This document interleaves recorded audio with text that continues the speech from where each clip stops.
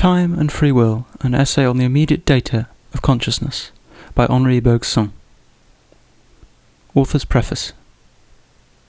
We necessarily express ourselves by means of words, and we usually think in terms of space. That is to say, language requires us to establish between our ideas the same sharp and precise distinctions, the same discontinuity as between material objects. This assimilation of thought to things is useful in practical life and necessary in most of the sciences. But it may be asked whether the insurmountable difficulties presented by certain philosophical problems do not arise from our placing side by side in space phenomena which do not occupy space, and whether, by merely getting rid of the clumsy symbols round which we are fighting, we might not bring the fight to an end. When an illegitimate translation of the unextended to the extended, of quality into quantity, has introduced contradiction into the very heart of the question, contradiction must, of course, recur in the answer. The problem which I have chosen is one which is common to metaphysics and psychology, the problem of free will. What I attempt to prove is that all discussion between the determinists and their opponents implies a previous confusion of duration with extensity, of succession with simultaneity, of quality with quantity. This confusion once dispelled, we may perhaps witness the disappearance of the objections raised against free will, of the definitions given of it, and, in a certain sense, of the problem of free will itself. To prove this is the object of the third part of the present volume. The first two chapters, which treat of the conceptions of intensity and duration, have been written as an introduction to the third. H. Bergson, February 1888. Chapter 1. The intensity of psychic states. It is usually admitted that states of consciousness, sensations, feelings, passions, efforts, are capable of growth and diminution. We are even told that a sensation can be said to be twice, thrice, 4 times as intense as another sensation of the same kind. This latter thesis, which is maintained by psychophysicists, we shall examine later, but even the opponents of psychophysics do not see any harm in speaking of one sensation as being more intense than another, of one effort as being greater than another, and in thus setting up differences of quantity between purely internal states. Common sense, moreover, has not the slightest hesitation in giving its verdict on this point. People say they are more or less warm, or more or less sad, and this distinction of more and less, even when it is carried over to the region of subjective facts and unextended objects, surprises nobody. But this involves a very obscure point, and a much more important problem than is usually supposed. When we assert that one number is greater than another number, or one body greater than another body, we know very well what we mean. For in both cases we allude to unequal spaces, as shall be shown in detail a little further on, and we call that space the greater which contains the other. But how could a more intense sensation contain one of less intensity? Shall we say that the first implies the second, that we reach the sensation of higher intensity only on condition of having first passed through the less intense stages of the same sensation, and that in a certain sense we are concerned here also with the relation of container to contained? This conception of intensive magnitude seems, indeed, to be that of common sense, but we cannot advance it as a philosophical explanation without becoming involved in a vicious circle. For it is beyond doubt that, in the natural series of numbers, the latter number exceeds the earlier, but the very possibility of arranging the numbers in ascending order arises from their having to each other relations of container and contained, so that we feel ourselves able to explain precisely in what sense one is greater than the other. The question, then, is how we succeed in forming a series of this kind with intensities which cannot be superposed on each other, and by what sign we recognize that the members of this series increase, for example, instead of diminishing. But this always comes back to the inquiry why an intensity can be assimilated to a magnitude. It is only to evade the difficulty to distinguish, as is usually done, between two species of quantity, the first extensive and measurable, the second intensive and not admitting of measure, but of which it can nevertheless be said that it is greater or less than another intensity. For it is recognized thereby that there is something common to these two forms of magnitude, since they are both termed magnitudes, and declared to be equally capable of increase and diminution. But from the point of view of magnitude, what can there be in common between the extensive and the intensive, the extended and the unextended? If in the first case we call that which contains the other the greater quantity, why go on speaking of quantity and magnitude, when there is no longer a container or a contained? If a quantity can increase and diminish, if we perceive in it, so to speak, the less inside the more, Is not such a quantity, on this very account, divisible, and thereby extended? Is it not then a contradiction to speak of an inextensive quantity? But yet common sense agrees with the philosophers in setting up a pure intensity as a magnitude, just as if it was something extended. And not only do we use the same word, but whether we think of a greater intensity or a greater extensity, we experience in both cases an analogous impression. The terms greater and less call up in both cases the same idea. If we now ask ourselves, in what does this idea consist, our consciousness still offers us the image of a container and a contained. We picture to ourselves, for example, a greater intensity of effort as a greater length of thread rolled up, or as a spring which, in unwinding, will occupy a greater space. In the idea of intensity, and even in the word which expresses it, we shall find the image of a present contradiction, and consequently a future expansion, the image of something virtually extended, and, if we may say so, of a compressed space.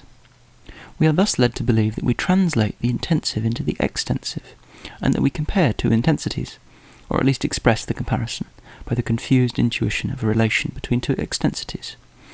But it is just the nature of this operation which is difficult to determine.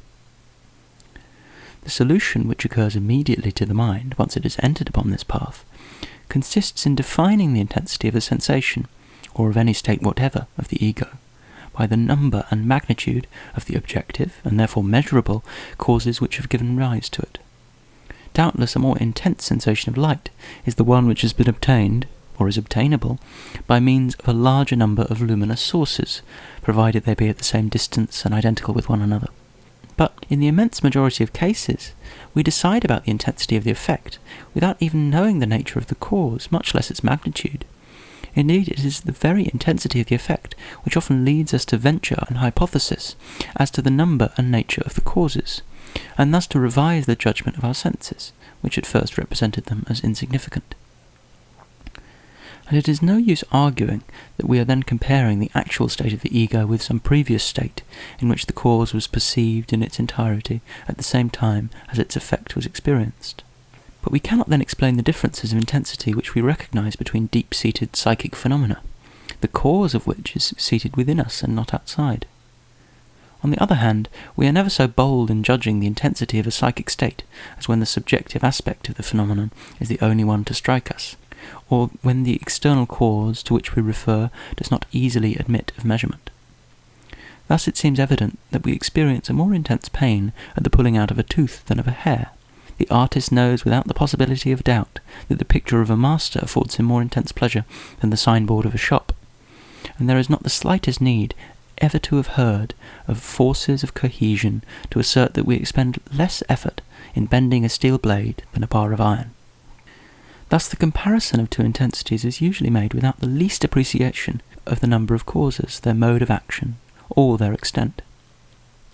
There is still room, it is true, for an hypothesis of the same nature but more subtle. We know that mechanical, and especially kinetic, theories aim at explaining the visible and sensible properties of bodies by well-defined movements of their ultimate parts, and many of us foresee the time when the intensive differences of qualities, that is to say of our sensations, will be reduced to extensive differences between the changes taking place behind them. May it not be maintained that, without knowing these theories, we have a vague surmise of them, that behind the more intense sound we guess the presence of ampler vibrations which are propagated in the disturbed medium, and that it is with a reference to this mathematical relation, precise in itself, though confusedly perceived, that we assert the higher intensity of a particular sound. Without even going so far, could it not be laid down that every state of consciousness corresponds to a certain disturbance of the molecules and atoms of the cerebral substance, and that the intensity of a sensation measures the amplitude, the complication, or the extent of these molecular movements? This last hypothesis is at least as probable as the other, but it no more solves the problem. For, quite possibly, the intensity of a sensation bears witness to a more or less considerable work accomplished in our organism, but it is the sensation which is given to us in consciousness, and not this mechanical work. Indeed, it is by the intensity of the sensation that we judge of the greater or less amount of work accomplished. Intensity then remains, at least apparently, a property of sensation. And still the same question recurs. Why do we say of a higher intensity that it is greater? Why do we think of a greater quantity or a greater space? Perhaps the difficulty of the problem lies chiefly in the fact that we call by the same name, and picture to ourselves in the same way, intensities which are very different in nature, e.g. the intensity of a feeling and that of a sensation or an effort. The effort is accompanied by a muscular sensation, and the sensations themselves are connected with certain physical conditions which probably count for something in the estimate of their intensity. We have here to do with phenomena which take place on the surface of consciousness, and which are always connected, as we shall see further on, with the perception of a movement or of an external object. But certain states of the soul seem to us, rightly or wrongly, to be self-sufficient, such as deep joy or sorrow, a reflective passion or an aesthetic emotion. Pure intensity ought to be more easily definable in these simple cases, where no extensive element seems to be involved. We shall see, in fact, that it is reducible here to a certain quantity or shade which spreads over a more or less considerable mass of psychic states, or, if the expression be preferred, to the larger or smaller number of simple states which make up the fundamental emotion. For example, an obscure desire gradually becomes a deep passion. Now, you will see that the feeble intensity of this desire consisted at first in its appearing to be isolated and, as it were, foreign to the remainder of your inner life. But little by little it permeates a larger number of psychic elements, tinging them, so to speak, with its own colour, and lo, your outlook on the whole of your surroundings seems to have now changed radically. How do you become aware of a deep passion once it has taken hold of you, if not by perceiving that the same objects no longer impress you in the same manner? All your sensations and all your ideas seem to brighten up. It is like childhood back again. We experience something of the kind in certain dreams, in which we do not imagine anything out of the ordinary, and yet through which there resounds an indescribable note of originality. The fact is that the further we penetrate into the depths of consciousness, the less right we have to treat psychic phenomena as things which are set side by side. When it is said that an object occupies a large space in the soul, or even that it fills it entirely, we ought to understand by this simply that its image has altered the shade of 1,000 perceptions or memories, and that in this sense it pervades them, although it does not itself come into view. But this wholly dynamic way of looking at things is repugnant to the reflective consciousness, because the latter delights in clean-cut distinctions, which are easily expressed in words, and in things with well-defined outlines, like those which are perceived in space.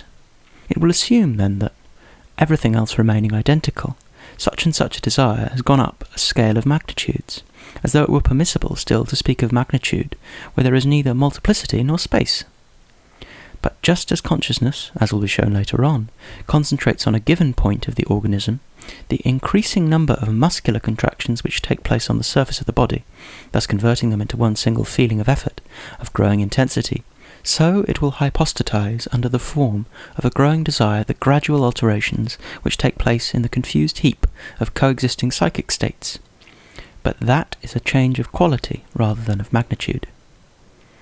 What makes hope such an intense pleasure is the fact that the future, which we dispose of to our liking, appears to us at the same time under a multitude of forms, equally attractive and equally possible. Even if the most coveted of these becomes realized, it will be necessary to give up the others, and we shall have lost a great deal. The idea of the future, pregnant with an infinity of possibilities, is thus more fruitful than the future itself, and this is why we find more charm in hope than in possession, in dreams than in reality. Let us try to discover the nature of an increasing intensity of joy or sorrow in the exceptional cases where no physical symptom intervenes. Neither inner joy nor passion is an isolated inner state which at first occupies a corner of the soul and gradually spreads. At its lowest level it is very like a turning of our states in consciousness towards the future. Then, as if their weight were diminished by this attraction, our ideas and sensations succeed one another with greater rapidity. Our movements no longer cost us the same effort. Finally, in cases of extreme joy, our perceptions and memories become tinged with an indefinable quality, as with a kind of heat or light, so novel that now and then, as we stare at our own self, we wonder how it can really exist. Thus there are several characteristic forms of purely inward joy, all of which are successive stages corresponding to qualitative alterations in the whole of our psychic states. But the number of states which are concerned with each of these alterations is more or less considerable, and, without explicitly counting on them, we know very well whether, for instance, our joy pervades all the impressions which we receive in the course of the day, or whether any escape from its influence. We thus set up points of division in the interval which separates two successive forms of joy, and this gradual transition from one to the other makes them appear in the same turn as different intensities of one and the same feeling, which is thus supposed to change in magnitude. It could be easily shown that the different degrees of sorrow also correspond to qualitative changes. Sorrow begins by being nothing more than a facing towards the past, an impoverishment of our sensations and ideas, as if each of them were now contained entirely in the little which it gives out, as if the future were in some way stopped up. And it ends with an impression of crushing failure, the effect of which is that we aspire to nothingness, while every new misfortune, by making us understand better the uselessness of the struggle, causes us a bitter pleasure. The aesthetic feelings offer us a still more striking example of this progressive stepping in of new elements, which can be detected in the fundamental emotion and which seem to increase in its magnitude, although in reality they do nothing more than alter its nature. Let us consider the simplest of them, the feeling of grace.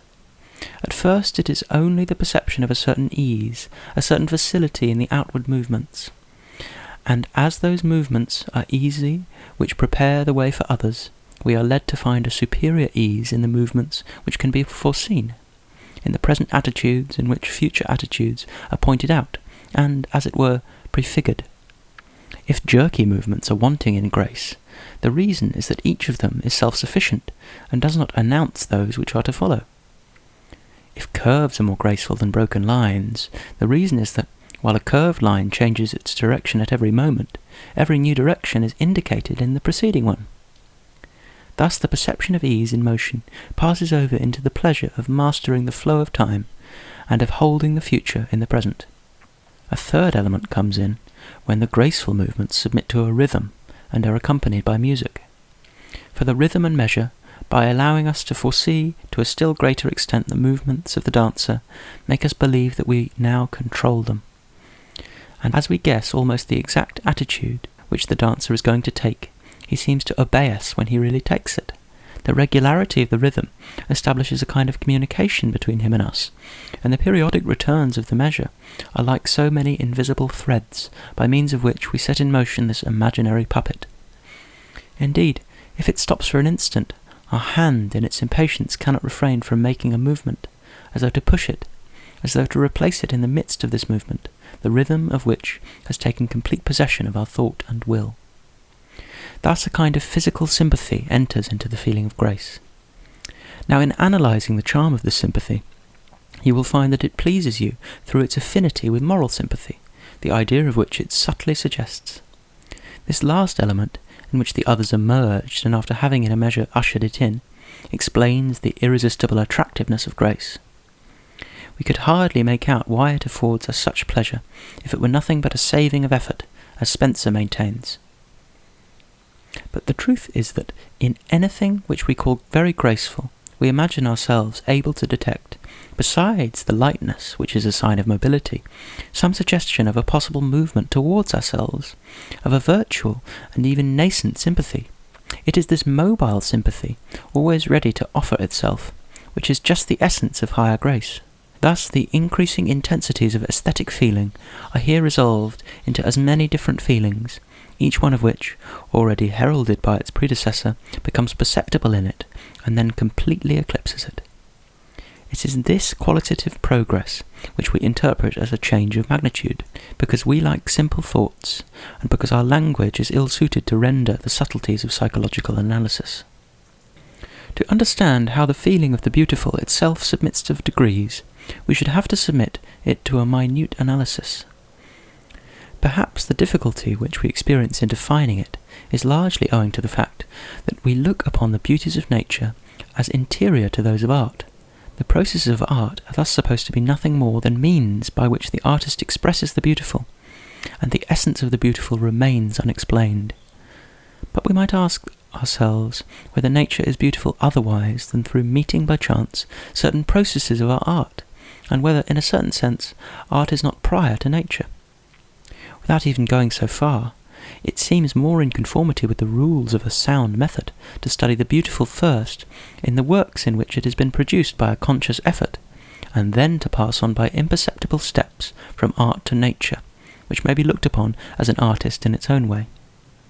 By placing ourselves at this point of view, we shall perceive that the object of art is to put to sleep the active, or rather resistant powers of our personality, and thus to bring us into a state of perfect responsiveness, in which we realize the idea that is suggested to us and sympathize with the feeling that is expressed.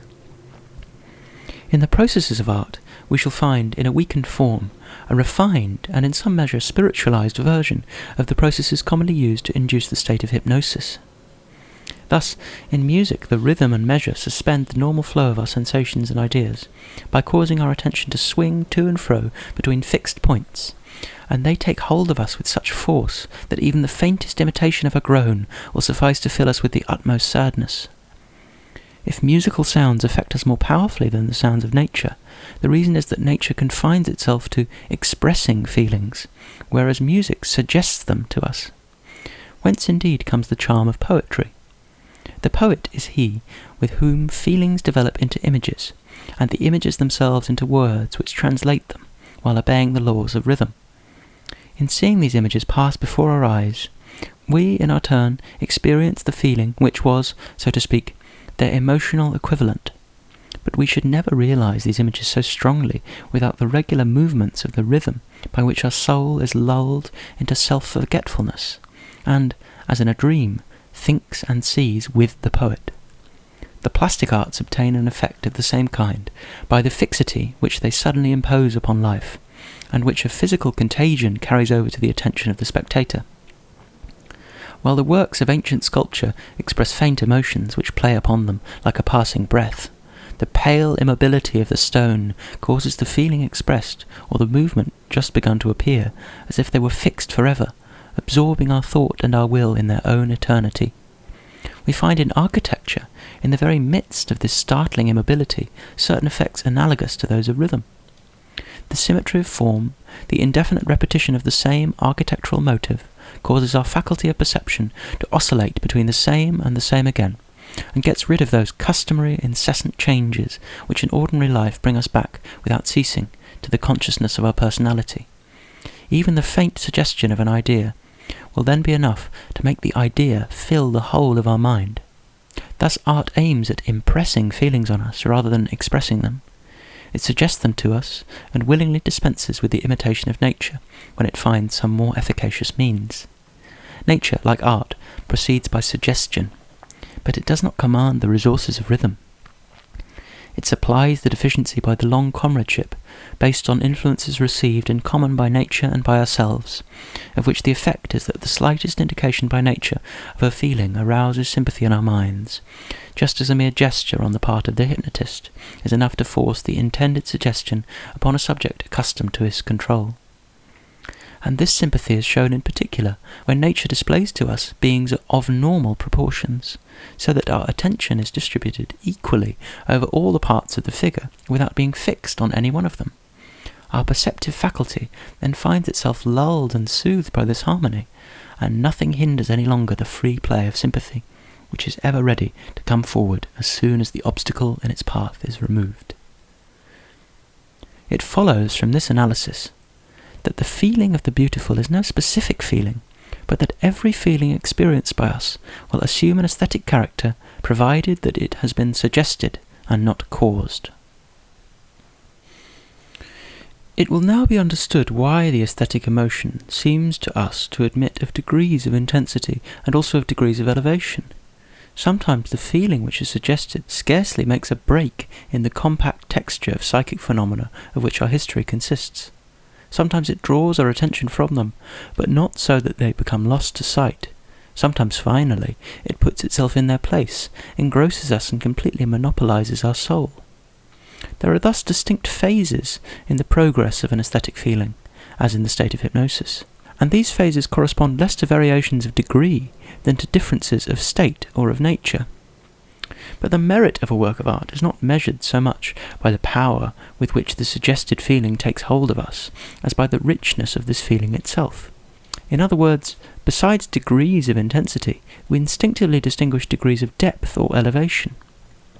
If this last concept be analysed, it will be seen that the feelings and thoughts which the artist suggests to us express and sum up a more or less considerable part of his history. If the art which gives only sensations is an inferior art, the reason is that analysis often fails to discover in a sensation anything beyond the sensation itself.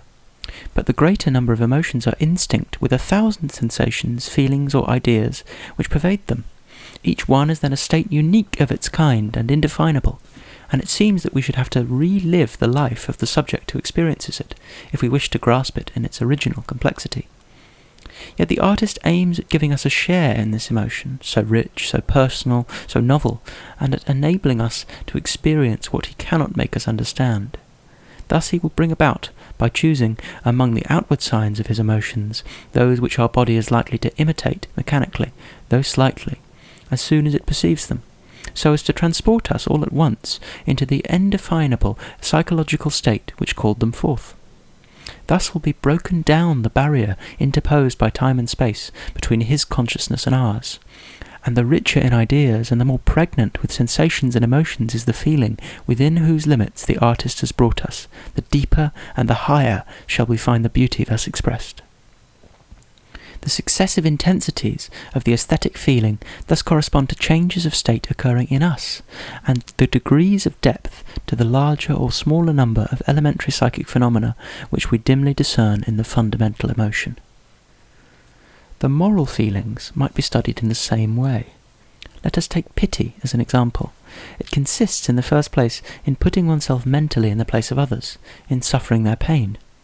But if it were nothing more, as some have maintained, it would inspire us with the idea of avoiding the wretched rather than helping them, for pain is naturally abhorrent to us. This feeling of horror may indeed be at the root of pity, but a new element soon comes in, the need of helping our fellow men, and alleviating their suffering. Shall we say with La Rochefoucauld that this so-called sympathy is a calculation, quote, a shrewd insurance against evils to come, end quote? Perhaps a dread of some future evil to ourselves does hold a place in our compassion for other people's evil. These, however, are but lower forms of pity. True pity consists not so much in fearing suffering as in desiring it. The desire is a faint one, and we should hardly wish to see it realized. Yet we form it in spite of ourselves, as if nature were committing some great injustice, and it were necessary to get rid of all suspicion of complicity with her.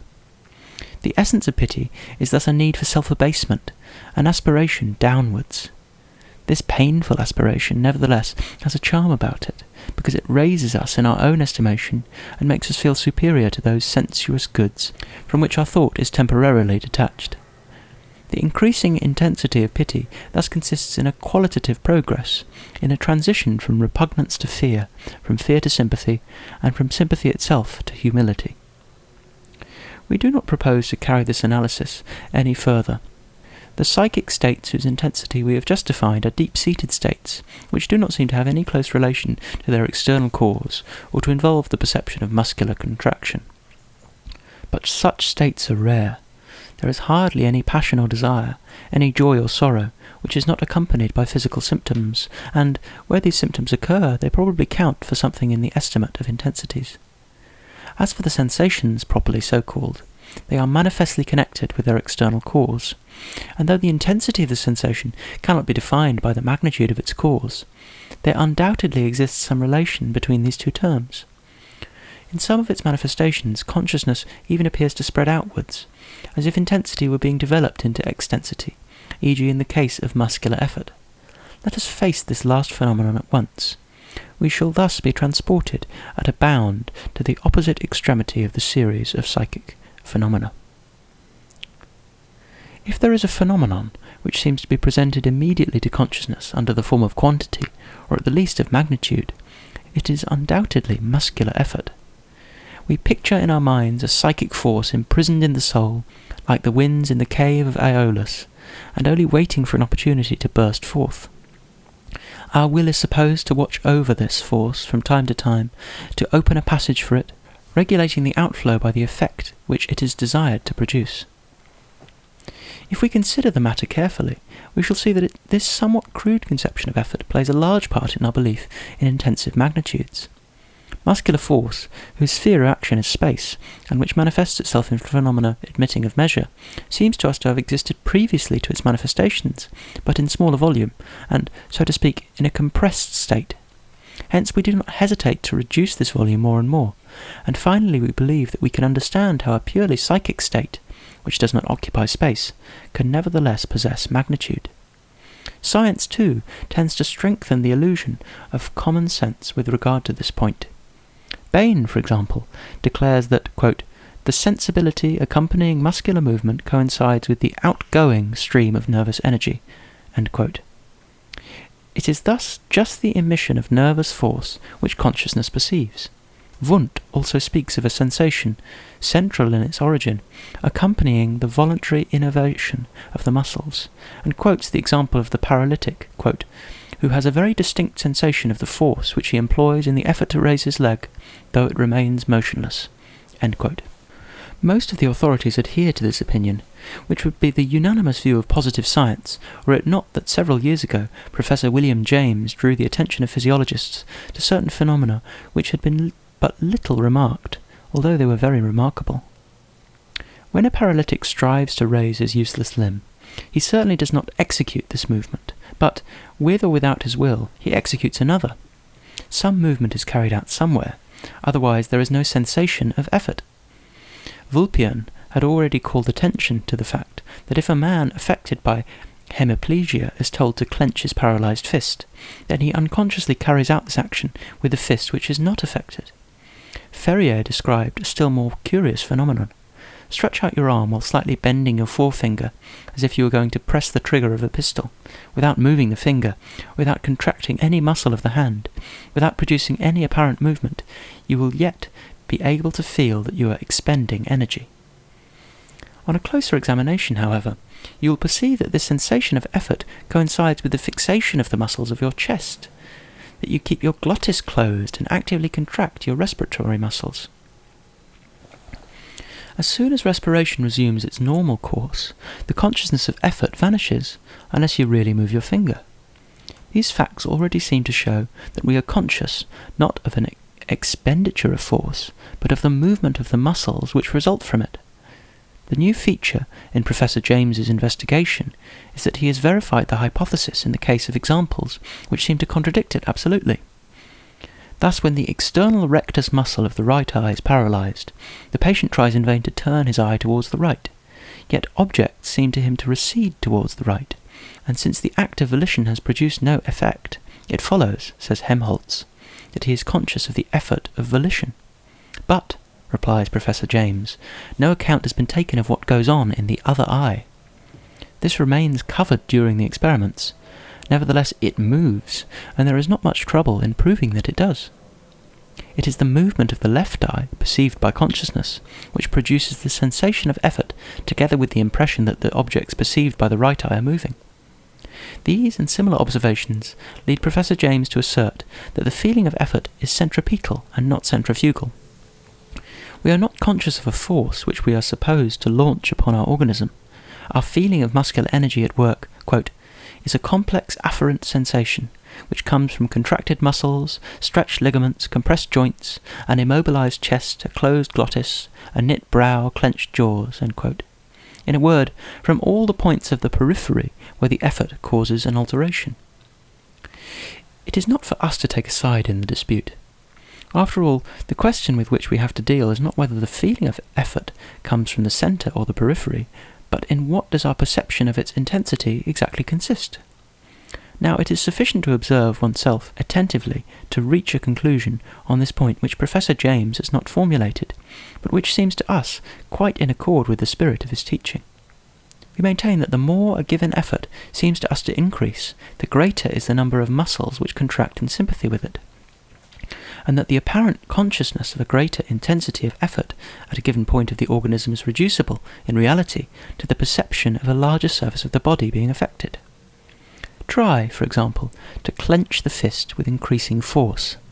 You will have the impression of a sensation of effort entirely localized in your hand and running up a scale of magnitudes.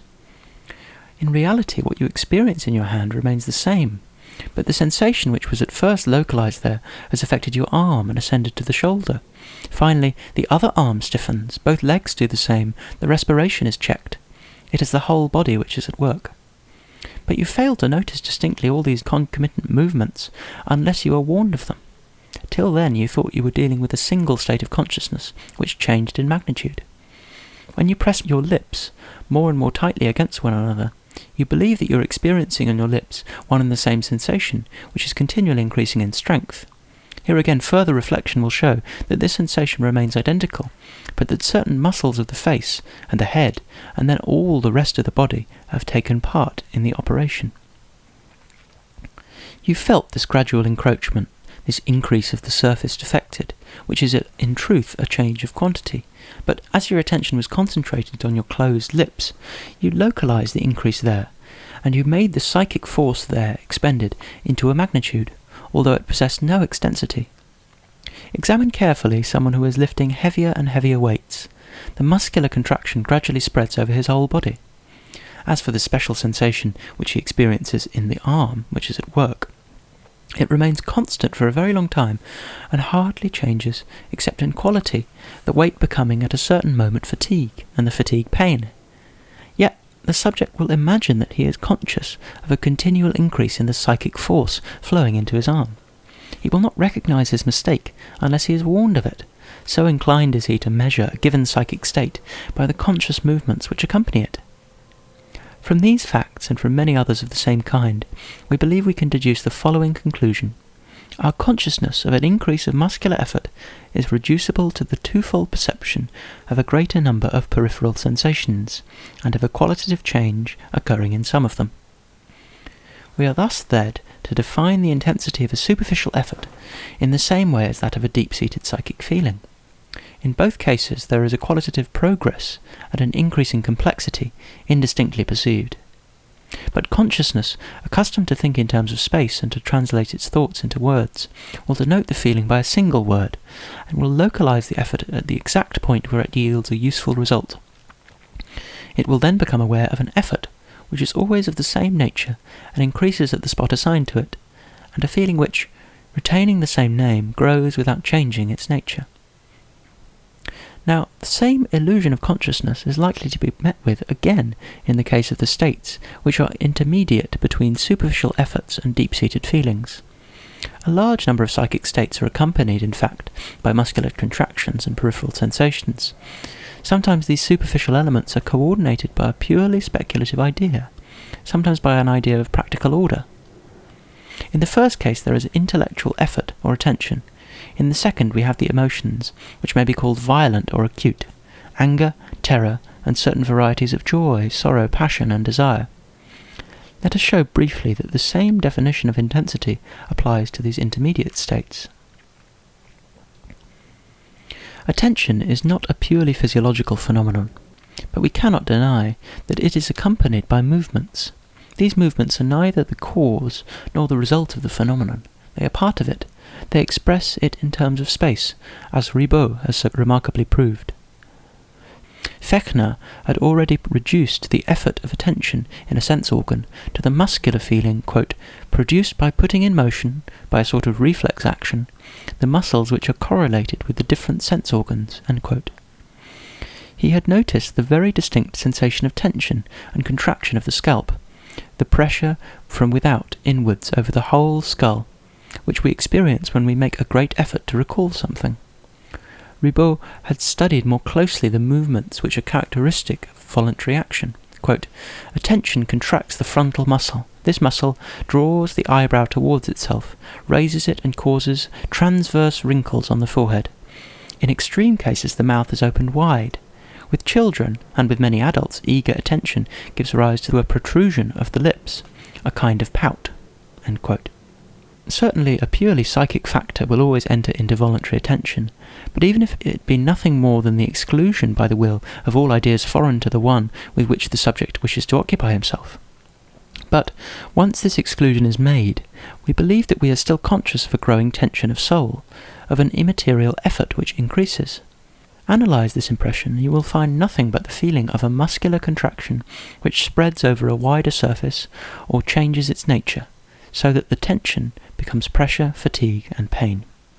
Now, we do not see any essential difference between the effort of attention and what may be called the effort of psychic tension, acute desire, uncontrolled anger, passionate love, violent hatred. Each of these states may be reduced, we believe, to a system of muscular contractions coordinated by an idea, but in the case of attention, it is the more or less reflective idea of knowing, in the case of emotion, the unreflective idea of acting. The intensity of these violent emotions is thus likely to be nothing but the muscular tension which accompanies them. Darwin has given a remarkable description of the physiological symptoms of rage. Quote, "The action of the heart is much accelerated. The face reddens or may turn deadly pale. The respiration is laboured, the chest heaves, and the dilated nostrils quiver. The whole body often trembles, the voice is affected, the teeth are clenched or ground together, and the muscular system is commonly stimulated to violent, almost frantic action. The gestures represent more or less plainly the act of striking or fighting with an enemy." End quote. We shall not go so far as to maintain, with Professor James, that the emotion of rage is reducible to the sum of these organic sensations. There will always be an irreducible psychic element in anger, if this be the only idea of striking or fighting, of which Darwin speaks, and which gives a common direction to so many diverse movements. But though this idea determines the direction of the emotional state and the accompanying movements, the growing intensity of the state itself is, we believe, nothing but the deeper and deeper disturbance of the organism, a disturbance which consciousness has no difficulty in measuring by the number and extent of the bodily surfaces concerned. It will be useless to assert that there is a restrained rage which is all the more intense. The reason is that where emotion has free play, consciousness does not dwell on the details of the accompanying movements, but it does dwell upon them and is concentrated upon them when its object is to conceal them. Eliminate, in short, all trace of organic disturbance, all tendency towards muscular contraction, and all that will be left of anger will be the idea, or if you still insist on making it an emotion, you will be unable to assign it any intensity.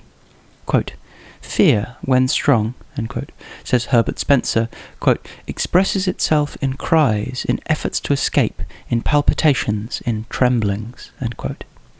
We go further and maintain that these movements form part of the terror itself.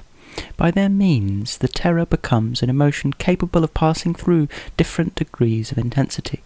Suppress them entirely, and the more or less intense state of terror will be succeeded by an idea of terror, the wholly intellectual representation of a danger which it concerns us to avoid. There are also high degrees of joy and sorrow, of desire, aversion, and even shame, the height of which will be found to be nothing but the reflex movements begun by the organism and perceived by consciousness. "When lovers meet," says Darwin, quote, "we know that their hearts beat quickly, their breathing is hurried, and their faces flushed." End quote. Aversion is marked by movements of repugnance, which we repeat, without noticing, when we think of the object of our dislike. We blush and involuntarily clench the fingers when we feel shame, even if it be retrospective. The acuteness of these emotions is estimated by the number and nature of the peripheral sensations which accompany them. Little by little, and in proportion as the emotional state loses its violence and gains in depth, the peripheral sensations will give place to inner states.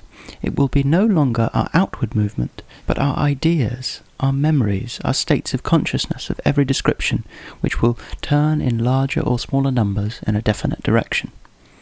There is, then, no essential difference from the point of view of intensity between the deep-seated feelings, of which we spoke at the beginning, and the acute or violent emotions which we have just passed in review.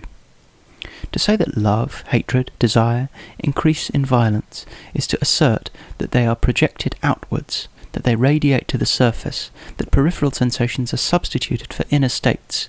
But, superficial or deep-seated, violent or reflective, the intensity of these feelings always consists in the multiplicity of simple states which consciousness dimly discerns in them. We have hitherto confined ourselves to feelings and efforts states the intensity of which does not absolutely depend on an external cause, but sensations seem to us simple states. In what will their magnitude consist? The intensity of sensations varies with the external cause of which they are said to be the conscious equivalent. How shall we explain the presence of quantity in an effect which is inextensive, and in this case indivisible? To answer this question, we must first distinguish between the so-called affective and the representative sensations. There is no doubt that we pass gradually from the one to the other, and that some affective element enters into the majority of our simple representations. But nothing prevents us from isolating this element and inquiring separately, in what does the intensity of an affective sensation, a pleasure or a pain, consist? Perhaps the difficulty of the latter problem is principally due to the fact that we are unwilling to see in the affective state anything but the conscious expression of an organic disturbance, the inward echo of an outward cause. We notice that a more intense sensation generally corresponds to a greater nervous disturbance, but inasmuch as these disturbances are unconscious as movements, since they come before consciousness in the guise of a sensation which has no resemblance at all to motion, we do not see how they could transmit to the sensation anything of their own magnitude.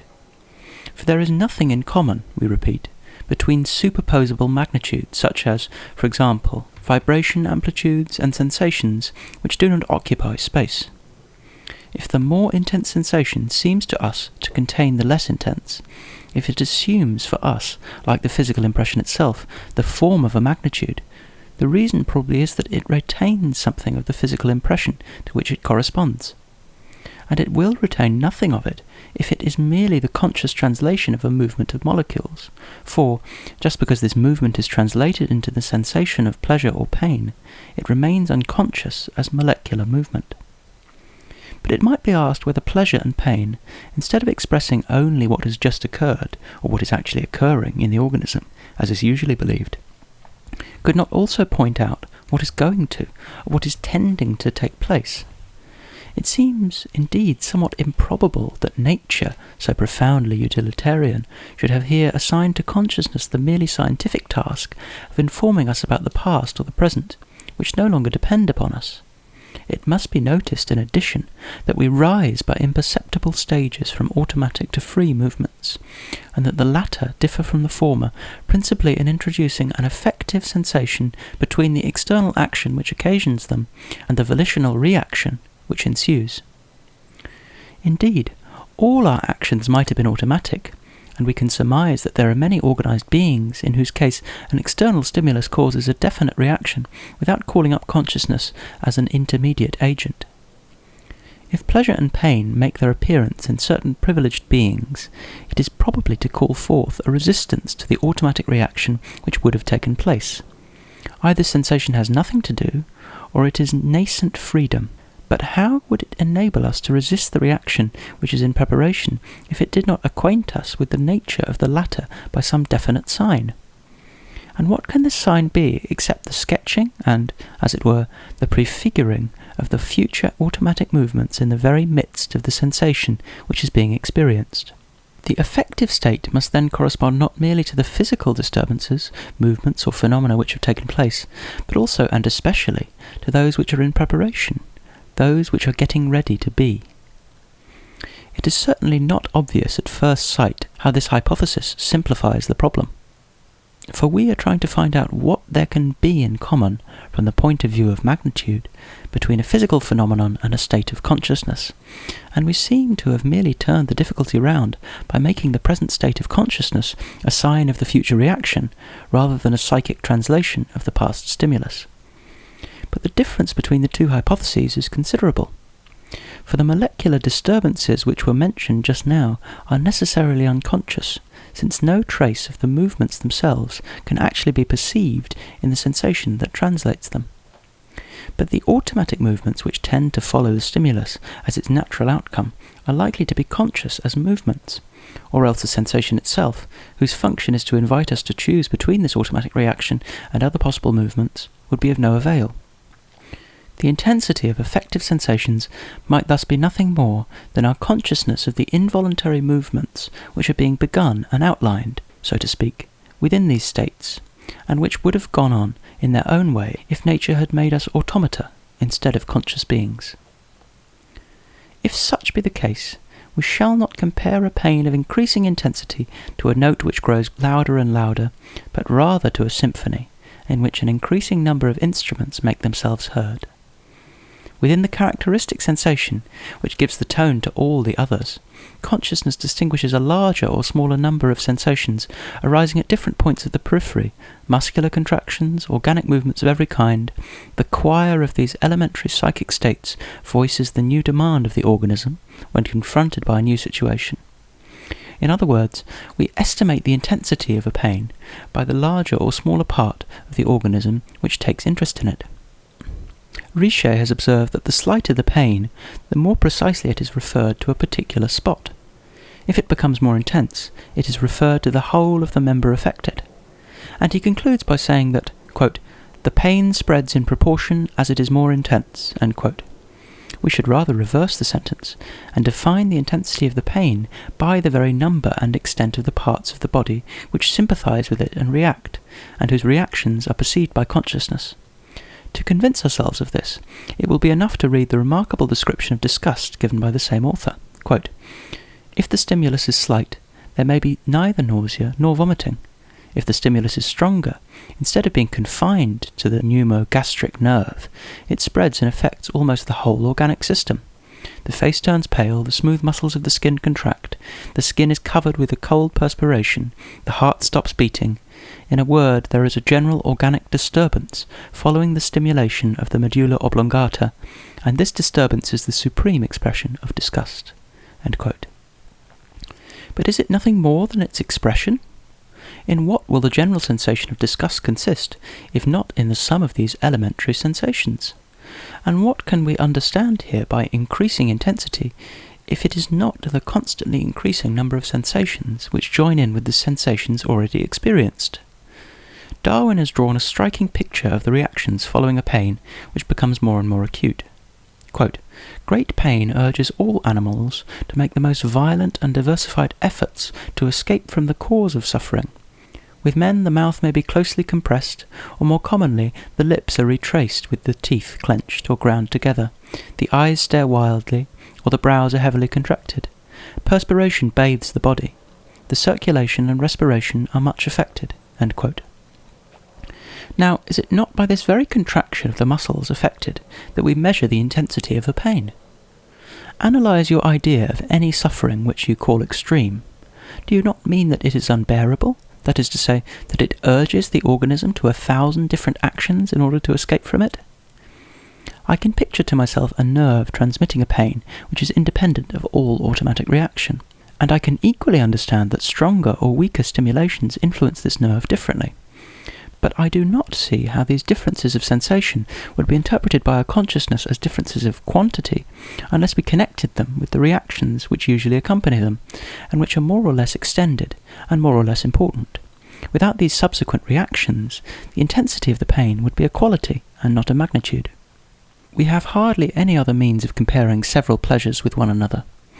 What do we mean by a greater pleasure except a pleasure that is preferred? And what can our preference be except a certain disposition of our organs, the effect of which is that, when two pleasures are offered simultaneously to our mind, our body inclines towards one of them? Analyse this inclination itself, and you will find a great many little movements which begin and become perceptible in the organs concerned, and even in the rest of the body, as if the organism were coming forth to meet the pleasure as soon as it is pictured. When we define inclination as a movement, we are not using a metaphor. When confronted by several pleasures pictured by our mind, our body turns towards one of them spontaneously, as though by a reflex action.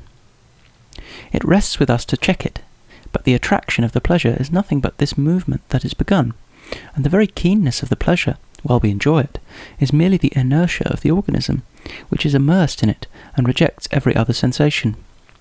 Without this vis inertiae of which we become conscious by the very resistance we offer to anything that might distract us, pleasure would be a state, but no longer a magnitude. In the moral as well as the physical world, attraction serves to define movement rather than to produce it. We have studied the affective sensations separately, But we must now notice that many representative sensations possess an affective character, and thus call forth a reaction on our part, which we take into account in estimating their intensity. A considerable increase of light is represented for us by a characteristic sensation which is not yet pain, but which is analogous to dazzling. In proportion as the amplitude of sound vibrations increases, our head and then our body seem to us to vibrate or to receive a shock. Certain representative sensations, those of taste, smell and temperature, have a fixed character of pleasantness or unpleasantness. Between flavours which are more or less bitter, you will hardly distinguish anything but differences of quality. They are like different shades of one and the same colour. But these differences of quality are at once interpreted as differences of quantity, because of their affective character and the more or less pronounced movements of reaction, pleasure or repugnance, which they suggest to us. Besides, even when the sensation remains purely representative, its external cause cannot exceed a certain degree of strength or weakness, without inciting us to movements which enable us to measure it.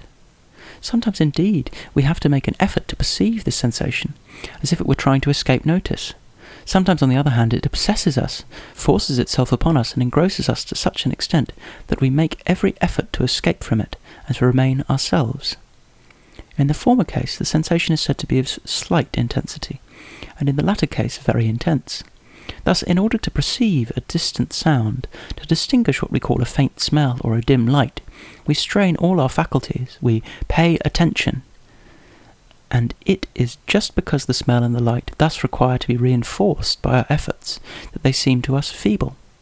And inversely, we recognize a sensation of extreme intensity by the irresistible reflex movements to which it incites us, or by the powerlessness with which it affects us. When a cannon is fired off close to our ears, or a dazzling light suddenly flares up, we lose for an instant the consciousness of our personality. This state may even last some time in the case of a very nervous subject. It may be added that, even within the range of the so-called medium intensities, when we are dealing on even terms with a representative sensation, we often estimate its importance by comparing it with another which it drives away, or by taking account of the persistence with which it returns. Thus the ticking of a watch seems louder at night because it easily monopolizes a consciousness almost empty of sensations and ideas. Foreigners talking to one another in a language which we do not understand seem to us to speak very loudly, because their words no longer call up any ideas in our mind, and thus break in upon a kind of intellectual silence and monopolize our attention like the ticking of a watch at night. With these so-called medium sensations, however, we approach a series of psychic states, the intensity of which is likely to possess a new meaning. For in most cases the organism hardly reacts at all, at least in a way that can be perceived, and yet we still make a magnitude out of the pitch of a sound, the intensity of a light, the saturation of a colour. Doubtless, a closer observation of what takes place in the whole of the organism, when we hear such and such a note or perceive such and such a colour, has more than one surprise in store for us. Has not Cipher shown that every sensation is accompanied by an increase in muscular force, which can be measured by the dynamometer? But of an increase of this kind, there is hardly any consciousness at all. And if we reflect on the precision with which we distinguish sounds and colours, nay, even weights and temperatures, we shall easily guess that some new element must come into play in our estimate of them. Now, the nature of this element is easy to determine, for in proportion as a sensation loses its affective character and becomes representative, the reactions which it called forth on our part tend to disappear, but at the same time we perceive the external object which is its cause. Or if we do not now perceive it, we have perceived it, and we think of it. Now, this cause is extensive and therefore measurable. A constant experience, which began with the first glimmerings of consciousness, and which continues throughout the whole of our life, shows us a definite shade of sensation corresponding to a definite amount of stimulation. We thus associate the idea of a certain quantity of cause with a certain quality of effect. And finally, as happens in the case of every acquired perception, we transfer the idea into the sensation, the quantity of the cause into the quality of the effect. At this very moment, the intensity, which was nothing but a certain shade or quality of the sensation, becomes a magnitude. We shall easily understand this process if, for example, we hold a pin in our right hand and prick our left hand more and more deeply. At first we shall feel as if it were a tickling, then a touch which is preceded by a prick, then a pain localized at a point, and finally the spreading of this pain over the surrounding zone. And the more we reflect on it, the more clearly shall we see that we are here dealing with so many qualitatively distinct sensations, so many varieties of a single species. But yet we spoke at first of one and the same sensation, which spread further and further, of one prick which increased in intensity. The reason is that, without noticing it, we localized in the sensation of the left hand, which is pricked, the progressive effort on the right hand, which pricks. We thus introduced the cause into the effect, and unconsciously interpreted quality as quantity, intensity as magnitude. Now, it is easy to see that the intensity of every representative sensation ought to be understood in the same way. The sensations of sound display well-marked degrees of intensity. We have already spoken of the necessity of taking into account the effective character of these sensations, the shock received by the whole of the organism. We have shown that a very intense sound is one which engrosses our attention, which supplants all the others. But take away the shock, the well-marked vibration, which you sometimes feel in your head, or even throughout your body. Take away the clash which takes place between sounds heard simultaneously. What will be left except an indefinable quality of the sound which is heard? But this quality is immediately interpreted as quantity, because you have obtained it by yourself 1,000 times, e.g. by striking some object, and thus expending a definite quantity of effort. You know, too, how far you would have to raise your voice to produce a similar sound, and the idea of this effort immediately comes into your mind when you transform the intensity of the sound into a magnitude. Wundt has drawn attention to the quite special connections of vocal and auditory nervous filaments which are met with in the human brain. And has it not been said that to hear is to speak to oneself? Some neuropaths cannot be present at a conversation without moving their lips. This is only an exaggeration of what takes place in the case of every one of us. How will the expressive, or rather suggestive power of music be explained, if not by admitting that we repeat to ourselves the sounds heard, so as to carry ourselves back into the psychic state out of which they emerged, an original state, which nothing will express, but which something may suggest, viz. The very notion and attitude the sound imparts to our body. Thus, when we speak of the intensity of a sound of medium force as a magnitude, we allude principally to the greater or less effort which we should have ourselves to expend in order to summon, by our own effort, the same auditory sensation. Now, besides the intensity, we distinguish another characteristic property of the sound, its pitch. Are the differences in pitch, such as our ear perceives, quantitative differences? I grant that a sharper sound calls up the picture of a higher position in space, but does it follow from this that the notes of the scale, as auditory sensations, differ otherwise than in quality? Forget what you have learnt from physics, examine carefully your idea of a higher or lower note, and see whether you do not think simply of the greater or less effort which the tensor muscle of your vocal cords has to make in order to produce the note. As the effort by which your voice passes from one note to another is discontinuous, you picture to yourself these successive notes as points in space, to be reached by a series of sudden jumps, in each of which you cross an empty separating interval. This is why you establish intervals between the notes of the scale. Now, why is the line along which we dispose them vertical rather than horizontal, and why do we say that the sound ascends in some cases and descends in others? It must be remembered that the high notes seem to us to produce some sort of resonance in the head, and the deep notes in the thorax. This perception, whether real or illusory, has undoubtedly had some effect in making us reckon the intervals vertically. But we must also notice that the greater the tension of the vocal cords in the chest voice, the greater is the surface of the body affected. If the singer is inexperienced, this is just the reason why the effort is felt by him as more intense. And as he breathes out the air upwards, he will attribute the same direction to the sound produced by the current of air. Hence the sympathy of a larger part of the body with the vocal muscles will be represented by a movement upwards. We shall thus say that the note is higher because the body makes an effort as though to reach an object which is more elevated in space. In this way it has become customary to assign a certain height to each note of the scale, and as soon as the physicist was able to define it by the number of vibrations in a given time to which it corresponds, we no longer hesitated to declare that our ear perceived differences of quantity directly. But the sound would remain a pure quality if we did not bring in the muscular effort which produces it, or the vibrations which explain it. The experiments of Blix, Goldscheider and Donaldson have shown that the points on the surface of the body which feel cold are not the same as those which feel heat. Physiology is thus disposed to set up a distinction of nature, and not merely of degree, between the sensations of heat and cold. But psychological observation goes further, for close attention can easily discover specific differences between the different sensations of heat, as also between the sensations of cold. A more intense heat is really another kind of heat. We call it more intense because we have experienced this same change 1,000 times when we approach nearer and nearer a source of heat, or when a growing surface of our body was affected by it. Besides, the sensations of heat and cold very quickly become affective and incite us to more or less marked reactions by which we measure their external cause.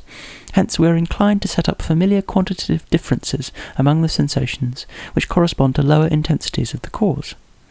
But I shall not insist any further.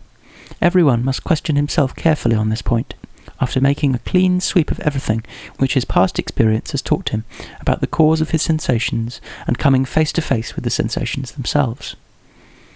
The result of this examination is likely to be as follows.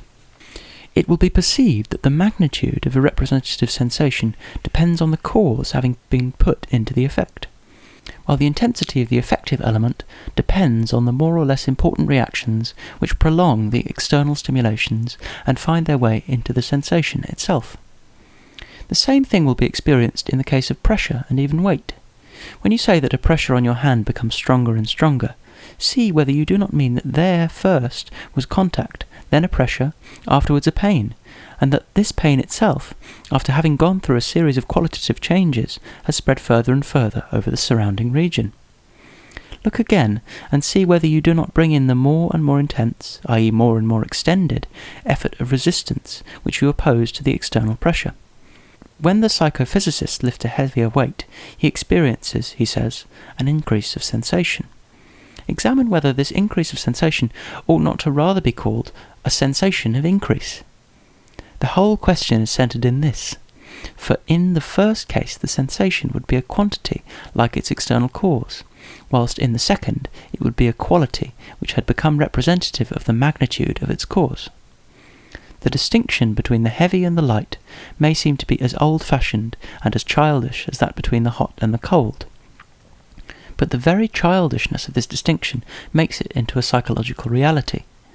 And not only do the heavy and the light impress our consciousness as generically different, but the various degrees of lightness and heaviness are so many species of these two genera. It must be added that the difference of quantity is here translated spontaneously into a difference of quantity, because of the more or less extended effort which our body makes in order to lift a given weight. Of this you will soon become aware if you are asked to lift a basket which, you are told, is full of scrap iron, whilst in fact there is nothing in it. You will think you are losing your balance when you catch hold of it, as though distant muscles had interested themselves beforehand in the operation and experienced a sudden disappointment. It is chiefly by the number and nature of these sympathetic efforts, which take place at different points of the organism, that you measure the sensation of weight at a given point, and this sensation would be nothing more than a quality if you did not thus introduce into it the idea of a magnitude. What strengthens the illusion on this point is that we have become accustomed to believe in the immediate perception of a homogeneous movement in a homogeneous space. When I lift a weight with my arm, all the rest of my body remaining motionless, I experience a series of muscular sensations, each of which has its local sign, its peculiar shade. It is this series which my consciousness interprets as a continuous movement in space. If I afterwards lift a heavier weight to the same height with the same speed, I pass through a new series of muscular sensations, each of which differs from the corresponding term of the previous series. Of this I could easily convince myself by examining them closely. But as I interpret this new series also as a continuous movement, and as this movement has the same direction, the same duration and the same velocity as the preceding, my consciousness feels itself bound to localize the difference between the second series of sensations and the first, elsewhere than in the movement itself. It thus materializes this difference at the extremity of the arm which moves. It persuades itself that the sensation of movement has been identical in both cases, whilst the sensation of weight differed in magnitude. But movement and weight are but distinctions of the reflective consciousness. What is present to consciousness immediately is the sensation of, so to speak, a heavy movement, and this sensation itself can be resolved by analysis into a series of muscular sensations, each of which represents by its shade its place of origin, and by its colour the magnitude of the weight lifted. Shall we call the intensity of light a quantity, or shall we treat it as a quality? It has not perhaps been sufficiently noticed what a large number of different factors cooperate in daily life in giving us information about the nature of the luminous source. We know from long experience that, when we have a difficulty in distinguishing the outlines and details of objects, the light is at a distance or on the point of going out. Experience has taught us that the effective sensation or nascent dazzling that we experience in certain cases must be attributed to a higher intensity of the cause. Any increase or diminution in the number of luminous sources alters the way in which the sharp lines of bodies stand out, and also the shadows which they project. Still more important are the changes of hue which coloured surfaces, and even the pure colours of the spectrum, undergo under the influence of a brighter or dimmer light. As the luminous source is brought nearer, violet takes a bluish tinge, green tends to become a whitish yellow, and red a brilliant yellow. Inversely, when the light is moved away, ultramarine passes into violet, and yellow into green. Finally, red, green and violet tend to become a whitish yellow. Physicists have remarked these changes of hue for some time. But what is still more remarkable is that the majority of men do not perceive them, unless they pay attention to them or are warned of them. Having made up our mind once for all to interpret changes of quality as changes of quantity, we begin by asserting that every object has its own peculiar colour, definite and invariable. And when the hue of objects tends to become yellow or blue, instead of saying that we see their colour change under the influence of an increase or diminution of light, we assert that the colour remains the same, but that our sensation of luminous intensity increases or diminishes. We thus substitute once more, for the qualitative impression received by our consciousness, the quantitative impression given by our understanding. Helmholtz has described a case of interpretation of the same kind, but still more complicated. Quote, "If we form white with two colours of the spectrum, and if we increase or diminish the intensities of the two coloured lights in the same ratio, so that the proportions of the combination remain the same, the resultant colour remains the same, although the relative intensity of the sensations undergoes a marked change. This depends on the fact that the light of the sun, which we consider as the normal white light during the day, itself undergoes similar modifications of shade when the luminous intensity varies." End quote. But yet, if we often judge of variations in the luminous source by the relative changes of hue of the objects which surround us, this is no longer the case in simple instances where a single object, e.g. a white surface, passes successively through different degrees of luminosity. We are bound to insist particularly on this last point, for the physicist speaks of degrees of luminous intensity as of real quantities, and, in fact, he measures them by the photometer. The psychophysicist goes still further. He maintains that our eye itself estimates the intensities of light. Experiments have been attempted, at first by Deleuze and afterwards by Lehmann and Neiglich, with the view of constructing a psychophysical formula from the direct measurement of our luminous sensations. Of these experiments we shall not dispute the result, nor shall we deny the value of photometric processes, but we must see how we have to interpret them. Look closely at a sheet of paper lighted, e.g. by 4 candles, and put out in succession 1, 2, 3 of them. You say that the surface remains white, and that its brightness diminishes, but you are aware that one candle has just been put out, or, if you do not know it, you have often observed a similar change in the appearance of a white surface when the illumination was diminished. Put aside what you remember of your past experiences, and what you are accustomed to say of the present ones. You will find that what you really perceive is not a diminished illumination of the white surface. It is a layer of shadow passing over this surface at the moment the candle is extinguished. This shadow is a reality to your consciousness, like the light itself. If you call the first surface in all its brilliancy white, you will have to give another name to what you see now, for it is a different thing. It is, if we may say so, a new shade of white. We have grown accustomed, through the combined influence of our past experience and of physical theories, to regard black as the absence, or at least as the minimum of luminous sensation, and the successive shades of grey as decreasing intensities of white light. But, in point of fact, black has just as much reality for our consciousness as white, and the decreasing intensities of white light illuminating a given surface would appear to an unprejudiced consciousness as so many different shades, not unlike the various colours of the spectrum. This is the reason why the change in the sensation is not continuous, as it is in the external cause, and why the light can increase or decrease for a certain period without producing any apparent change in the illumination of our white surface. The illumination will not appear to change until the increase or decrease of the external light is sufficient to produce a new quality. The variations in brightness of a given colour, the affective sensations of which we have spoken of above being left aside, would thus be nothing but qualitative changes, were it not our custom to transfer the cause to the effect, and to replace our immediate impressions by what we learn from experience and science. The same thing might be said of degrees of saturation. Indeed, if the different intensities of a colour correspond to so many different shades existing between this colour and black, the degrees of saturation are like shades intermediate between this same colour and pure white. Every colour, we might say, can be regarded under two aspects, from the point of view of black and from the point of view of white. And black is then to intensity what white is to saturation. The meaning of the photometric experiments will now be understood. A candle placed at a certain distance from a sheet of paper illuminates it in a certain way. You double the distance and find that 4 candles are required to produce the same sensation. From this you conclude that if you had doubled the distance without increasing the intensity of the luminous source, the resultant illumination would have been only 1/4 as bright. But it is quite obvious that you are here dealing with the physical and not the psychological effect.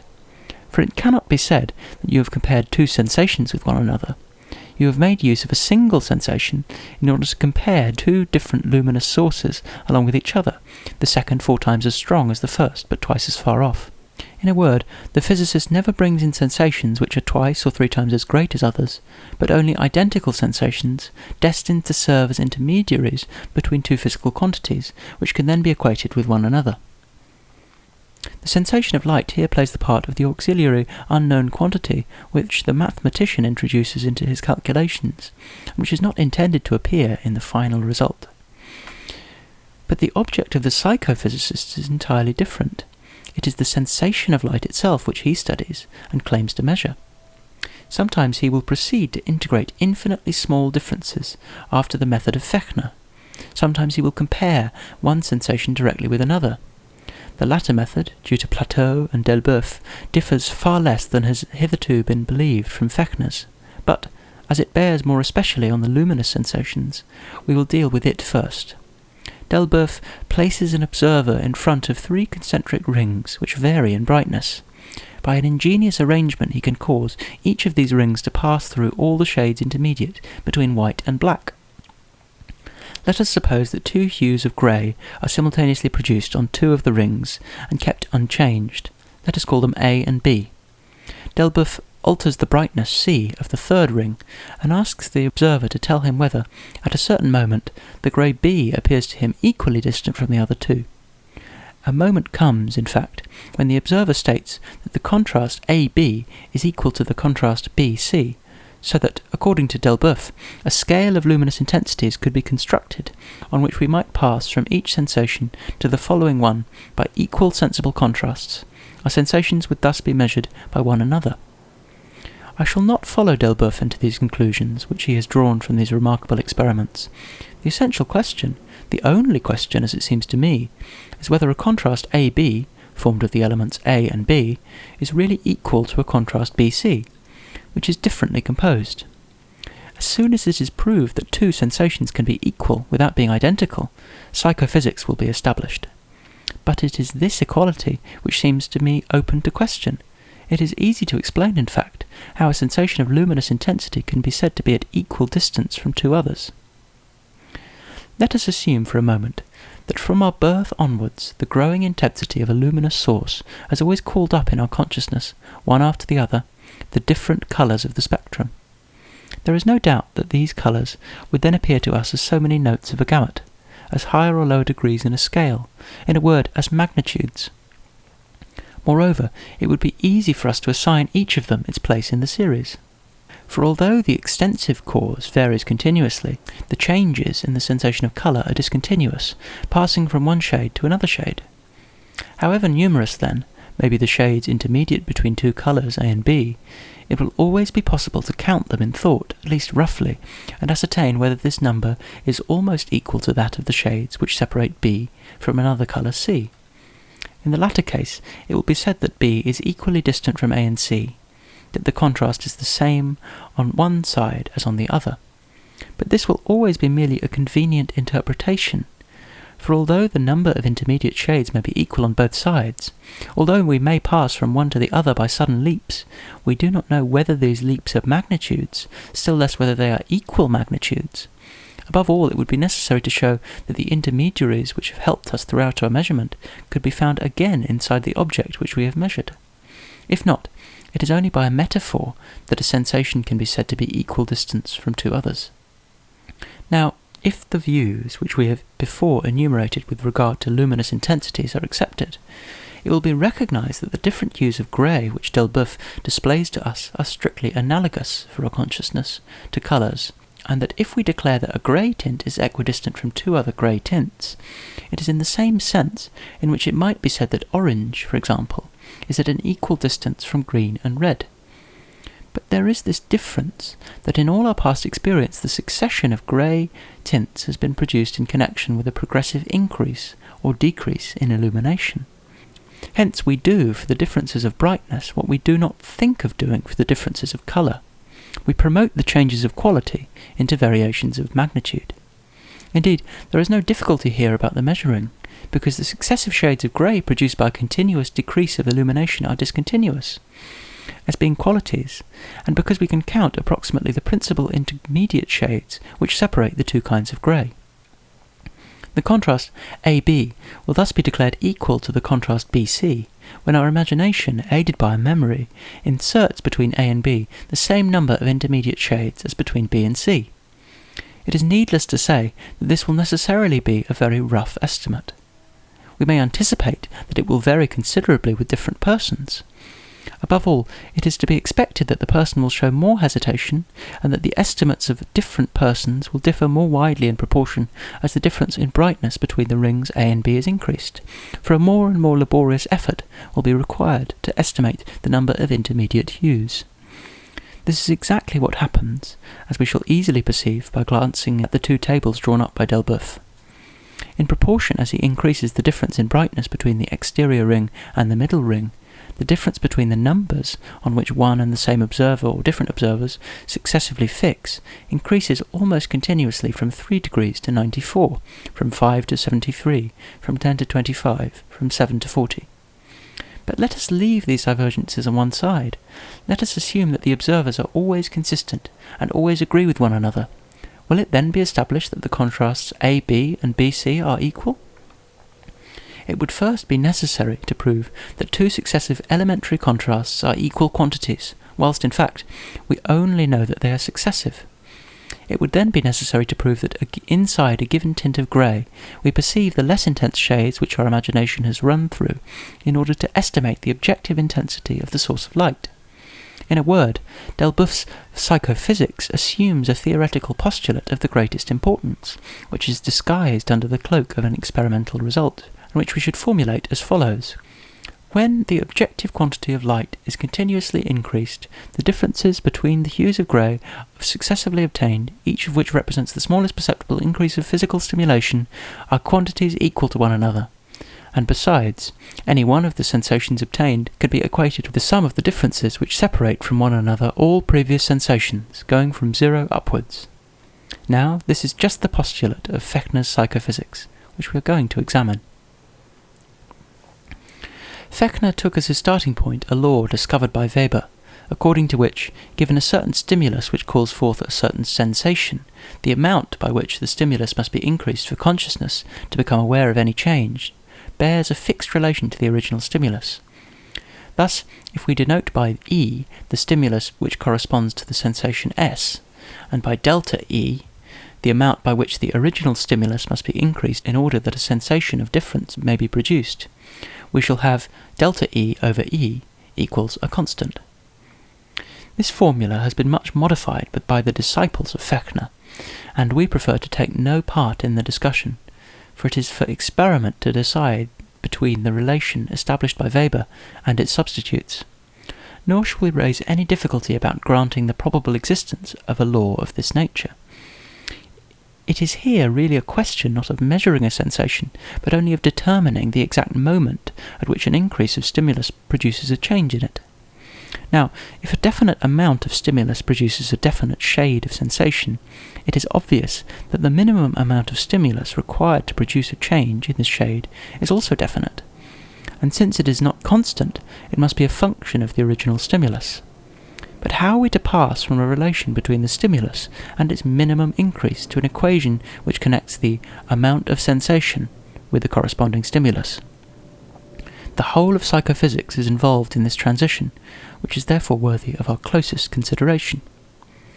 We shall distinguish several different artifices in the process of transition from Weber's experiments, or from any other series of similar observations, to a psychophysical law like Fechner's. It is first of all agreed to consider our consciousness of an increase of stimulus as an increase of the sensation S. This is therefore called S. It is then asserted that all the sensations delta S, which correspond to the smallest perceptible increase of stimulus, are equal to one another.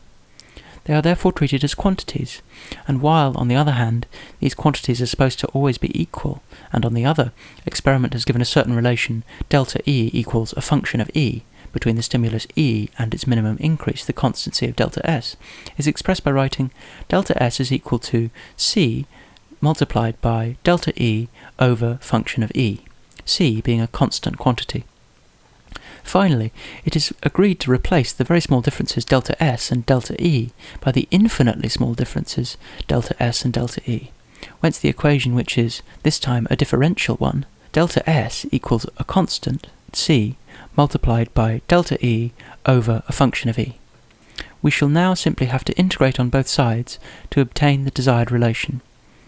S equals to the constant C multiplied by the integration of delta E over function of E between E and 0. And the transition will thus be made from a proved law, which only concerned the occurrence of a sensation, to an unprovable law which gives its measure.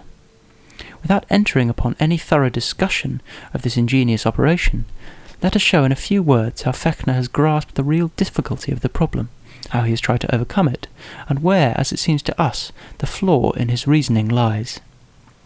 Fechner realized that measurement could not be introduced into psychology without first defining what is meant by the equality and addition of two simple states, e.g. two sensations. But unless they are identical, we do not at first see how two sensations can be equal. Undoubtedly, in the physical world, equality is not synonymous with identity. But the reason is that every phenomenon, every object, is there presented under two aspects, the one qualitative and the other extensive. Nothing prevents us from putting the first one aside, and then there remains nothing but terms which can be directly or indirectly superposed on one another, and consequently seen to be identical. Now, this qualitative element, which we begin by eliminating from external objects in order to measure them, is the very thing which psychophysics retains and claims to measure. And it is no use trying to measure this quality Q by some physical quantity Q prime which lies beneath it, for it would be necessary to have previously shown that Q is a function of Q prime, and this would not be possible unless the quality Q had first been measured with some fraction of itself. Thus nothing prevents us from measuring the sensation of heat by the degree of temperature, but this is only a convention, and the whole point of psychophysics lies in rejecting this convention and seeking how the sensation of heat varies when you change the temperature. In a word, it seems, on the one hand, that two different sensations cannot be said to be equal unless some identical residuum remains after the elimination of their qualitative difference. But on the other hand, this qualitative difference being all that we perceive, it does not appear what could remain once it was eliminated. The novel feature in Fechner's treatment is that he did not consider this difficulty insurmountable. Taking advantage of the fact that sensation varies by sudden jumps while the stimulus increases continuously, he did not hesitate to call these differences of sensation by the same name. They are all, he says, minimum differences, since each corresponds to the smallest perceptible increase in the external stimulus. Therefore, you can set aside the specific shade or quality of these successive differences. A common residuum will remain, in virtue of which they will be seen to be in a manner identical. They all have the common character of being minima. Such will be the definition of equality which we are seeking. Now, the definition of addition will follow naturally. For if we treat as a quantity the difference perceived by consciousness between two sensations which succeed one another in the course of a continuous increase of stimulus, if we call the first sensation S, and the second S plus delta S, we shall have to consider every sensation S as a sum obtained by the addition of the minimum differences through which we pass up before reaching it. The only remaining step will then be to utilize this twofold definition in order to establish, first of all, a relationship between the differences delta S and delta E, and then, through the substitution of differentials, between the two variables. True, the mathematicians may here lodge a protest against the substitution of differential for difference. The psychologists may ask, too, whether the quantity delta S, instead of being constant, does not vary as the sensation S itself. Finally, taking the psychophysical law for granted, we may all debate about its real meaning. But, by the mere fact that delta S is regarded as a quantity and S as a sum, the fundamental postulate of the whole process is accepted. Now it is just this postulate which seems to us open to question. Even if it can be understood. Assume that I experience a sensation S, and that, increasing the stimulus continuously, I perceive this increase after a certain time. I am now notified of the increase of the cause, but why should I call this notification an arithmetical difference? No doubt the notification consists in the fact that the original state S has changed, that it has become S prime. But the transition from S to S prime could only be called an arithmetical difference if I were conscious, so to speak, of an interval between S and S prime, and if my sensation were felt to rise from S to S prime by the addition of something. By giving this transition a name, by calling it delta S, you make it first a reality and then a quantity. Now, not only are you unable to explain in what sense this transition is a quantity, but reflection will show you that it is not even a reality. The only realities are the states S and S prime through which I pass. No doubt, if S and S prime were numbers, I could assert the reality of the difference S prime minus S, even though S and S prime alone were given. The reason is that the number S prime minus S, which is a certain sum of units, will then represent just the successive moments of the addition by which we pass from S to S prime. But if S and S prime are simple states, in what will the internal, which separates them, consist? And what then can the transition from the first state to the second be, if not a mere act of your thought, which, arbitrarily and for the sake of the argument, assimilates a succession of two states to a differentiation of two magnitudes? Either you keep to what consciousness presents to you, or you have recourse to a conventional mode of representation. In the first case you will find a difference between S and S prime, like that between the shades of the rainbow, and not at all an interval of magnitude. In the second case, you may introduce the symbol delta S if you like, but it is only in a conventional sense that you will speak here of an arithmetical sequence, and in a conventional sense also that you will assimilate a sensation to a sum. The most acute of Fechner's critics, Jules Tannery, has made the latter point perfectly clear. Quote, It will be said, for example, that a sensation of 50 degrees is expressed by the number of differential sensations which would succeed one another from the point where sensation is absent up to the sensation of 50 degrees. I do not see that this is anything but a definition, which is as legitimate as it is arbitrary." End quote. We do not believe, in spite of all that has been said, that the method of mean gradations has set psychophysics on a new path. The novel feature in Delbeuve's investigation was that he chose a particular case in which consciousness seemed to decide in Fechner's favour, and in which common sense itself played the part of the psychophysicist. He inquired whether certain sensations did not appear to us immediately as equal, although different, and whether it would not be possible to draw up, by their help, a table of sensations which were double, triple, or quadruple those which preceded them.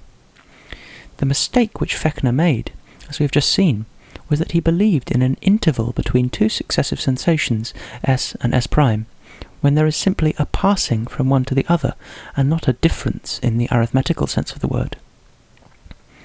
But if the two terms between which the passing takes place could be given simultaneously, there would then be a contrast besides the transition. And although the contrast is not yet an arithmetical difference, it resembles it in a certain respect.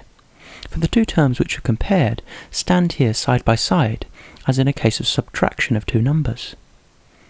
Suppose now that these sensations belong to the same genus, and that in our past experience we have constantly been present at their march past, so to speak, while the physical stimulus increased continuously. It is extremely probable that we shall thrust the cause into the effect, and that the idea of contrast will thus melt into that of arithmetical difference. As we shall have noticed, moreover, that the sensation changed abruptly while the stimulus rose continuously, we shall, no doubt, estimate the distance between two given sensations by a rough guess at the number of these sudden jumps, or at least of the intermediate sensations which usually serve us as landmarks.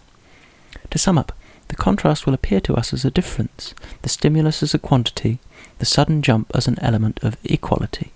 Combining these three factors, we shall reach the idea of equal quantitative differences. Now, these conditions are nowhere so well realized as when surfaces of the same colour, more or less illuminated, are simultaneously presented to us. Not only is there here a contrast between similar sensations, but these sensations always correspond to a cause whose influence has been felt by us to be closely connected with its distance, and, as this distance can vary continuously, we cannot have escaped noticing in our past experience a vast number of shades of sensation which succeeded one another along with a continuous increase in the cause. We are therefore able to say that the contrast between one shade of grey and another, for example, seems to us almost equal to the contrast between the latter and a third one. And if we define two equal sensations by saying that they are sensations which a more or less confused process of reasoning interprets as such, we shall in fact reach a law like that proposed by Delbeuve. But it must not be forgotten that consciousness has here passed through the same intermediate steps as the psychophysicist, and that its judgment is worth here just what psychophysics is worth. It is a symbolic interpretation of quality as quantity, a more or less rough estimate of the number of sensations which can come in between two given sensations. The difference is thus not as great as is believed between the method of least noticeable differences and that of mean gradations, between the psychophysics of Fechner and that of Delbeuve. The first led to a conventional measurement of sensation. The second appeals to common sense in the particular cases where common sense adopts a similar convention. In a word, all psychophysics is condemned by its origin to revolve in a vicious circle, for the theoretical postulate on which it rests condemns it to experimental verification, and it cannot be experimentally verified unless its postulate is first granted. The fact is that there is no point of contact between the unextended and the extended, between quality and quantity. We can interpret the one by the other, set up the one as the equivalent of the other, but sooner or later, at the beginning or at the end, we shall have to recognize the conventional character of this assimilation. In truth, psychophysics merely reformulates with precision and pushes to its extreme consequences a conception familiar to common sense. As speech dominates over thought, as external objects, which are common to us all, are more important to us than the subjective states through which each of us passes, We have everything to gain by objectifying these states, by introducing into them, to the largest possible extent, the representation of their external cause, and the more our knowledge increases, the more we perceive the extensive behind the intensive, quantity behind quality, the more also we tend to thrust the former into the latter, and to treat our sensations as magnitudes. Physics, whose particular function it is to calculate the external cause of our internal states, takes the least possible interest in these states themselves. Constantly and deliberately it confuses them with their cause. It thus encourages and even exaggerates the mistake which common sense makes on the point. The moment was inevitably bound to come at which science, familiarized with this confusion between quality and quantity, between sensation and stimulus, should seek to measure the one as it measures the other, such as was the object of psychophysics. In this bold attempt, Fechner was encouraged by his adversaries themselves, by the philosophers who speak of intensive magnitudes whilst declaring that psychic states cannot be submitted to measurement. For if we grant that one sensation can be stronger than another, and that this inequality is inherent in the sensations themselves, independently of all association of ideas, of all more or less conscious consideration of number and space, it is natural to ask by how much the first sensation exceeds the second, and to set up a quantitative relation between their intensities. Nor is it any use to reply, as the opponents of psychophysics sometimes do, that all measurement implies superposition, and that there is no occasion to seek for a numerical relation between intensities, which are not superposable objects. For it will then be necessary to explain why one sensation is said to be more intense than another, and how the conceptions of greater and smaller can be applied to things which, it has just been acknowledged, do not admit among themselves of the relations of container to contained. If, in order to cut short any question of this kind, we distinguish two kinds of quantity, the one intensive, which admits only of a more or less, the other extensive, which lends itself to measurement, we are not far from siding with Fechner and the psychophysicists.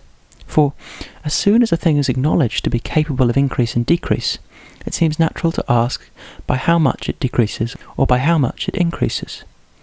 And, because a measurement of this kind does not appear to be possible directly, it does not follow that science cannot successfully accomplish it by some indirect process, either by an integration of infinitely small elements, as Fechner proposes, or by any other roundabout way.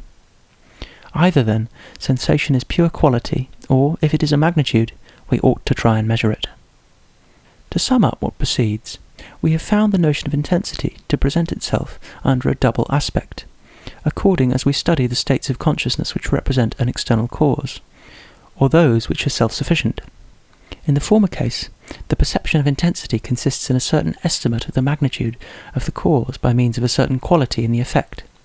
It is, as the Scottish philosophers would have said, an acquired perception. In the second case, we give the name of intensity to the larger or smaller number of simple psychic phenomena which we conjecture to be involved in the fundamental state. It is no longer an acquired perception, but a confused perception. In fact, these two meanings of the word usually intermingle, because the simpler phenomena involved in an emotion or an effort are generally representative, and because the majority of representative states, being at the same time effective, themselves include a multiplicity of elementary psychic phenomena. The idea of intensity is thus situated at the junction of two streams, one of which brings us the idea of extensive magnitude from without, while the other brings us from within. In fact, from the very depths of consciousness, the image of an inner multiplicity. Now, the point is to determine in what the latter image consists, whether it is the same as that of number, or whether it is quite different from it. In the following chapter, we shall no longer consider states of consciousness in isolation from one another, but in their concrete multiplicity, insofar as they unfold themselves in pure duration. And, in the same way as we have been asked what could be the intensity of a representative sensation if we did not introduce into it the idea of its cause, we shall now have to inquire what the multiplicity of our inner states becomes, what form duration assumes when the space in which it unfolds is eliminated. This second question is even more important than the first, for if the confusion of quality with quantity were confined to each of the phenomena of consciousness taken separately, it would give rise to obscurities, as we have just seen, rather than to problems. But by invading the series of our psychic states, by introducing space into our perception of duration, it corrupts at its very source our feeling of outer and inner change, of movement, and of freedom. Hence the paradoxes of the Eleatics, hence the problem of free will. We shall insist rather on the second point, but instead of seeking to solve the question, we shall show the mistake of those who ask it. Chapter 2. The Multiplicity of Conscious States. Footnote. I had already completed the present work when I read that in the Critique philosophique for 1883 and 1884, F. Pillon's very remarkable refutation of an interesting article by G. Noel on the interconnection of the notions of number and space. But I have not found it necessary to make any alterations in the following pages, seeing that Pillon does not distinguish between time as quality and time as quantity, between the multiplicity of juxtaposition and that of interpenetration. Without this vital distinction, which it is the chief aim of the present chapter to establish, it would be possible to maintain, with Pillon, that number may be built up from the relation of coexistence. But what here is meant by coexistence? If the coexisting terms form an organic whole, they will never lead us to the notion of number. If they remain distinct, they are in juxtaposition, and we are dealing with space. It is no use to quote the example of simultaneous impressions received by several senses. We either leave these sensations their specific differences, which amounts to saying that we do not count them, or else we eliminate their differences, and then how are we to distinguish them, if not by their position, or that of their symbols? We shall see that the verb to distinguish has two meanings, the one qualitative and the other quantitative. These two meanings have been confused, in my opinion, by the philosophers who have dealt with the relations between number and space. End of footnote. The idea of duration. Number may be defined in general as a collection of units, or, speaking more exactly, as the synthesis of the one and the many. Every number is one since it is brought before the mind by a simple intuition and given a name. But the unity which attaches to it is that of a sum. It covers a multiplicity of parts which can be considered separately. Without attempting, for the present, any thorough examination of these conceptions of unity and multiplicity, let us inquire whether the idea of number does not imply the representation of something else as well. It is not enough to say that number is a collection of units. We must add that these units are identical with each other, or at least that they are assumed to be identical when they are counted. No doubt we can count the sheep in a flock and say that there are 50, although they are all different from one another and are easily recognized by the shepherd. But the reason is that we agree in that case to neglect their individual differences and to take into account only what they have in common. On the other hand, as soon as we fix our attention on the particular features of objects or individuals, we can, of course, make an enumeration of them, but not a total. We place ourselves at these two very different points of view when we count the soldiers in a battalion, and when we call the roll. Hence we may conclude that the idea of number implies the simple intuition of a multiplicity of parts or units, which are absolutely alike. And yet they must be somehow distinct from one another, since otherwise they would merge into a single unit. Let us assume that all the sheep in the flock are identical. They differ at least by the position which they occupy in space, otherwise they would not form a flock. But now let us even set aside the 50 sheep themselves, and retain only the idea of them. Either we include them all in the same image, and it follows as a necessary consequence that we place them side by side in an ideal space, or else we repeat 50 times in succession the image of a single one, and in that case it does seem, indeed, that the series lies in duration rather than in space. But we shall soon find out that it cannot be so. For if we picture to ourselves each of the sheep in the flock in succession and separately, we shall never have to do with more than a single sheep. In order that the number should go on increasing in proportion as we advance, we must retain the successive images and set them alongside each of the new units that we picture to ourselves, and set them alongside each of the new units which we picture to ourselves. Now, it is in space that such a juxtaposition takes place, and not in pure duration. In fact, it will be easily granted that counting material objects means thinking all these objects together, thereby leaving them in space. But does this intuition of space accompany every idea of number, even of an abstract number? Anyone can answer this question by reviewing the various forms which the idea of number has assumed for him since his childhood. It will be seen that we began by imagining, e.g. a row of balls, that these balls afterwards became points, and finally this image itself disappeared, leaving behind it, as we say, nothing but abstract number. But at this very moment we ceased to have an image, or even an idea of it. We kept only the symbol which is necessary for reckoning, and which is the conventional way of expressing number. If we can confidently assert that 12 is half of 24, without thinking either the number 12 or the number 24, indeed, as far as quick calculation is concerned, we have everything to gain by not doing so. But as soon as we wish to picture number to ourselves, and not merely figures or words, we are compelled to have recourse to an extended image. What leads to misunderstanding on this point seems to be the habit we have fallen into of counting in time rather than in space. In order to imagine the number 50, for example, we repeat all the numbers starting from unity, and when we have arrived at the 50th, we believe that we have built up the number in duration, and in duration only. And there is no doubt that in this way we have counted moments of duration rather than points in space. But the question is whether we have not counted the moments of duration by means of points in space. It is certainly possible to perceive in time, and in time only, a succession which is nothing but a succession, but not an addition, i.e. a succession which culminates in a sum. For though we reach a sum by taking into account a succession of different terms, yet it is necessary that each of these terms should remain when we pass to the following, and should wait, so to speak, to be added to the others. How could it wait if it were nothing but an instant of duration? And where could it wait if we did not localize it in space? We involuntarily fix at a point in space each of the moments which we count, and it is only on this condition that the abstract units come to form a sum.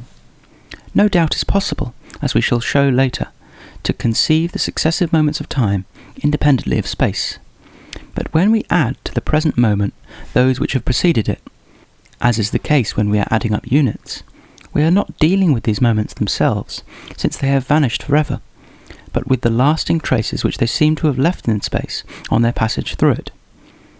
It is true that we generally dispense with this mental image, and that, after having used it for the first 2 or 3 numbers, it is enough to know that it would serve just as well for the mental picturing of the others, if we needed it. But every clear idea of number implies a visual image in space, and the direct study of the units which go to form a discrete multiplicity will lead us to the same conclusion on this point as the examination of number itself. Every number is a collection of units, as we have said, and on the other hand every number is itself a unit, insofar as it is a synthesis of the units which compose it. But is the word unit taken in the same sense in both cases? When we assert that number is a unit, we understand by this that we master the whole of it by a simple and indivisible intuition of the mind. This unity thus includes a multiplicity, since it is the unity of a whole. But when we speak of the units which go to form number, we no longer think of these units as sums, but as pure, simple, irreducible units, intended to yield the natural series of numbers by an indefinitely continued process of accumulation. It seems then that there are 2 kinds of units, the one ultimate, out of which a number is formed by a process of addition, and the other provisional, the number so formed, which is a multiple in itself, and owes its unity to the simplicity of the act by which the mind perceives it. And there is no doubt that, when we picture the units which make up number, we believe that we are thinking of indivisible components. This belief has a great deal to do with the idea that it is possible to conceive number independently of space. Nevertheless, by looking more closely into the matter, we shall see that all unity is the unity of a simple act of the mind, and that, as this is an act of unification, there must be some multiplicity for it to unify. No doubt, at the moment at which I think each of these units separately, I look upon it as indivisible, since I am determined to think of its unity alone. But as soon as I put it aside in order to pass to the next, I objectify it, and by that very deed I make it a thing, that is to say, a multiplicity. To convince oneself of this, it is enough to notice that the units by means of which arithmetic forms numbers are provisional units, which can be subdivided without limit, and that each of them is the sum of fractional quantities as small and as numerous as we like to imagine. How could we divide the unit if it were here, that ultimate unity which characterizes a simple act of the mind? How could we split it up into fractions, whilst affirming its unity, if we did not regard it implicitly as an extended object, one in intuition, but multiple in space? You will never get out of an idea which you have formed anything which you have not put into it. And if the unity, by means of which you make up your number, is the unity of an act, and not of an object, no effort of analysis will bring out of it anything but unity pure and simple. No doubt, when you equate the number 3 to the sum of 1 plus 1 plus 1, nothing prevents you from regarding the units which compose it as indivisible. But the reason is that you do not choose to make use of the multiplicity which is enclosed within each of these units. Indeed, it is probable that the number 3 first assumes to our mind this simpler shape, because we think rather of the way in which we have obtained it than the use which we might make of it. But we soon perceive that, while all multiplication implies the possibility of treating any number whatever as a provisional unit which can be added to itself inversely, the units in their turn are true numbers which are as big as we like, but are regarded as provisionally indivisible for the purpose of compounding them with one another. Now, the very admission that it is possible to divide the unit into as many parts as we like shows that we regard it as extended. For we must understand what is meant by the discontinuity of number. It cannot be denied that the formation or construction of a number implies discontinuity. In other words, as we remarked above, each of the units with which we form the number 3 seems to be indivisible while we are dealing with it, and we pass abruptly from one to the other. Again, if we form the same number with halves, with quarters, with any units whatever, these units, insofar as they serve to form the said number, will still constitute elements which are provisionally indivisible, and it is always by jerks, by sudden jumps, so to speak, that we advance from one to the other. And the reason is that, in order to get a number, we are compelled to fix our attention successively on each of the units of which it is compounded. The indivisibility of the act by which we conceive any one of them is then represented under the form of a mathematical point, which is separated from the following point by an interval of space. But while a series of mathematical points arranged in empty space expresses fairly well the process by which we form the idea of number, these mathematical points have a tendency to develop into lines in proportion as our attention is diverted from them, as if they were trying to reunite with one another. And when we look at number in its finished state, this union is an accomplished fact. The points have become lines, the divisions have been blotted out, the whole displays all the characteristics of continuity. This is why number, although we have formed it according to a definite law, can be split up on any system we please. In a word, we must distinguish between the unity which we think of and the unity which we set up as an object after having thought of it, as also between number in process of formation and number once formed. The unit is irreducible while we are thinking it, and number is discontinuous while we are building it up.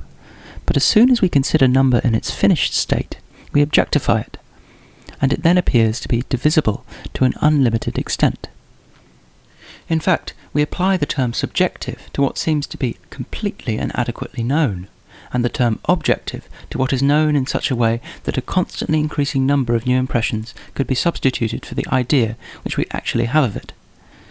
Thus, a complex feeling will contain a fairly large number of simple elements, but as long as these elements do not stand out with perfect clearness, we cannot say that they were completely realized, and as soon as consciousness has a distinct perception of them, the psychic state which results from their synthesis will have changed for this very reason.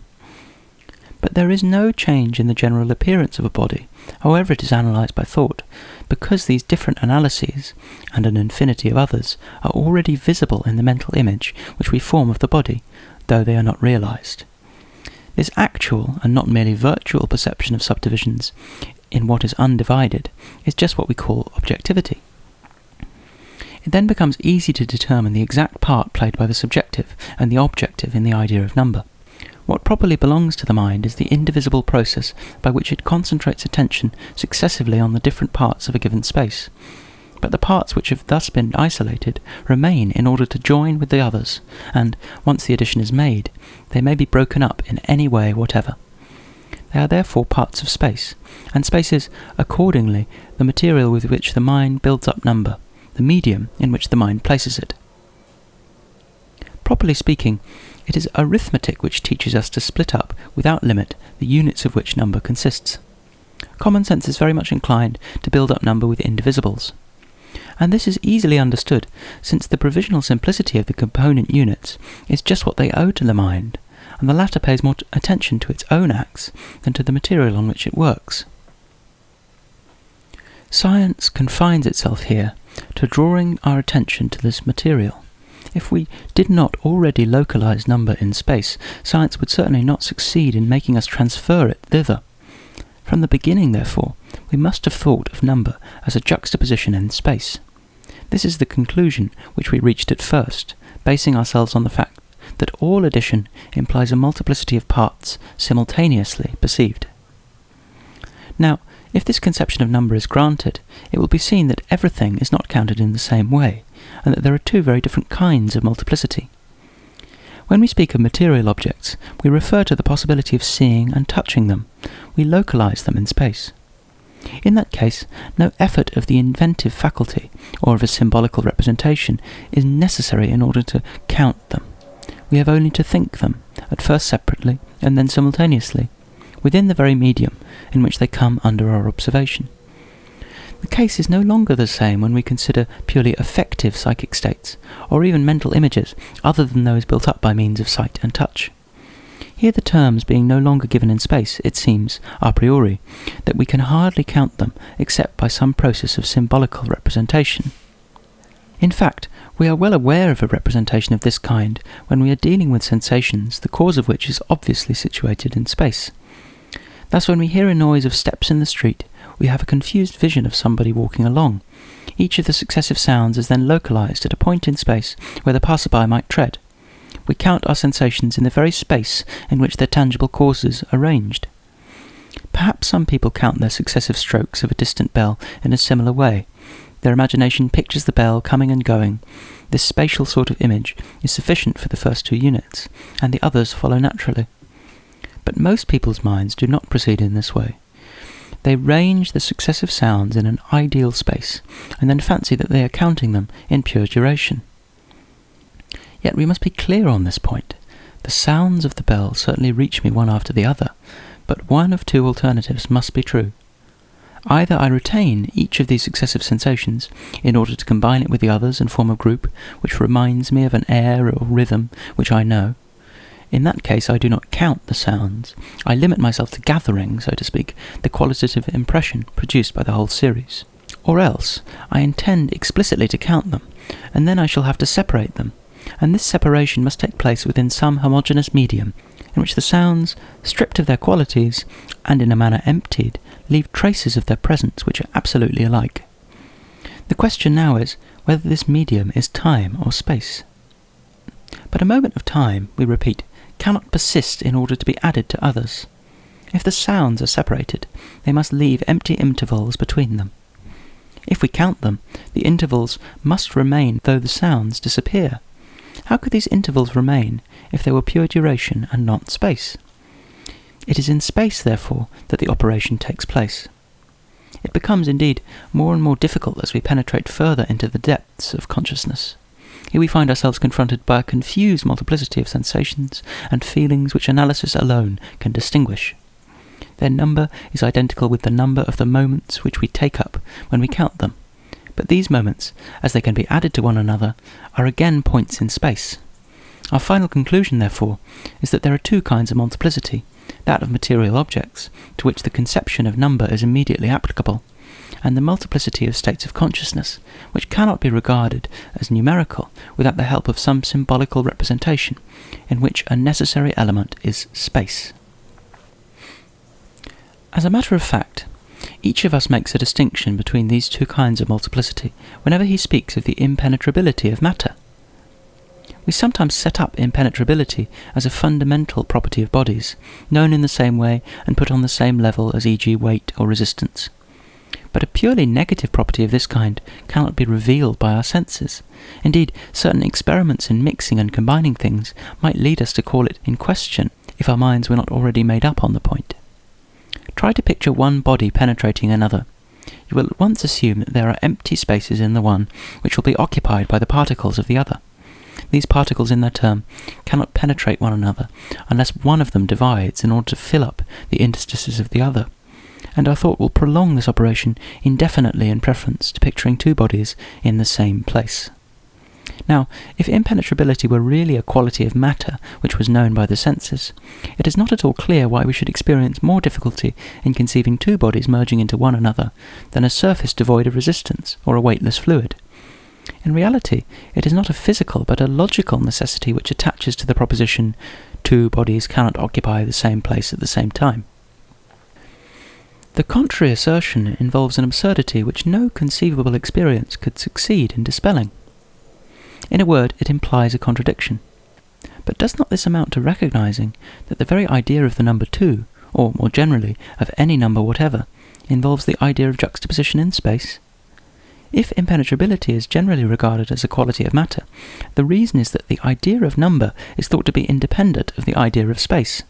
We thus believe that we are adding something to the idea of two or more objects by saying that they cannot occupy the same place, as if the idea of the number 2, even the abstract number, were not already, as we have shown, that of two different positions in space. Hence, to assert the impenetrability of matter is simply to recognize the interconnection between the notions of number and space. It is to state a property of number rather than of matter. Yet, it will be said, do we not count feelings, sensations, ideas, all of which permeate one another, and each of which, for its part, takes up the whole of the soul? Yes, undoubtedly. But just because they permeate one another, we cannot count them unless we represent them by homogeneous units which occupy separate positions in space, and consequently no longer permeate one another. Impenetrability thus makes its appearance at the same time as number, and when we attribute this quality to matter in order to distinguish it from everything which is not matter, we simply state under another form the distinction established above between extended objects, to which the conception of number is immediately applicable, and states of consciousness, which have first of all to be represented symbolically in space. It is advisable to dwell on the last point. If, in order to count states of consciousness, we have to represent them symbolically in space, is it not likely that this symbolical representation will alter the normal conditions of inner perception? Let us recall what we said a short time ago about the intensity of certain psychic states. Representative sensation, looked at in itself, is pure quality. But seen through the medium of extensity, this quality becomes in a certain sense quantity, and is called intensity. In the same way, our projection of our psychic states into space in order to form a discrete multiplicity is likely to influence these states themselves, and to give them in reflective consciousness a new form, which immediate perception did not attribute to them. Now let us notice that when we speak of time, we generally think of a homogeneous medium in which our conscious states arrange alongside one another as in space, so as to form a discrete multiplicity. Would not time, thus understood, be to the multiplicity of our psychic states what intensity is to certain of them, a sign, a symbol, absolutely distinct from true duration? Let us ask consciousness to isolate itself from the external world, and, by a vigorous effort of abstraction, to become itself again. We shall then put this question to it. Does the multiplicity of our conscious states bear the slightest resemblance to the multiplicity of the units of a number? Has true duration anything to do with space? Certainly our analysis of the idea of number could not but make us doubt this analogy, to say no more. For if time, as the reflective consciousness represents it, is a medium in which our conscious states form a discrete series, so as to admit of being counted, and if, on the other hand, our conception of number ends in spreading out in space everything which can be directly counted, it is to be presumed that time, understood in the sense of a medium in which we make distinctions and count, is nothing but space. That which goes to confirm this opinion is that we are compelled to borrow from space the images by which we could describe what the reflective consciousness feels about time, and even about succession. It follows that pure duration must be something different.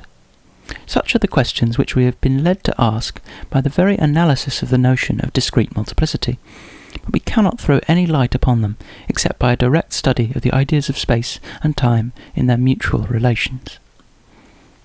We shall not lay too much stress on the question of the absolute reality of space. Perhaps we might as well ask whether space is or is not in space. In short, our senses perceive the qualities of bodies and space along with them. The great difficulty seems to have been to discover whether extensity is an aspect of these physical qualities, a quality of quality, or whether these qualities are essentially unextended, space coming in as a latter addition, but being self-sufficient and existing without them. On the first hypothesis, space would be reduced to an abstraction, or speaking more correctly, an extract. It would express the common element possessed by certain sensations called representative. In the second case, space would be a reality as solid as the sensations themselves, although of a different order. We owe the exact formulation of this latter conception to Kant. The theory which he works out in the Transcendental Aesthetic consists in endowing space with an existence independent of its own content, in laying down as de jure separable what each of us separates de facto, and in refusing to regard extensity as an abstraction like the others. In this respect, the Kantian conception of space differs less than is usually imagined from the popular belief. Far from shaking our faith in the reality of space, Kant has shown what it actually means, and has even justified it. Moreover, the solution given by Kant does not seem to have been seriously disputed since his time. Indeed, it has forced itself, sometimes without their knowledge, on the majority of those who have approached the problem anew, whether nativists or empiricists. Psychologists agree in assigning a Kantian object to the nativistic explanation of Johann Müller, but Lotz's hypothesis of local signs, Bain's theory, and the more comprehensive explanation suggested by Wundt may seem, at first sight, quite independent of the transcendental aesthetic. The authors of these theories seem indeed to have put aside the problem of the nature of space, in order to investigate simply by what process our sensations come to be situated in space, and to be set, so to speak, alongside one another. But this very question shows that they regard sensations as inextensive, and make a radical distinction, just as Kant did, between the matter of representation and its form. The conclusion to be drawn from the theories of Lotze and Bain, and from Wundt's attempt to reconcile them, is that the sensations by means of which we come to form the notion of space are themselves unextended and simply qualitative. Extensity is supposed to result from their synthesis, as water from the combination of two gases. The empirical or genetic explanations have thus taken up the problem of space at the very point where Kant left it. Kant separated space from its contents. The empiricists ask how these contents, which are taken out of space by our thought, manage to get back again. It is true that they have apparently disregarded the activity of the mind, and that they are obviously inclined to regard the extensive form under which we represent things as produced by a kind of alliance of the sensations with one another. Space, without being extracted from the sensations, is supposed to result from their coexistence. But how can we explain such an origination without the active intervention of the mind? The extensive differs by hypothesis from the inextensive. And even if we assume that extension is nothing but a relation between inextensive terms, this relation must still be established by a mind capable of thus associating several terms. It is no use quoting the example of chemical combinations, in which the whole seems to assume, of its own accord, a form and qualities which did not belong to any of the elementary atoms. This form and these qualities owe their origin just to the fact that we gather up the multiplicity of atoms in a single perception.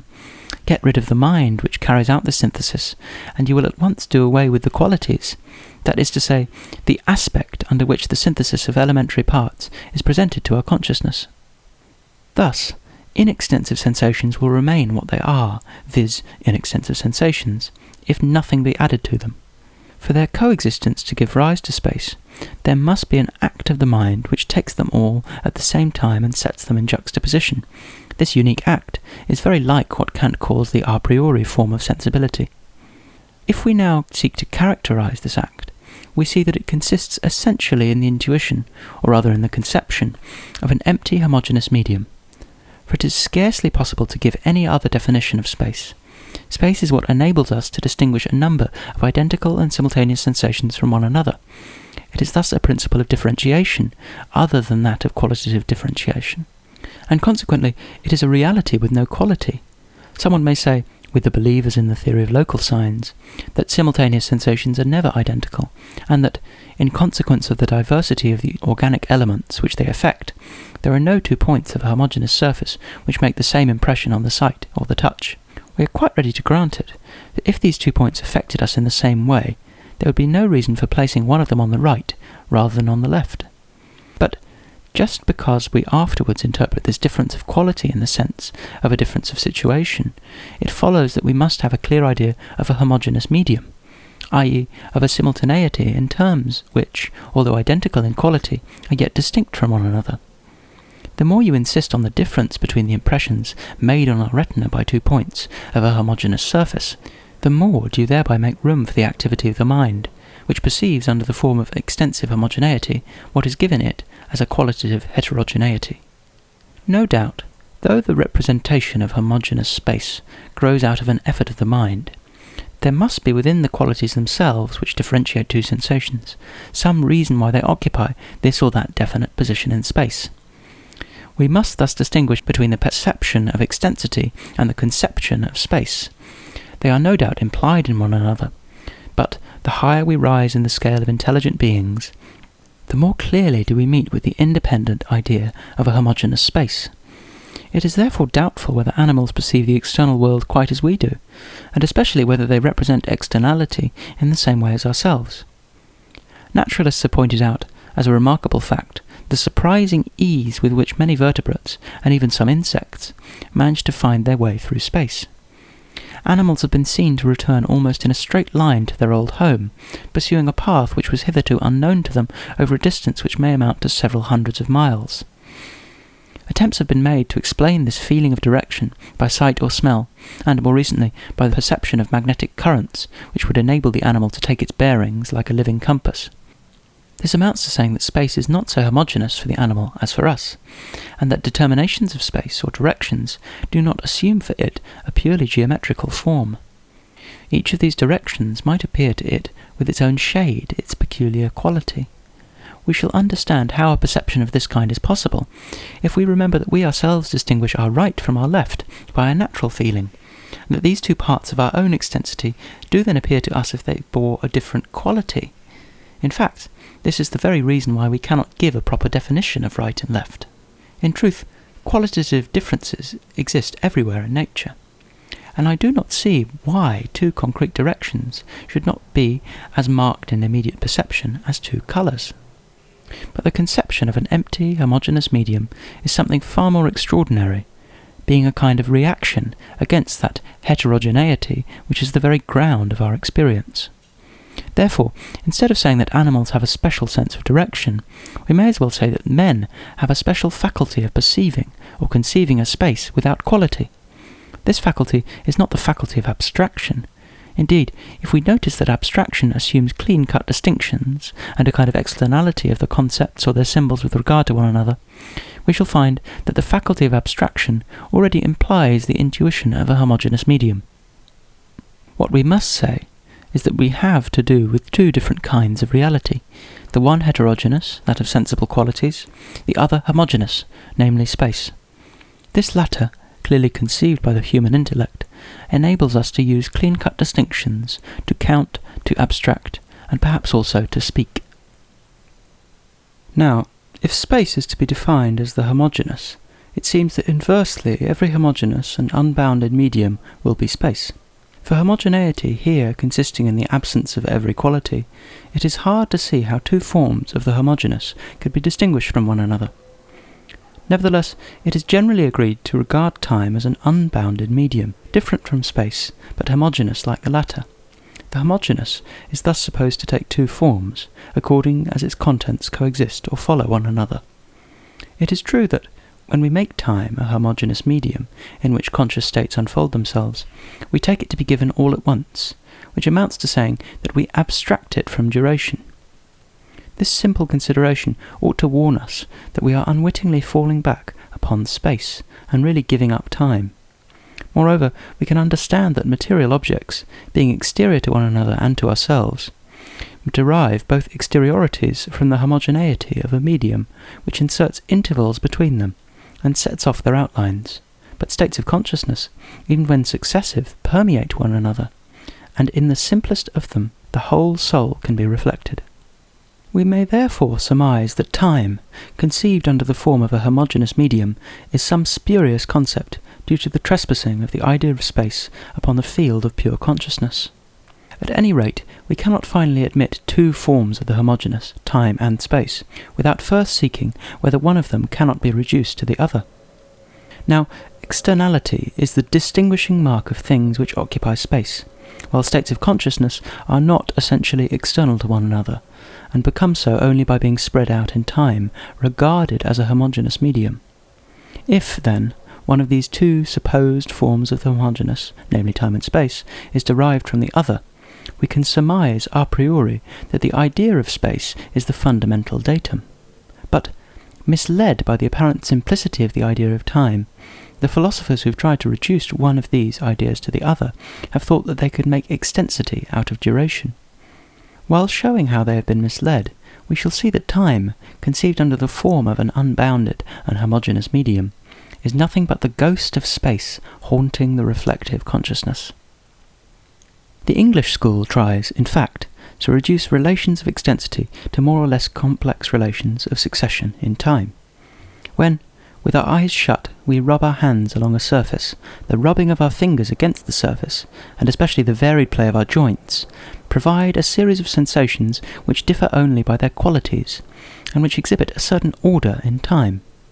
Moreover, experience teaches us that this series can be reversed, that we can, by an effort of a different kind, or, as we shall call it later, in an opposite direction, obtain the same sensations over again in an inverse order.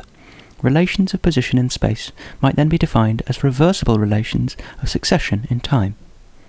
But such a definition involves a vicious circle, or at least a very superficial idea of time. There are indeed, as we shall show a little later, two possible conceptions of time, the one free from all alloy, the other surreptitiously bringing in the idea of space. Pure duration is the form which the succession of our conscious states assumes when our ego lets itself live, when it refrains from separating its present state from its former states. For this purpose, it need not be entirely absorbed in the passing sensation or idea, for then, on the contrary, it would no longer endure. Nor need it forget its former states. It is enough that, in recalling these states, it does not set them alongside its actual state as one point alongside another, but forms both the past and the present states into an organic whole, as happens when we recall the notes of a tune, melting, so to speak, into one another. Might it not be said that, even if these notes succeed one another, yet we perceive them in one another, and that their totality may be compared to a living being, whose parts, although distinct, permeate one another just because they are so closely connected? The proof is that, if we interrupt the rhythm by dwelling longer than is right on one note of the tune, it is not its exaggerated length, which will warn us of our mistake, but the qualitative change thereby caused in the whole of the musical phrase. We can thus conceive of a succession without distinction, and think of it as a mutual penetration, an interconnection and organisation of elements, each one of which represents the whole, and cannot be distinguished or isolated from it, except by abstract thought. Such is the account of duration which would be given by a being who was ever the same and ever changing, and who had no idea of space. But, familiar with the latter idea, and indeed beset by it, we introduce it unwittingly into our feeling of pure succession.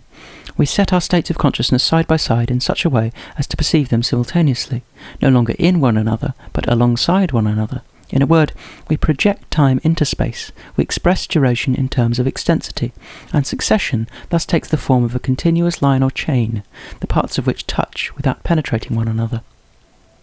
Note that the mental image thus shaped implies the perception, no longer successive but simultaneous, of a before and after, and that it would be a contradiction to suppose a succession which was only a succession, and which nevertheless was contained in one and the same instant.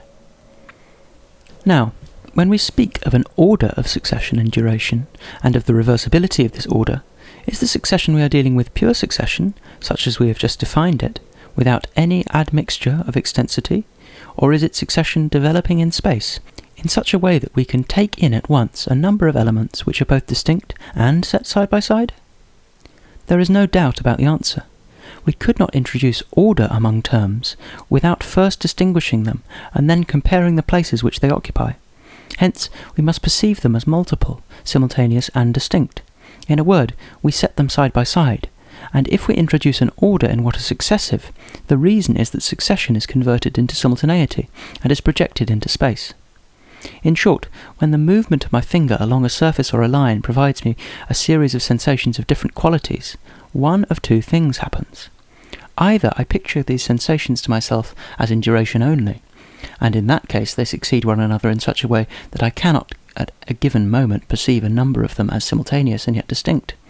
Or else I make out an order of succession, but in that case I display the faculty not only of perceiving a succession of elements, but also of setting them out in line after having distinguished them. In a word, I already possess the idea of space. Hence the idea of a reversible series in duration, or even simply of a certain order of succession in time, itself implies the representation of space, and cannot be used to define it. To give this argument a stricter form, let us imagine a straight line of unlimited length, and on this line a material point A which moves. If this point were conscious of itself, it would feel itself change since it moves. It would perceive a succession. But would this succession assume for it the form of a line? No doubt it would, if it could rise, so to speak, above the line which it traverses, and perceive simultaneously several points of it in juxtaposition.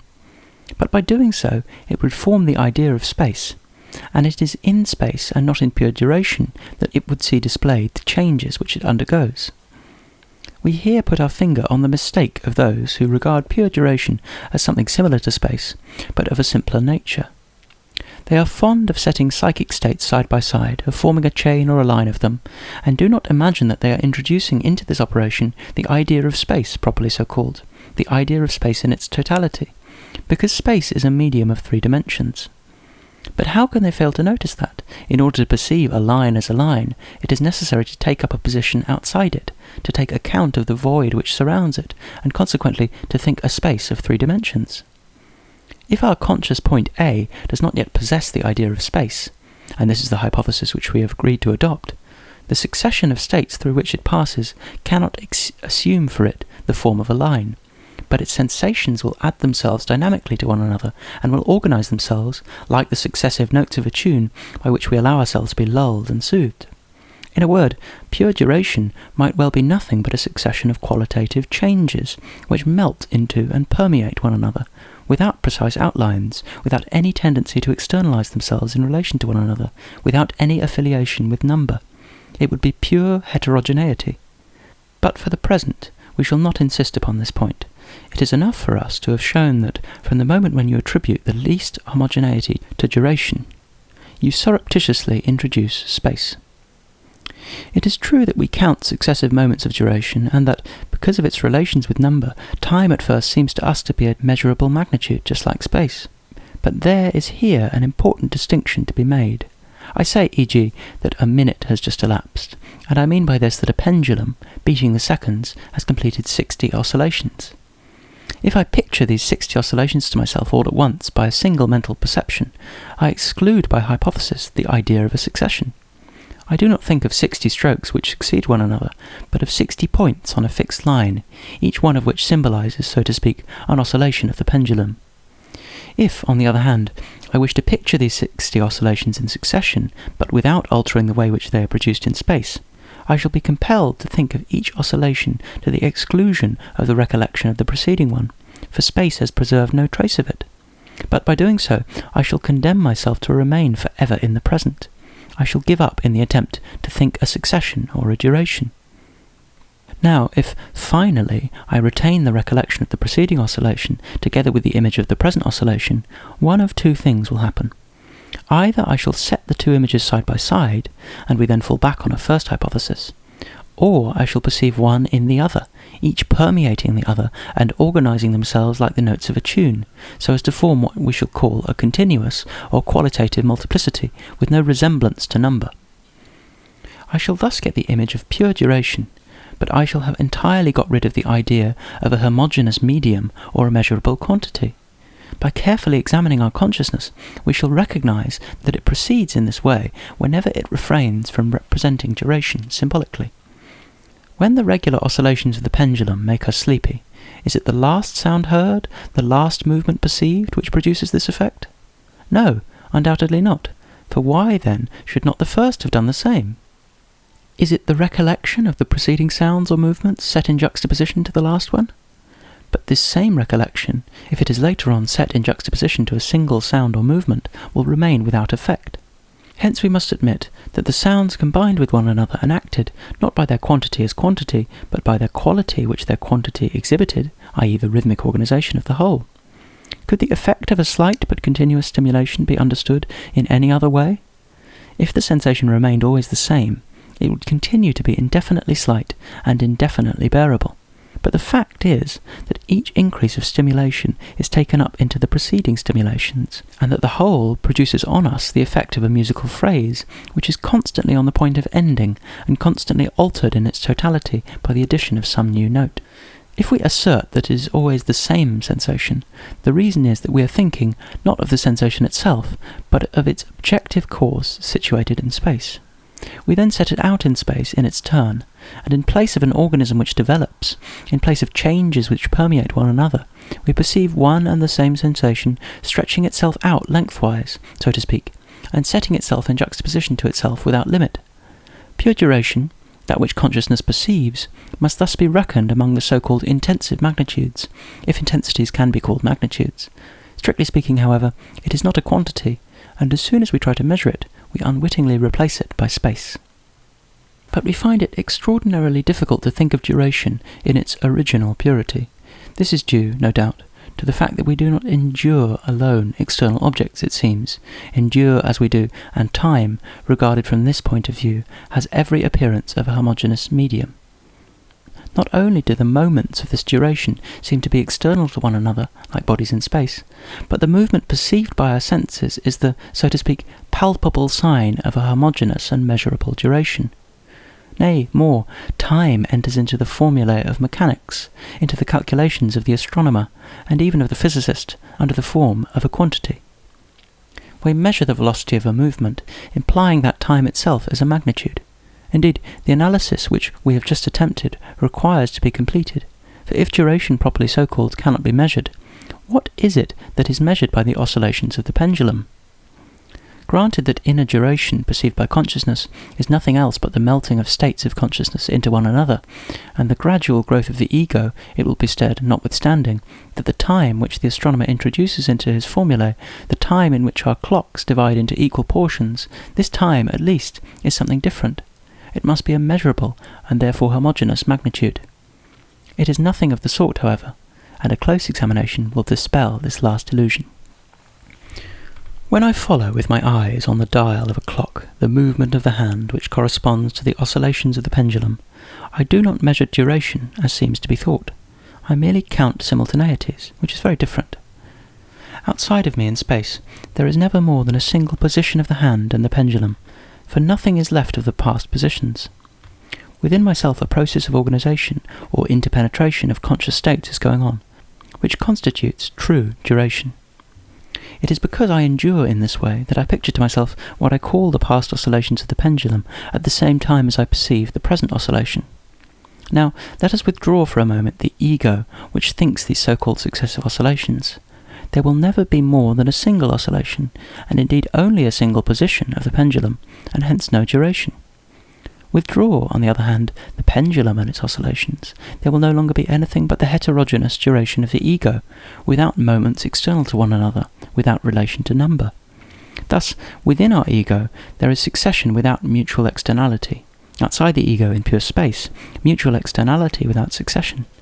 Mutual externality, since the present oscillation is radically distinct from the previous oscillation which no longer exists, but no succession, since succession exists solely for a conscious spectator who keeps the past in mind and sets the two oscillations, or their symbols, side by side in an auxiliary space.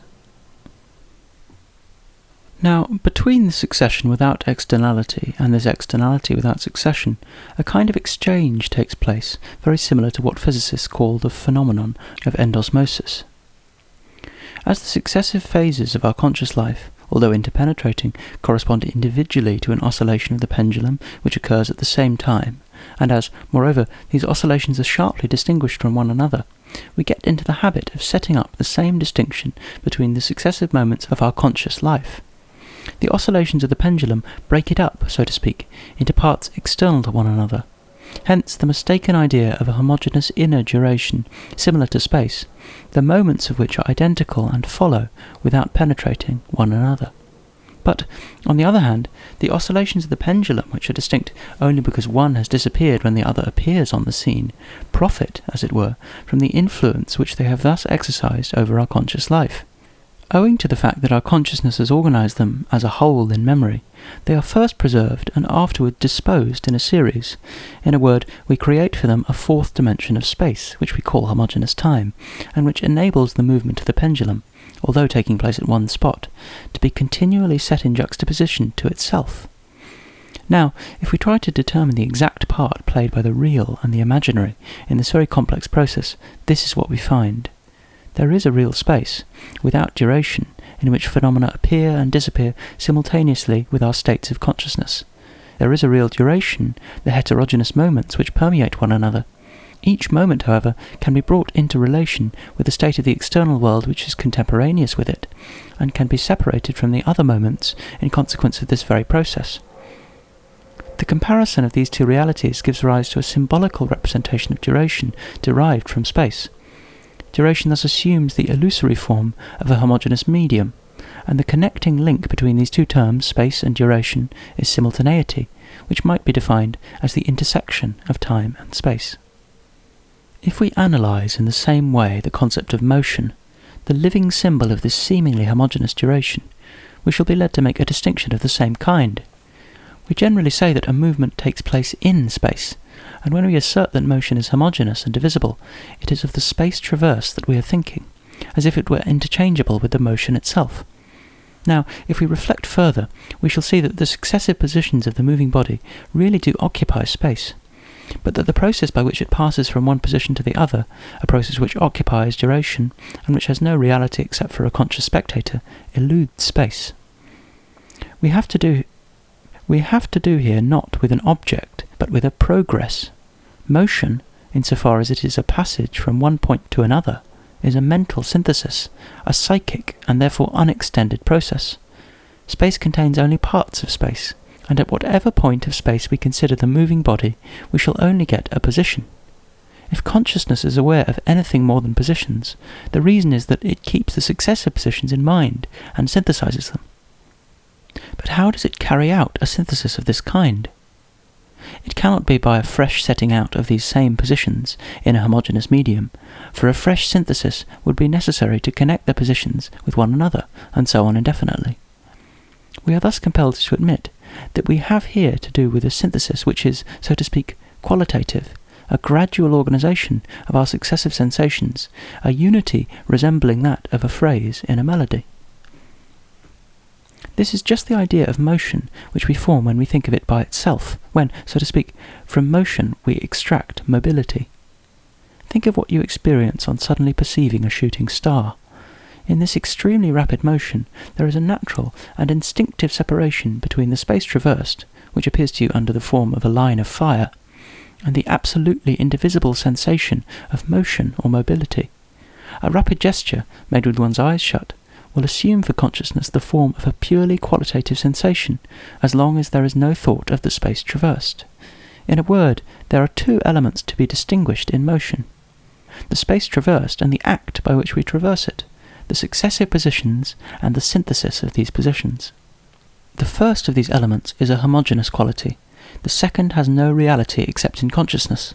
It is a quality or an intensity, whichever you prefer.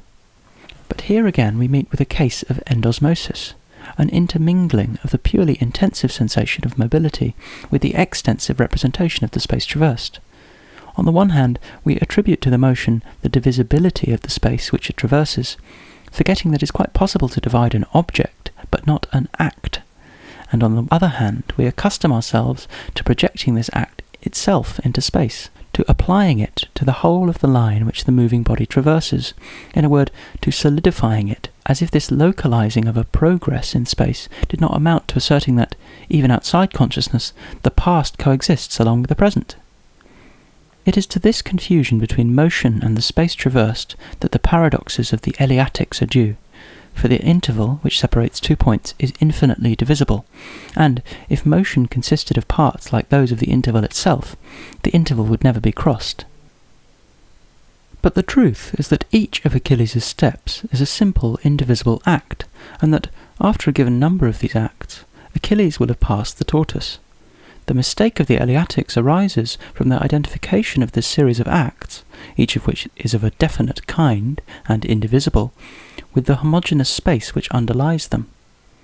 As this space can be divided and put together again according to any law whatever, they think they are justified in reconstructing Achilles' whole movement, not with Achilles' kind of step, but with the tortoise's kind. In place of Achilles pursuing the tortoise, they really put two tortoises, regulated by each other. Two tortoises which agree to make the same kind of steps, or simultaneous acts, so as never to catch one another. Why does Achilles outstrip the tortoise?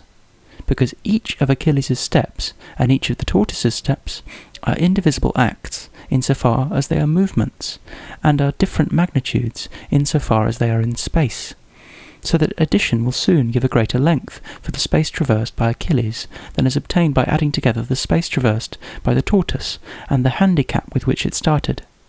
This is what Zeno leaves out of account when he reconstructs the movement of Achilles according to the same law as the movement of the tortoise, forgetting that space alone can be divided and put together again in any way we like, and thus confusing space with motion. Hence, we do not think it necessary to admit, even after the acute and profound analysis of a contemporary thinker, that the meeting of the two moving bodies implies a discrepancy between real and imaginary motion, between space in itself, and indefinitely divisible space, between concrete time and abstract time. Why resort to a metaphysical hypothesis, however ingenious, about the nature of space, time, and motion, when immediate intuition shows us motion within duration, and duration outside of space? There is no need to assume a limit to the divisibility of concrete space. We can admit that it is infinitely divisible, provided that we make a distinction between the simultaneous positions of the two moving bodies, which are in fact in space, and their movements, which cannot occupy space, being duration rather than extent, quality and not quantity. To measure the velocity of a movement, as we shall see, is simply to ascertain a simultaneity. To introduce this velocity into calculations is simply to use a convenient means of anticipating a simultaneity. Thus mathematics confines itself to its own province, as long as it is occupied with determining the simultaneous positions of Achilles and the tortoise at a given moment, or when it admits a priori that the two moving bodies meet at point X, a meeting which is itself a simultaneity. But it goes beyond its province when it claims to reconstruct what takes place in the interval between two simultaneities, or rather, it is inevitably led, even then, to consider simultaneities once more, fresh simultaneities, the indefinitely increasing number of which ought to be a warning that we cannot make movement out of immobilities, nor time out of space. In short, just as nothing will be found homogeneous in duration, except a symbolical medium with no duration at all, namely space, in which simultaneities are set out in line, in the same way, no homogeneous element will be found in motion, except that which least belongs to it, the traverse space, which is motionless. Now, just for this reason, science cannot deal with time and motion except on condition of first eliminating the essential and qualitative element of time, duration, and of motion, mobility. We may easily convince ourselves of this by examining the part played in astronomy and mechanics by considerations of time, motion, and velocity. Treatises on mechanics are careful to announce that they do not intend to define duration itself, but only the equality of two durations. Quote, "Two intervals of time are equal when two identical bodies, in identical conditions at the beginning of each of these intervals, and subject to the same actions and influences of every kind, have traversed the same space at the end of these intervals." End quote. In other words, we are to note the exact moment at which the motion begins, i.e. the coincidence of an external change with one of our psychic states. We are to note the moment at which the motion ends, that is to say, another simultaneity. Finally, we are to measure the space traversed, the only thing, in fact, which is really measurable. Hence, there is no question here of duration, but only of space and simultaneities. To announce that something will take place at the end of a time t is to declare that consciousness will note between now and then a number t of simultaneities of a certain kind. And we must not be led astray by the words between now and then, for the interval of duration exists only for us and on account of the interpenetration of our conscious states. Outside ourselves we should find only space, and consequently nothing but simultaneities, of which we could not even say that they are objectively successive, since succession can only be thought through comparing the present with the past. That the interval of duration itself cannot be taken into account by science is proved by the fact that, if all the motions of the universe took place twice or thrice as quickly, there would be nothing to alter either in our formulae or in the figures which are to be found in them. Consciousness would have an indefinable and, as it were, qualitative impression of the change, but the change would not make itself felt outside consciousness, since the same number of simultaneities would go on taking place in space. We shall see later on that when the astronomer predicts, e.g. an eclipse, he does something of this kind. He shortens infinitely the intervals of duration, as these do not count for science, and thus perceives in a very short time, a few seconds at the most, a succession of simultaneities which may take up several centuries for the concrete consciousness compelled to live through the intervals, instead of merely counting their extremities. A direct analysis of the notion of velocity will bring us to the same conclusion. Mechanics gets this notion through a series of ideas, the connection of which it is easy enough to trace. It first builds up the idea of uniform motion by picturing, on the one hand, the path AB of a certain moving body, and on the other, a physical phenomenon which is repeated indefinitely under the same conditions, e.g. a stone always falling from the same height onto the same spot. If we mark on the path AB the points M, N, P, reached by the moving body at each of the moments when the stone touches the ground, and if the intervals AM, Mn and Np are found to be equal to one another, the motion will be said to be uniform, and any one of these intervals will be called the velocity of the moving body, provided that it is agreed to adopt as unit of duration the physical phenomenon which has been chosen as the term of comparison. Thus, the velocity of a uniform motion is defined by the mechanics without appealing to any other notions than those of space and simultaneity. Now let us turn to the case of a variable motion, that is to the case when the elements am, mn, np are found to be unequal. In order to define the velocity of the moving body A at the point M, we shall only have to imagine an unlimited number of moving bodies, A1, A2, A3, all moving uniformly with velocities v1, v2, v3, which are arranged, e.g. in an ascending scale, and which correspond to all possible magnitudes. Let us then consider on the path of the moving body A 2 points M' and M'', situated on either side of the point M, but very near it.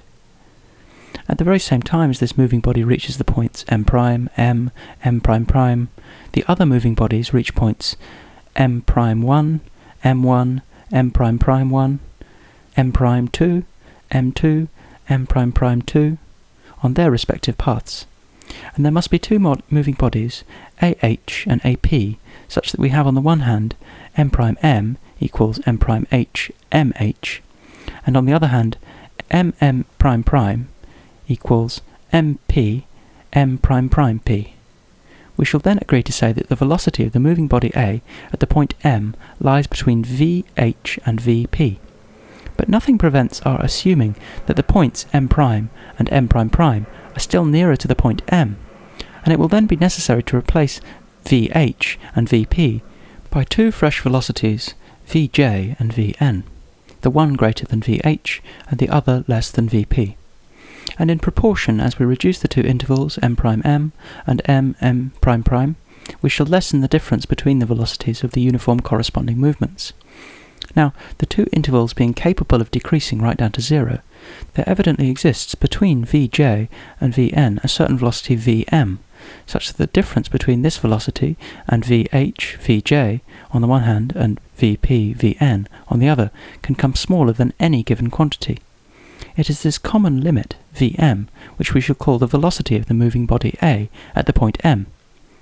Now, in this analysis of variable motion, as in that of uniform motion, it is a question only of spaces once traversed and of simultaneous positions once reached.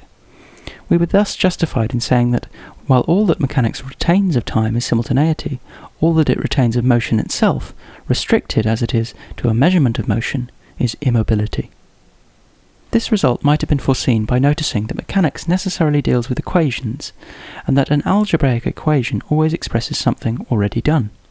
Now, it is of the very essence of duration and motion, as they appear to our consciousness, to be something that is unceasingly being done. Thus algebra can represent the results gained at a certain moment of duration, and the positions occupied by a certain moving body in space, but not duration and motion themselves. Mathematics may indeed increase the number of simultaneities and positions which it takes into consideration by making the intervals very small. It may even, by using the differential instead of the difference, show that it is possible to increase without limit the number of these intervals of duration. Nevertheless, however small the interval is supposed to be, it is the extremity of the interval at which mathematics always places itself.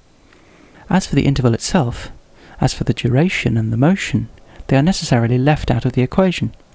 The reason is that duration and motion are mental syntheses and not objects, that, although the moving body occupies, one after the other, points on a line, motion itself has nothing to do with a line, and finally that, although the positions occupied by the moving body vary with the different moments of duration, though it even creates distinct moments by the mere fact of occupying different positions, duration, properly so called, has no moments which are identical or external to one another, being essentially heterogeneous, continuous, and with no analogy to number. It follows from this analysis that space alone is homogeneous, that objects in space form a discrete multiplicity, and that every discrete multiplicity is got by a process of unfolding in space. It also follows that there is neither duration nor even succession in space, if we give to these words the meaning in which consciousness takes them.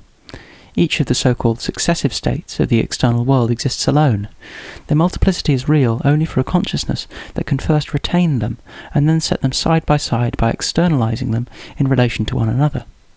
If it retains them, it is because these distinct states of the external world give rise to states of consciousness which permeate one another, imperceptibly organize themselves into a whole, and bind the past to the present by this very process of connection.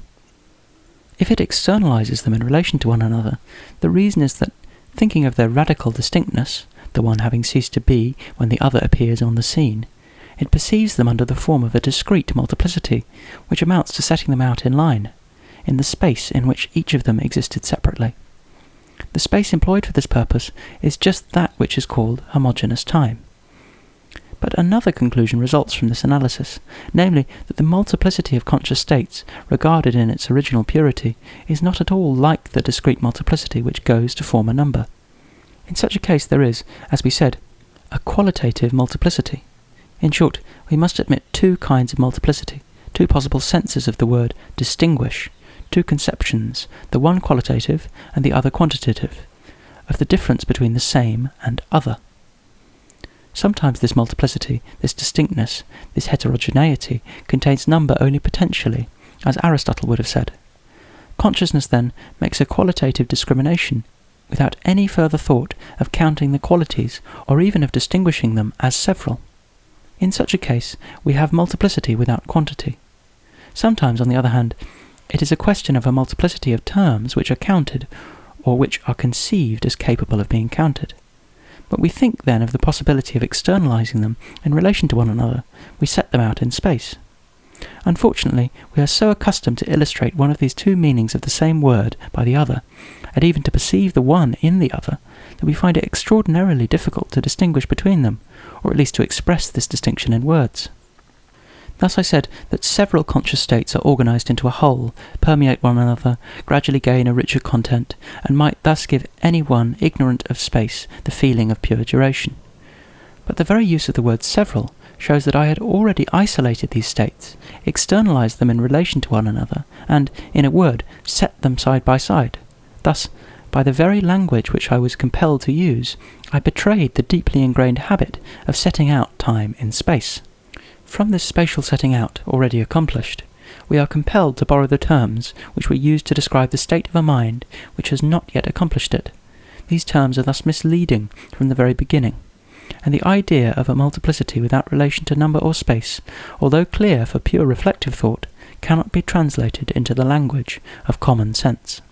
And yet we cannot even form the idea of discrete multiplicity without considering at the same time a qualitative multiplicity. when we explicitly count units by stringing them along a spatial line, is it not the case that, alongside this addition of identical terms standing out from a homogeneous background, an organisation of these units is going on in the depths of the soul, a wholly dynamic process not unlike the purely qualitative way in which an anvil, if it could feel, would realise a series of blows from a hammer? In this sense, we might almost say that the numbers in daily use have each their emotional equivalent. Tradesmen are well aware of it, and instead of indicating the price of an object by a round number of shillings, they will mark the next smaller number, leaving themselves to insert afterwards a sufficient number of pence and farthings. In a word, the process by which we count units and make them into a discrete multiplicity has two sides. On the one hand, we assume that they are identical, which is conceivable only on condition that these units are ranged alongside each other in a homogeneous medium.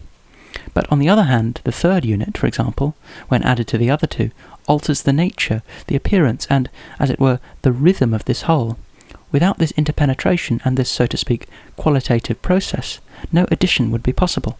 Hence, it is through the quality of quantity that we form the idea of quantity without quality. It is therefore obvious that, if it did not betake itself to a symbolical substitute, our consciousness would never regard time as a homogeneous medium, in which the terms of a succession remain outside one another. But we naturally reach this symbolical representation by the mere fact that, in a series of identical terms, each term assumes a double aspect for our consciousness. One aspect which is the same for all of them, since we are thinking then of the sameness of the external object, and another aspect which is characteristic of each of them, because the supervening of each term brings about a new organisation of the whole. Hence the possibility of setting out in space, under the form of numerical multiplicity, what we have called a qualitative multiplicity, and of regarding the one as the equivalent of the other. Now, this twofold process is nowhere accomplished so easily as in the perception of the external phenomenon which takes for us the form of motion. Here we certainly have a series of identical terms, since it is always the same moving body, but, on the other hand, the synthesis carried out by our consciousness between the actual position and what our memory calls the former positions causes these images to permeate, complete, and, so to speak, continue one another. Hence, it is principally by the help of motion that duration assumes the form of a homogeneous medium, and that time is projected into space. But, even if we leave out motion, any repetition of a well-marked external phenomenon would suggest to consciousness the same mode of representation. Thus, when we hear a series of blows from a hammer, the sounds form an indivisible melody insofar as they are pure sensations, and, here again, give rise to a dynamic progress. But, knowing that the same objective cause is at work, we cut up this progress into phases, which we then regard as identical. And this multiplicity of elements no longer being conceivable except by being set out in space, since they have now become identical, we are necessarily led to the idea of a homogeneous time, the symbolical image of real duration. In a word, our ego comes in contact with the external world at its surface. Our successive sensations, although dissolving into one another, retain something of the mutual externality which belongs to their objective causes, and thus our superficial psychic life comes to be pictured without any great effort, as set out in a homogeneous medium. But the symbolical character of such a picture becomes more striking as we advance further into the depths of consciousness. The deep-seated self, which ponders and decides, which heats and blazes up, is a self whose states and changes permeate one another and undergo a deep alteration as soon as we separate them from one another in order to set them out in space. But as this deeper self forms one and the same person with the superficial ego, the two seem to endure in the same way. And as the repeated picture of one identical objective phenomenon, ever recurring, cuts up our superficial psychic life into parts external to one another, the moments which are thus determine in their turn distinct segments in the dynamic and undivided progress of our more personal conscious states. Thus the mutual externality which material objects gain from their juxtaposition in homogeneous space reverberates and spreads into the depths of consciousness. Little by little our sensations are distinguished from one another like the external causes which gave rise to them, and our feelings or ideas come to be separated like the sensations with which they are contemporaneous. That our ordinary conception of duration depends on a gradual incursion of space into the domain of pure consciousness is proved by the fact that, in order to deprive the ego of this faculty of perceiving a homogeneous time, it is enough to take away from it this outer circle of psychic states, which it uses as a balance wheel. These conditions are realized when we dream, for sleep, by relaxing the play of the organic functions, alters the communicating surface between the ego and external objects. Here we no longer measure duration, but we feel it. From quantity it returns to the state of quality. We no longer estimate past time mathematically. The mathematical estimate gives place to a confused instinct, capable, like all instincts, of committing gross errors, but also of acting at times with an extraordinary skill. Even in the waking state, daily experience ought to teach us to distinguish between duration as quality, that which consciousness reaches immediately, and which is probably what animals perceive, and time, so to speak, materialized, time that has become quantity by being set out in space. Whilst I am writing these lines, the hour strikes on a neighbouring clock, but my inattentive ear does not perceive it until several strokes have made themselves heard. Hence, I have not counted them, and yet I only have to turn my attention backwards to count up the 4 strokes which have already sounded, and add them to those which I hear. If, then, I question myself carefully on what has just taken place, I perceive that the first 4 sounds had struck my ear and even affected my consciousness, but that the sensations produced by each one of them, instead of being set side by side, had melted into one another in such a way as to give the whole a peculiar quality, to make a kind of musical phrase out of it. In order, then, to estimate retrospectively the number of strokes sounded, I tried to reconstruct this phrase in thought. My imagination made 1 stroke, then 2, then 3, and as long as it did not reach the exact number 4, my feeling, when consulted, answered that the total effect was qualitatively different. It had thus ascertained, in its own way, the succession of 4 strokes, but quite otherwise than by a process of addition, and without bringing in the image of a juxtaposition of distinct terms. In a word, the number of strokes was perceived as a quality and not as a quantity. It is thus that duration is presented to immediate consciousness, and it retains this form so long as it does not give place to a symbolical representation derived from extensity. We should therefore distinguish 2 forms of multiplicity, 2 very different ways of regarding duration, 2 aspects of conscious life. Below homogeneous duration, which is the extensive symbol of true duration, a close psychological analysis distinguishes a duration whose heterogeneous moments permeate one another. Below the numerical multiplicity of conscious states, a qualitative multiplicity. Below the self with well-defined states, a self in which succeeding each other means melting into one another and forming an organic whole. But we are generally content with the first, i.e. with the shadow of the self projected onto homogeneous space. Consciousness, goaded by an insatiable desire to separate, substitutes the symbol for the reality, or perceives the reality only through the symbol. As the self, thus refracted and thereby broken to pieces, is much better adapted to the requirements of social life in general, and language in particular, consciousness prefers it, and gradually loses sight of the fundamental self. In order to recover this fundamental self, as the unsophisticated consciousness would perceive it, a vigorous effort of analysis is necessary, which will isolate the fluid inner states from their image, first refracted, then solidified in homogeneous space. In other words, our perceptions, sensations, emotions, and ideas occur under 2 aspects, the one clear and precise but impersonal, the other confused, ever-changing, and inexpressible, because language cannot get hold of it without arresting its mobility, or fit it into its commonplace forms without making it into public property. If we have been led to distinguish 2 forms of multiplicity, 2 forms of duration, we must expect each conscious state, taken by itself, to assume a different aspect, according as we consider it within a discrete multiplicity, or a confused multiplicity, in the time as quality, in which it is produced, or in the time as quantity, into which it is projected.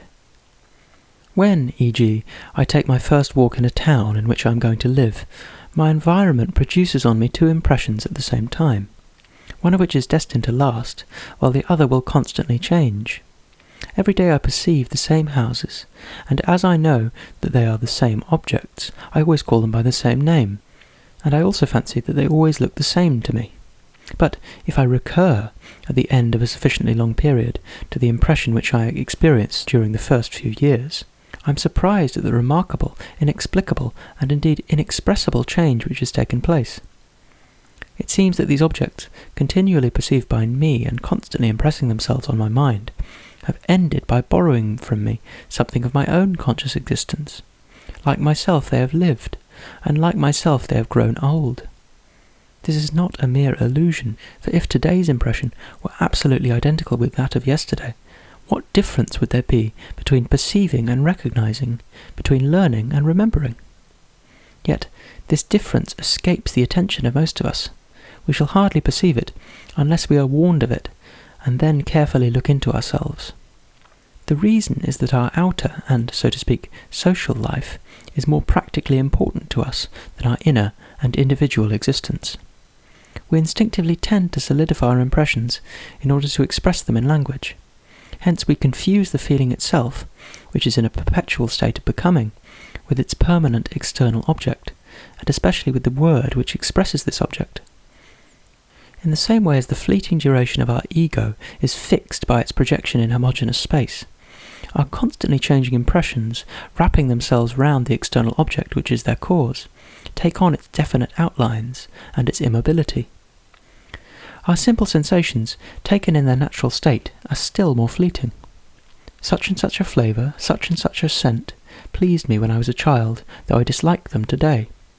Yet I still give the same name to the sensation experienced, and I speak as if only my taste had changed, whilst the scent and the flavour have remained the same. Thus I again solidify the sensation, and when its changeableness becomes so obvious that I cannot help recognizing it, I abstract this changeableness to give it a name of its own and solidify it in the shape of a taste. But in reality there are neither identical sensations nor multiple tastes. For sensations and tastes seem to me to be objects as soon as I isolate and name them, and in the human soul there are only processes. What I ought to say is that every sensation is altered by repetition, and that if it does not seem to me to change from day to day, it is because I perceive it through the object which is its cause, through the word which translates it. This influence of language on sensation is deeper than is usually thought. Not only does language make us believe in the unchangeableness of our sensations, but it will sometimes deceive us as to the nature of the sensation felt. Thus, when I partake of a dish that is supposed to be exquisite, the name which it bears, suggestive of the approval given to it, comes between my sensation and my consciousness. I may believe that the flavour pleases me when a slight effort of attention would prove the contrary. In short, the word with well-defined outlines, the rough and ready word, which stores up the stable, common, and consequently impersonal element in the impressions of mankind, overwhelms, or at least covers over, the delicate and fugitive impressions of our individual consciousness. To maintain the state on equal terms, the latter ought to express themselves in precise words, but these words, as soon as they were formed, would turn against the sensation which gave birth to them, and, invented to show that the sensation is unstable, they would impose on it their own stability. This overwhelming of the immediate consciousness is nowhere so striking as in the case of our feelings. A violent love or a deep melancholy takes possession of our soul. Here we feel 1,000 different elements which dissolve into and permeate one another without any precise outlines, without the least tendency to externalize themselves in relation to one another, hence their originality. We distort them as soon as we distinguish a numerical multiplicity in their confused mass. What will it be then, when we set them out, isolated from one another, in this homogeneous medium, which may be called either time or space, whichever you prefer? A moment ago, each of them was borrowing an indefinable colour from its surroundings. Now we have it colourless and ready to accept a name. The feeling itself is a being which lives and develops and is therefore constantly changing. Otherwise, how could it gradually lead us to form a resolution? Our resolution would be immediately taken. But it lives because the duration in which it develops is a duration whose moments permeate one another. By separating these moments from one another, by spreading out time in space, we have caused this feeling to lose its life and its colour. Hence, we are now standing before our own shadow. We believe that we have analysed our feeling, while we have really replaced it by a juxtaposition of lifeless states which can be translated into words, and each of which constitutes the common element, the impersonal residue of the impressions felt in a given case by the whole of society. And this is why we reason about these states and apply our simple logic to them, having set them up as genera by the mere fact of having isolated them from one another. We have prepared them for use in some future deduction. Now, if some bold novelist, tearing aside the cleverly woven curtains of our conventional ego, shows us under this appearance of logic a fundamental absurdity, under this juxtaposition of simple states an infinite permeation of 1,000 different impressions which have already ceased to exist the instant they are named, we commend him for having known us better than we knew ourselves. This is not the case, however, and the very fact that he spreads out our feelings in a homogeneous time and expresses its elements by words shows that he in his turn is only offering us its shadow, that he has arranged the shadow in such a way as to make us suspect the extraordinary and illogical nature of the object which projects it. He has made us reflect by giving outward expression to something of that contradiction, that interpenetration, which is the very essence of the elements expressed. Encouraged by him, we have put aside for an instant the veil which we interposed between our consciousness and ourselves. He has brought us back into our own presence. We should experience the same sort of surprise if we strove to seize our ideas themselves in their natural state, as our consciousness would perceive them if it were no longer beset by space.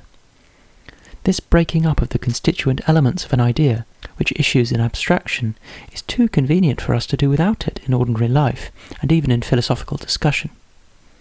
But when we fancy that the parts, thus artificially separated, are the genuine threads with which the concrete idea was woven, when, substituting for the interpenetration of the real terms the juxtaposition of their symbols, we claim to make duration out of space, we unavoidably fall into the mistakes of associationism. We shall not insist on the latter point, which will be the subject of a thorough examination in the next chapter. Let it be enough to say that the impulsive zeal with which we take sides on certain questions shows how our intellect has its instincts. And what can an instinct of this kind be, if not an impetus common to all our ideas, i.e. their very interpenetration? The beliefs to which we most strongly adhere are those of which we should find it most difficult to give an account, and the reasons by which we justify them are seldom those which have led us to adopt them.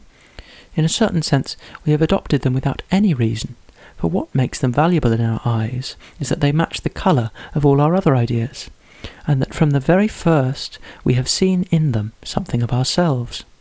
Hence, they do not take in our minds that common-looking form which they will assume as soon as we try to give expression to them in words, and, although they bear the same name in other minds, they are by no means the same thing.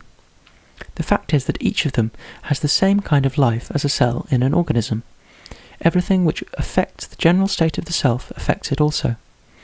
But while the cell occupies a definite point in the organism, an idea, which is truly ours, fills the whole of our self.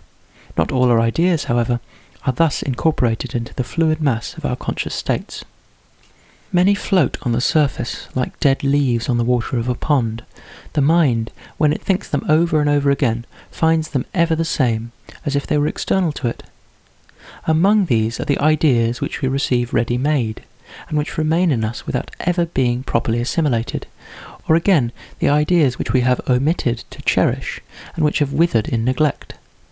If, in proportion as we get away from the deeper strata of the self, our conscious states tend more and more to assume the form of a numerical multiplicity and to spread out in a homogeneous space, it is just because these conscious states tend to become more and more lifeless, more and more impersonal. Hence, we need not be surprised if only those ideas which least belong to us can be adequately expressed in words. Only to these, as we shall see, does the associationist theory apply. External to one another, they keep up relations among themselves, in which the inmost nature of each of them counts for nothing, relations which can therefore be classified. It may thus be said that they are associated by contiguity or for some logical reason. But if, digging below the surface of contact between the self and external objects, we penetrate into the depths of the organised and living intelligence, we shall witness the joining together, or rather the blending, of many ideas which, when once dissociated, seem to exclude one another as logically contradictory terms. The strangest dreams in which two images overlie one another and show us at the same time two different persons, who yet make only one, will hardly give us an idea of the interweaving of concepts which goes on when we are awake. The imagination of the dreamer, cut off from the external world, imitates with mere images, and parodies in its own way, the process which constantly goes on with regard to ideas in the deeper regions of the intellectual life. Thus may be verified, thus, too, will be illustrated by a further study of deep-seated psychic phenomena, the principle from which we started. Conscious life displays two aspects, according as we perceive it, directly or by refraction through space. Considered in themselves, the deep-seated conscious states have no relation to quantity, they are pure quality. They intermingle in such a way that we cannot tell whether they are one or several, nor even examine them from this point of view, without at once altering their nature. The duration which they thus create is a duration whose moments do not constitute a numerical multiplicity. To characterize these moments by saying that they encroach on one another would still be to distinguish them. If each of us lived a purely individual life, if there were neither society nor language, would our consciousness grasp the series of inner states in this unbroken form? Undoubtedly, it would not quite succeed, because we should still retain the idea of a homogeneous space, in which objects are sharply distinguished from one another, and because it is too convenient to set out in such a medium the somewhat cloudy states which first attract the attention of consciousness, in order to resolve them into simpler terms. But mark that the intuition of a homogeneous space is already a step towards social life. Probably animals do not picture to themselves, besides their sensations, as we do, an external world quite distinct from themselves, which is the common property of all conscious beings.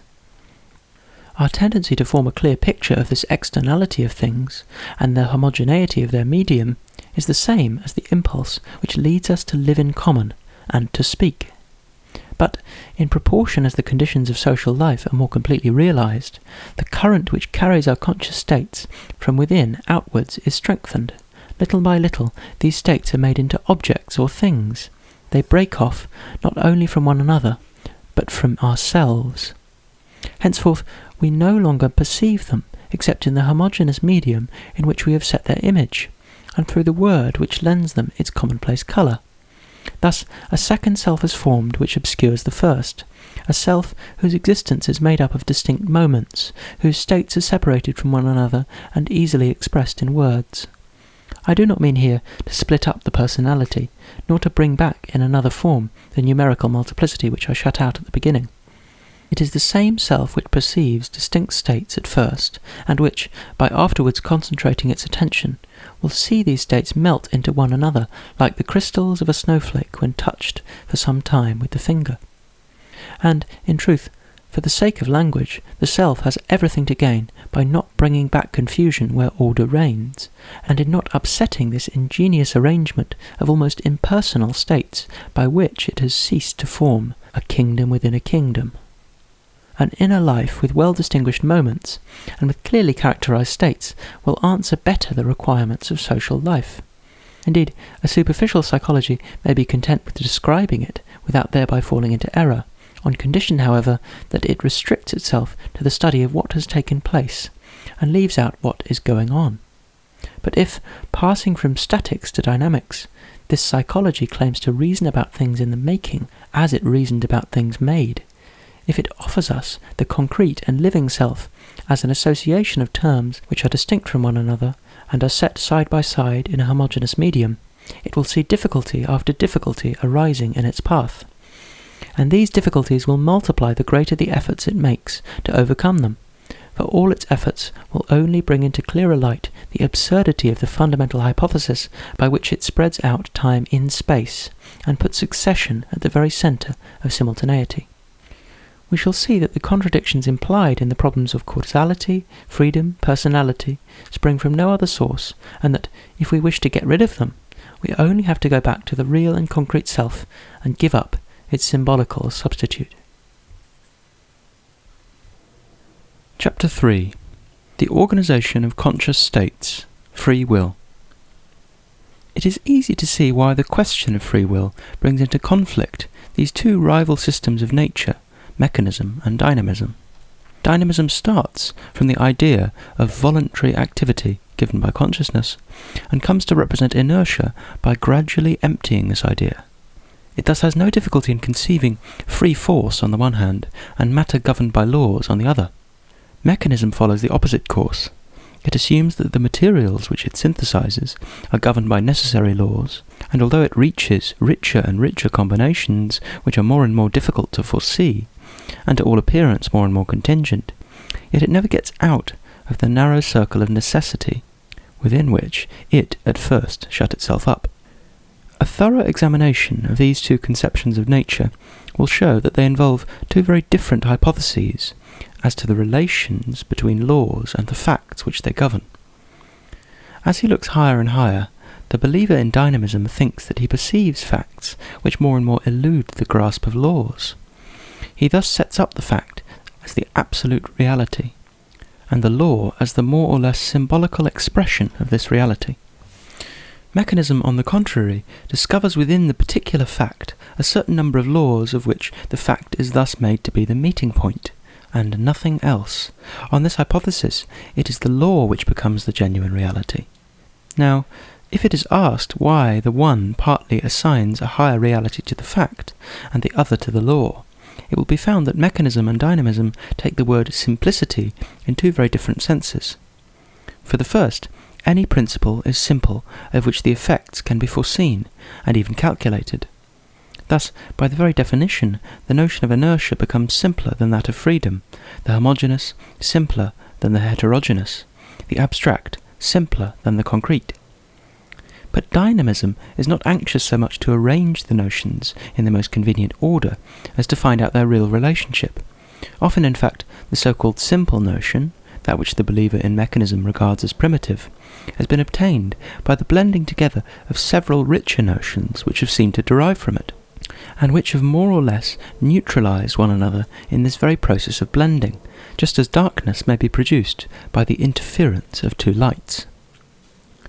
Regarded from this point of view, the idea of spontaneity is indisputably simpler than that of inertia, since the second can be understood and defined only by means of the first, while the first is self-sufficient. For each of us has the immediate knowledge, be it thought true or fallacious, of his free spontaneity, without the notion of inertia having anything to do with knowledge. But if we wish to define the inertia of matter, we must say that it cannot move or stop of its own accord, that everybody perseveres in the state of rest or motion so long as it is not acted upon by any force, and in both cases we are unavoidably carried back to the idea of activity. It is therefore natural that, a priori, we should reach two opposite conceptions of human activity, according to the way in which we understand the relation between the concrete and the abstract, the simple and the complex, facts and laws. A posteriori, however, definite facts are appealed to against freedom, some physical, others psychological. Sometimes it is asserted that our actions are necessitated by our feelings, our ideas, and the whole preceding series of our conscious states. Sometimes freedom is denounced as being incompatible with the fundamental properties of matter, and in particular with the principle of the conservation of energy. Hence, two kinds of determinism, two apparently different empirical proofs of universal necessity. We shall show that the second of these two forms is reducible to the first, and that all determinism, even physical determinism, involves our psychological hypothesis. We shall then prove that psychological determinism itself, and the refutations which are given of it, rest on an inaccurate conception of the multiplicity of conscious states, or rather of duration. Thus, in the light of the principles worked out in the foregoing chapter, we shall see a self emerge whose activity cannot be compared to that of any other force. Physical determinism, in its latest form, is closely bound up with mechanical, or rather kinetic, theories of matter. The universe is pictured as a heap of matter which the imagination resolves into molecules and atoms, These particles are supposed to carry out unceasingly movements of every kind, sometimes of vibration, sometimes of translation, and physical phenomena, chemical action, the qualities of matter which our senses perceive, heat, sound, electricity, perhaps even attraction, are thought to be reducible objectively to these elementary movements. The matter which goes to make up organised bodies being subject to the same laws, we find in the nervous system, for example, only molecules and atoms which are in motion and attract and repel one another. Now, if all bodies, organised or unorganised, thus act and react on one another in their ultimate parts, it is obvious that the molecular state of the brain at a given moment will be modified by the shocks which the nervous system receives from the surrounding matter, so that sensations, feelings and ideas which succeed one another in us can be defined as mechanical resultants, obtained by the compounding of shocks received from without with the previous movements of the atoms of the nervous substance. But the opposite phenomenon may occur, and the molecular movements which go on in the nervous system, if compounded with one another or with others, will often give as resultant a reaction of our organism on its environment. Hence the reflex movements, hence also the so-called free and voluntary actions. As, moreover, the principle of the conservation of energy has been assumed to admit of no exception, there is not an atom, either in the nervous system or in the whole of the universe, whose position is not determined by the sum of the mechanical actions which the other atoms exert upon it. And the mathematician who knew the position of the molecules or atoms of a human organism at a given moment, as well as the position and motion of all the atoms in the universe capable of influencing it, could calculate with unfailing certainty the past, present, and future actions of the person to whom this organism belongs, just as one predicts an astronomical phenomenon. We shall not raise any difficulty about recognizing that this conception of physiological phenomena in general, and nervous phenomena in particular, is a very natural deduction from the law of the conservation of energy. Certainly, the atomic theory of matter is still at the hypothetical stage, and the purely kinetic explanations of physical facts lose more than they gain by being too closely bound up with it. We must observe, however, that even if we leave aside the atomic theory, as well as any other hypothesis as to the nature of the ultimate elements of matter, the necessitating of physiological facts by their antecedents follows from the theorem of the conservation of energy, as soon as we extend this theorem to all processes going on in all living bodies. For to admit the universality of this theorem is to assume at bottom that the material points of which the universe is composed are subject solely to forces of attraction and repulsion arising from these points themselves and possessing intensities which depend only on their distances. Hence the relative position of these material points at a given moment, whatever be their nature, would be strictly determined by relation to what it was at the preceding moment. Let us then assume for a moment that this last hypothesis is true. We propose to show in the first place that it does not involve the absolute determination of our conscious states by one another, and then that the very universality of the principle of the conservation of energy cannot be admitted except in virtue of some psychological hypothesis. If we assume that the position, the direction, and the velocity of each atom of cerebral matter are determined at every moment of time, it would not at all follow that our psychic life is subject to the same necessity. For we should first have to prove that a strictly determined psychic state corresponds to a definite cerebral state, and the proof of this is still to be given. As a rule, we do not think of demanding it because we know that a definite vibration of the tympanum, a definite stimulation of the auditory nerve, gives a definite note on the scale, and because the parallelism of the physical and psychical series has been proved in a fairly large number of cases. But then, nobody has ever contended that we were free, under given conditions, to hear any note or perceive any colour we liked. Sensations of this kind, like many other psychic states, are obviously bound up with certain determining conditions, and it is just for this reason that it has been possible to imagine or discover beneath them a system of movements which obey our abstract mechanics. In short, wherever we succeed in giving a mechanical explanation, we observe a fairly strict parallelism between the physiological and the psychological series, and we need not be surprised at it, since explanations of this kind will assuredly not be met with except where the two series exhibit parallel terms. But to extend this parallelism to the series themselves in their totality is to settle a priori the problem of freedom. Certainly this may be done, and some of the greatest thinkers have set the example.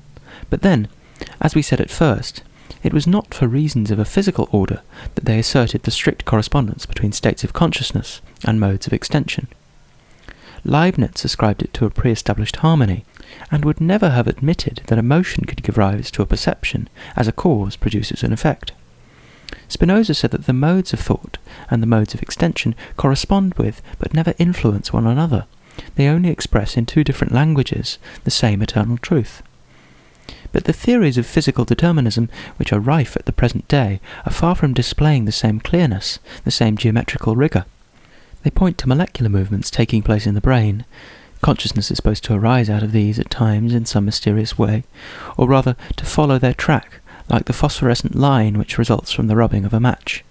Or, yet again, we are to think of an invisible musician playing behind the scenes while the actor strikes a keyboard, the notes of which yield no sound. Consciousness must be supposed to come from an unknown region, and to be superimposed on the molecular vibrations, just as the melody is on the rhythmical vibrations of the actor. But whatever image we fall back upon, we do not prove, and we never shall prove by any reasoning, that the psychic fact is fatally determined by the molecular movement. For in a movement we may find the reason of another movement, but not the reason of a conscious state. Only observation can prove that the latter accompanies the former. Now, the unvarying conjunction of the two terms has not been verified by experience, except in a very limited number of cases, and with regard to facts which all confess to be most independent of the will. But it is easy to understand why physical determinism extends this conjunction to all possible cases.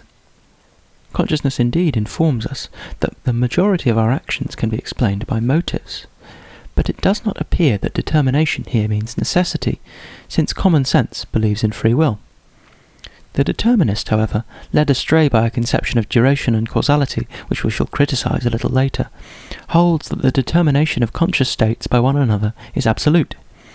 This is the origin of associationist determinism, an hypothesis in the support of which the testimony of consciousness is appealed to, but which cannot, in the beginning, lay claim to scientific rigour. It seems natural that this, so to speak, approximate determinism, this determinism of quality, should seek support from the same mechanism that underlies the phenomena of nature. The latter would thus convey to the former its own geometrical character, and the transaction would be to the advantage both of psychological determinism, which would emerge from it in a stricter form, and of physical mechanism, which would then spread over everything. A fortunate circumstance favours this alliance. The simplest psychic states do in fact occur as accessories to well-defined physical phenomena, and the greater number of sensations seem to be bound up with definite molecular movements. This mere beginning of an experimental proof is quite enough for the man who, for psychological reasons, is already convinced that our conscious states are the necessary outcome of the circumstances under which they happen. Henceforth, he no longer hesitates to hold that the drama enacted in the theatre of consciousness is a literal and even slavish translation of some scenes performed by the molecules and atoms of organised matter. The physical determinism which is reached in this way is nothing but psychological determinism seeking to verify itself and fix its own outlines by an appeal to the sciences of nature. But we must own that the amount of freedom which is left to us after strictly complying with the principle of the conservation of energy is rather limited. For even if this law does not exert a necessitating influence over the course of our ideas, it will at least determine our movements. Our inner life will still depend upon ourselves up to a certain point, but to an outside observer there will be nothing to distinguish our activity from absolute automatism. We are thus led to inquire whether the very extension of the principle of the conservation of energy to all the bodies in nature does not itself involve some psychological theory, and whether the scientist who did not possess a priori any prejudice against human freedom would think of setting up this principle as a universal law. We must not overrate the part played by the principle of the conservation of energy in the history of the natural sciences. In its present form, it marks a certain phase in the evolution of certain sciences, but it has not been the governing factor in this evolution, and we should be wrong in making it the kind of indispensable postulate of all scientific research. Certainly, every mathematical operation which we carry out on a given quantity implies the permanence of this quantity throughout the course of the operation, in whatever way we may split it up. In other words, what is given is given, what is not given is not given. and in whatever order we add up the same terms, we shall get the same result. Science will forever remain subject to this law, which is nothing but the law of non-contradiction. But this law does not involve any special hypothesis as to the nature of what we ought to take as given, or what will remain constant. No doubt it informs us that something cannot come from nothing, but experience alone will tell us which aspects or functions of reality must count for something, and which for nothing, from the point of view of positive science. In short, in order to foresee the state of a determinate system at a determinate moment, it is absolutely necessary that something should persist as a constant quantity throughout a series of combinations, but it belongs to experience to decide as to the nature of this something, and especially to let us know whether it is found in all possible systems, whether, in other words, all possible systems lend themselves to our calculations. It is not certain that all the physicists before Leibniz believed, like Descartes, in the conservation of a fixed quantity of motion in the universe. Were their discoveries less valuable on this account, or their researches less successful? Even when Leibniz had substituted for this principle that of the conservation of vis viva, it was not possible to regard the law as quite general, since it admitted of an obvious exception in the case of the direct impact of two inelastic bodies. Thus science has done for a very long time without a universal conservative principle.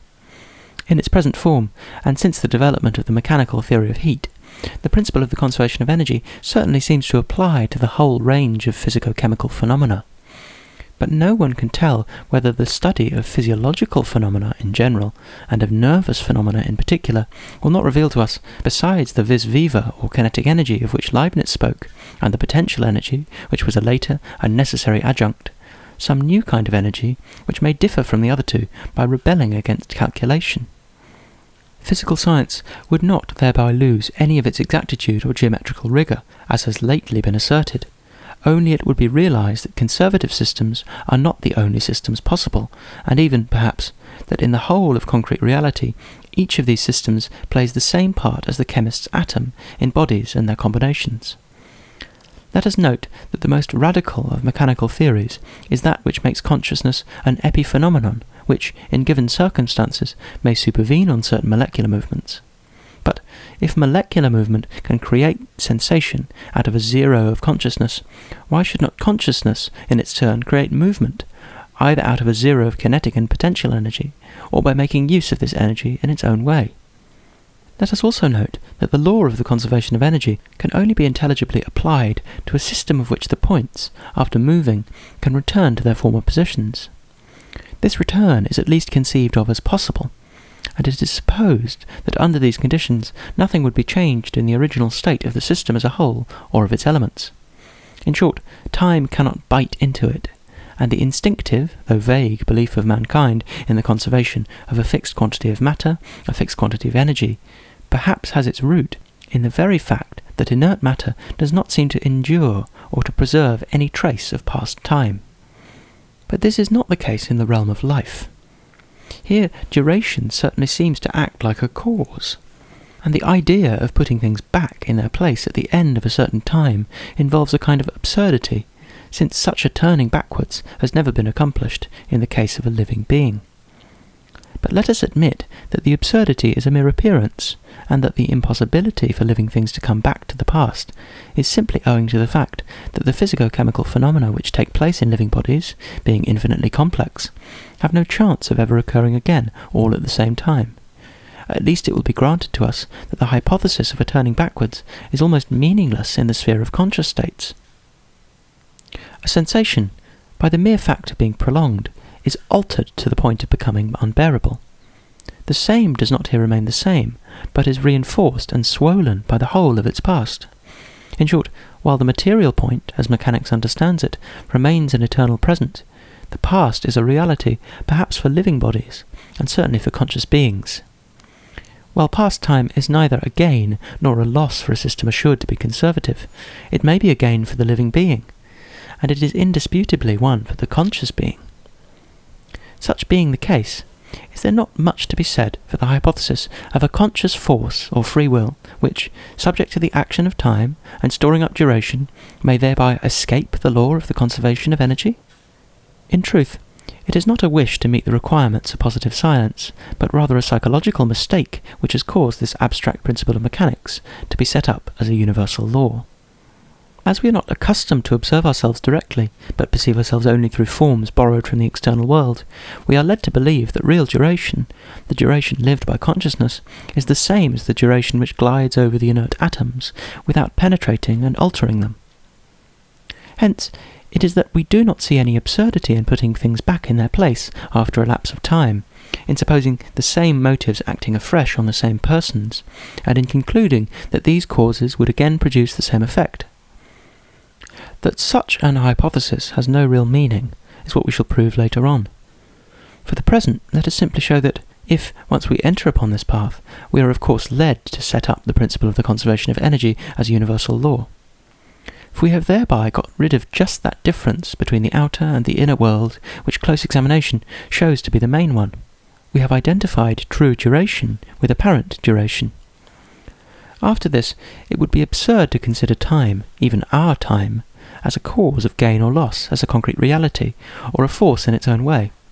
Thus, while we ought only to say, if we were kept aloof from all presuppositions concerning free will, that the law of the conservation of energy governs physical phenomena and may, one day, be extended to all phenomena if psychological facts also prove favourable to it, we go far beyond this, and, under the influence of a metaphysical prepossession, we lay down the principle of the conservation of energy as a law which should govern all phenomena whatever, or must be supposed to do so until some psychological facts have actually spoken against it.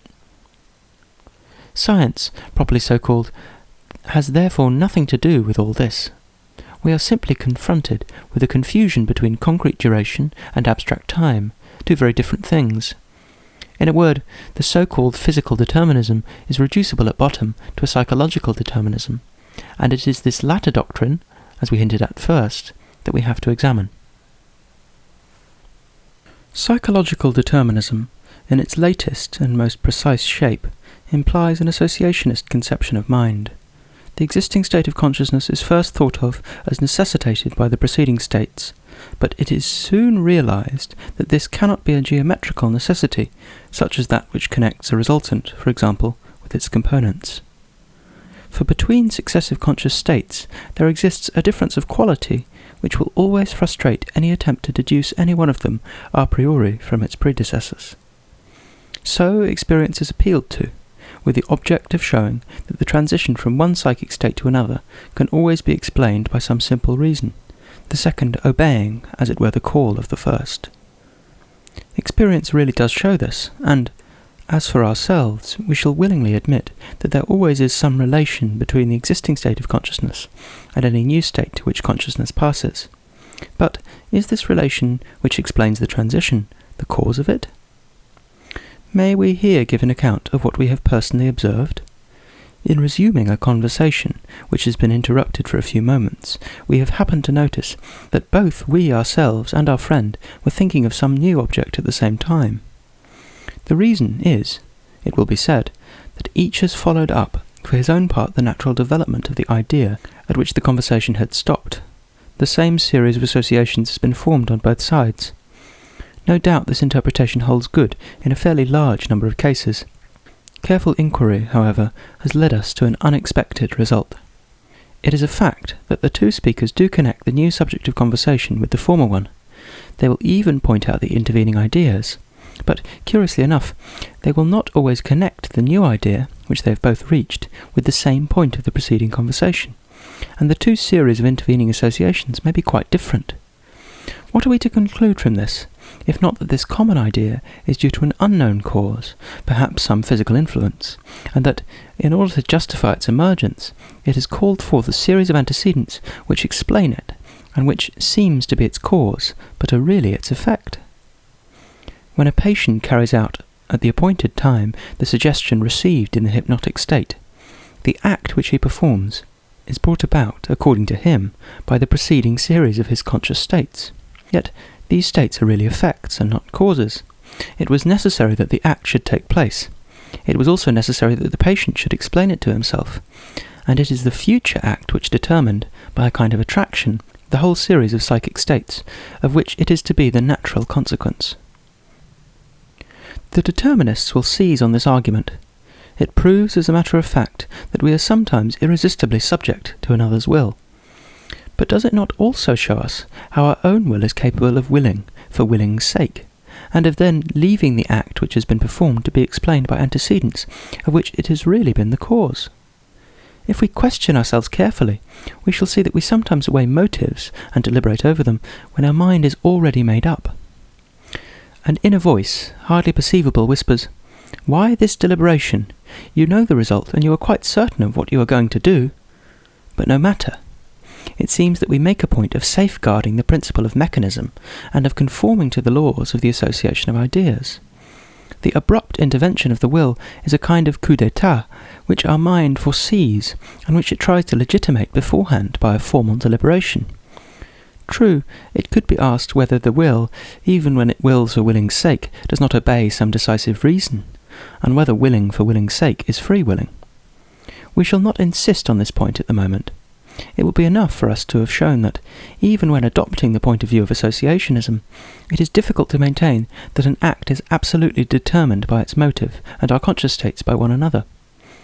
Beneath these deceptive appearances, a more attentive psychology sometimes reveals to us effects which precede their causes, and phenomena of psychic attraction which elude the known laws of the association of ideas.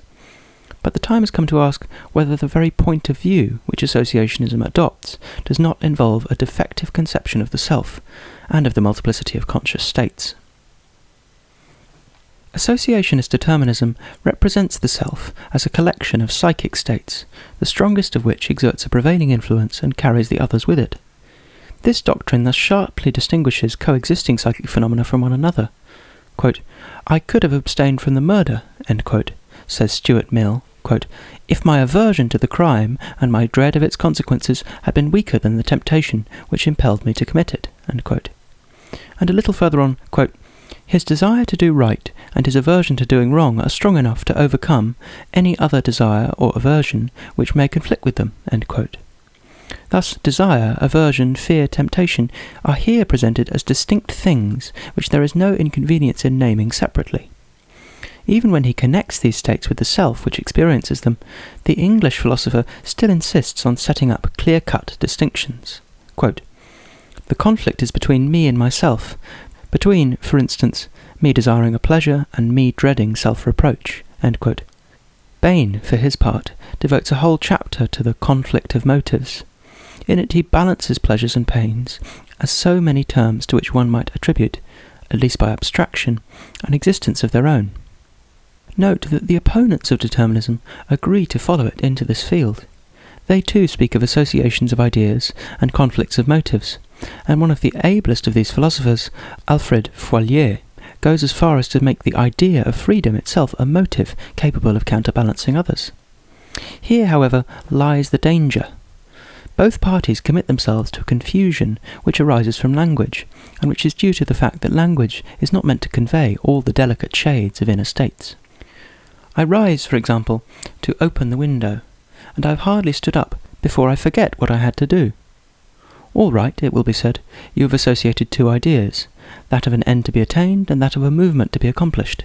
One of the ideas has vanished, and only the idea of the movement remains. However, I do not sit down again. I have a confused feeling that something remains to be done. This particular standing still, therefore, is not the same as any other standing still. In the position which I take up the act to be performed is, as it were, prefigured, so that I have only to keep this position, to study it, or rather to feel it intimately, in order to recover the idea which had vanished for a moment. Hence, this idea must have tinged with a certain particular colouring the mental image of the intended movement, and the position taken up, and this colouring, without doubt, would not have been the same if the end to be attained had been different. Nevertheless, language would still have expressed the movement and the position in the same way, and associationism would have distinguished the two cases by saying that with the idea of the same movement there was associated this time the idea of a new end, as if the mere newness of the end to be attained did not alter in some degree the idea of the movement to be performed, even though the movement itself remained the same. We should thus say, not that the image of a certain position can be connected in consciousness with images of different ends to be attained, but rather that positions geometrically identical outside look different to consciousness from the inside, according to the end contemplated. The mistake of associationism is that it first did away with the qualitative element in the act to be performed and retained only the geometrical and impersonal element. With the idea of this act, thus rendered colourless, it was then necessary to associate some specific difference to distinguish it from many other acts. But this association is the work of the associationist philosopher, who is studying my mind, rather than of my mind itself. I smell a rose, and immediately confused recollections of childhood come back to my memory. In truth, these recollections have not been called up by the perfume of the rose. I breathe them in with the very scent. It means all that to me. To others it will smell differently. It is always the same scent, you will say, but associated with different ideas. I am quite willing that you should express yourself in this way, but do not forget that you have first removed the personal element from the different impressions which the rose makes on each one of us. You have retained only the objective aspect, that part of the scent of the rose which is public property, and thereby belongs to space. Only thus was it possible to give a name to the rose and its perfume. You then found it necessary, in order to distinguish our personal impressions from one another, to add specific characteristics to the general idea of rose scent. And you now say that our different impressions, our personal impressions, result from the fact that we associate different recollections with rose scent. But the association of which you speak hardly exists except for you, and as a method of explanation. It is in this way that, by setting side by side certain letters of an alphabet common to a number of known languages, we may imitate fairly well such and such a characteristic sound belonging to a new one, but not with any of these letters, nor with all of them, has the sound itself been built up. We are thus brought back to the distinction which we set up above between the multiplicity of juxtaposition and that of fusion or interpenetration. Such and such a feeling, such and such an idea, contains an indefinite plurality of conscious states, but the plurality will not be observed unless it is, as it were, spread out in this homogeneous medium which some call duration, but is in reality space. We shall then perceive terms external to one another, and these terms will no longer be the states of consciousness themselves, but their symbols, or, speaking more exactly, the words which express them. There is, as we have pointed out, a close connection between the faculty of conceiving a homogeneous medium, such as space, and that of thinking by means of general ideas.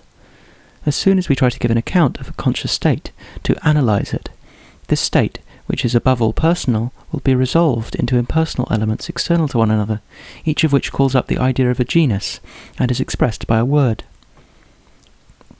But because our reason, equipped with the idea of space and the power of creating symbols, draws these multiple elements out of the whole, it does not follow that they were contained in it.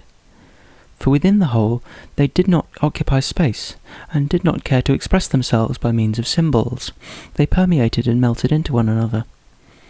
Associationism thus makes the mistake of constantly replacing the concrete phenomenon which takes place in the mind by the artificial reconstruction of it given by philosophy, and of thus confusing the explanation of the fact with the fact itself. We shall perceive this more clearly as we consider deeper and more comprehensive psychic states. The self comes into contact with the external world at its surface, and as this surface retains the imprint of objects, the self will associate by contiguity terms which it has perceived in juxtaposition. It is connections of this kind, connections of quite simple, and so to speak impersonal sensations, that the associationist theory fits. But just in proportion as we dig below the surface and get down to the real self, do its states of consciousness cease to stand in juxtaposition and begin to permeate and melt into one another, and each to be tinged with the colouring of all the others. Thus each of us has his own way of loving and hating, and this love or this hatred reflects his whole personality. Language, however, denotes these states by the same words in every case, so that it has been able to fix only the objective and impersonal aspect of love, hate, and the thousand emotions which stir the soul. We estimate the talent of a novelist by the power with which he lifts out of the common domain, to which language has thus brought them down, feelings and ideas to which he strives to restore, by adding detail to detail, their original and living individuality. But just as we can go on inserting points between two positions of a moving body without ever filling up the space traversed, in the same way, by the mere fact that we associate states with states, and that these states are set side by side instead of permeating one another, we fail to translate completely what our soul experiences. There is no common measure between mind and language. Therefore, it is only an inaccurate psychology, misled by language, which will show us the soul determined by sympathy, aversion, or hate, as though by so many forces pressing upon it. These feelings, provided that they go deep enough, each make up the whole soul, since the whole content of the soul is reflected in each of them. To say that the soul is determined under the influence of any one of these feelings is thus to recognize that it is self-determined. The associationist reduces the self to an aggregate of conscious states, sensations, feelings, and ideas. But if he sees in these various states no more than is expressed in their name, if he retains only their impersonal aspect, he may set them side by side forever without getting anything but a phantom self, a shadow of the ego projecting itself into space. If, on the contrary, he takes these psychic states with the particular colouring which they assume in the case of a definite person, and which comes to each of them by reflection from all the others, then there is no need to associate a number of conscious states in order to rebuild the person, for the whole personality is in a single one of them, provided that we know how to choose it. And the outward manifestation of this inner state will be just what is called a free act, since the self alone will have been the author of it, and since it will express the whole of the self. Freedom, thus understood, is not absolute, as a radically libertarian philosophy would have it. It admits of degrees. For it is no means the case that all conscious states blend with one another as raindrops with the water of a lake. The self, insofar as it has to do with a homogeneous space, develops on a kind of surface, and on this surface independent growths may form and float. Thus, a suggestion received in the hypnotic state is not incorporated in the mass of conscious states, but, endowed with a life of its own, it will usurp the whole personality when its time comes. A violent anger roused by some accidental circumstance, an hereditary vice suddenly emerging from the obscure depths of the organism to the surface of consciousness, will act almost like a hypnotic suggestion. Alongside these independent elements, there may be found more complex series, the terms of which do not permeate one another, but which never succeed in blending perfectly with them the whole mass of the self. Such is the system of feelings and ideas which are the result of an education not properly assimilated, an education which appeals to the memory rather than to the judgment. Here will be found, within the fundamental self, a parasitic self which continually encroaches upon the other. Many live this kind of life, and die without having known true freedom. But suggestion would become persuasion if the entire self assimilated it. Passion, even sudden passion, would no longer bear the stamp of fatality if the whole history of the person were reflected in it, as in the indignation of Alceste, and the most authoritative education would not curtail any of our freedom if it only imparted to us ideas and feelings capable of impregnating the whole soul. It is the whole soul, in fact, which gives rise to the free decision, and the act will be so much the freer the more the dynamic series with which it is connected tends to be the fundamental self. Thus understood, free acts are exceptional, even on the part of those who are most given to controlling and reasoning out what they do. It has been pointed out that we generally perceive our own self by refraction through space, that our conscious states crystallize into words, and that our living and concrete self thus gets covered with an outer crust of clean-cut psychic states, which are separated from one another and consequently fixed. We added that, for the convenience of language and the promotion of social relations, we have everything to gain by not breaking through this crust, and by assuming it to give an exact outline of the form of the object which it covers. It should now be added that our daily actions are called forth not so much by our feelings themselves, which are constantly changing, as by the unchanging images with which these feelings are bound up. In the morning, when the hour strikes at which I am accustomed to rise, I might receive this impression sin oli ti psyche, as Plato says. I might let it blend with the confused mass of impressions which fill my mind. Perhaps in that case it would not determine me to act. But generally this impression, instead of disturbing my whole consciousness like a stone which falls into the water of a pond, merely stirs up an idea which is, so to speak, solidified on the surface, the idea of rising and attending to my usual occupations. This impression and this idea have in the end become tied up with one another, so that the act follows the impression without the self interfering with it. In this instance, I am a conscious automaton, and I am so because I have everything to gain by being so. It will be found that the majority of daily actions are performed in this way and that, owing to the solidification in memory of such and such sensations, feelings, or ideas. Impressions from the outside call forth movements on our part which, though conscious and even intelligent, have many points of resemblance with reflex acts. It is to these acts, which are very numerous, but for the most part insignificant, that the associationist theory is applicable. They are, taken altogether, the substratum of our free activity, and with respect to this activity they play the same part as our organic functions in relation to the whole of our conscious life. Moreover, we will grant to determinism that we often resign our freedom in more serious circumstances, and that, by sluggishness or indolence, we allow this same local process to run its course when our whole personality ought, so to speak, to vibrate. When our most trustworthy friends agree in advising us to take some important step, the sentiments which they utter with so much insistence lodge on the surface of our ego, and there get solidified in the same way as the ideas of which we spoke just now. Little by little they will form a thick crust which will cover up our own sentiments. We shall believe that we are acting freely, and it is only by looking back to the past, later on, that we shall see how much we were mistaken. But then, at the very minute when the act is going to be performed, something may revolt against it. It is the deep-seated self rushing up to the surface. It is the outer crust bursting, suddenly giving way to an irresistible thrust. Hence in the depths of the self, below this most reasonable pondering over the most reasonable pieces of advice, something else was going on. A gradual heating and a sudden boiling over of feelings and ideas, not unperceived but rather unnoticed. If we turn back to them and carefully scrutinize our memory, we shall see that we had ourselves shaped these ideas, ourselves lived these feelings, but that, through some strange reluctance to exercise our will, we had thrust them back into the darkest depths of our soul whenever they came up to the surface. And this is why we seek in vain to explain our sudden change of mind by the visible circumstances which preceded it. We wish to know the reason why we have made up our mind, and we find that we have decided without any reason, and perhaps even against every reason. But in certain cases that is the best of reasons.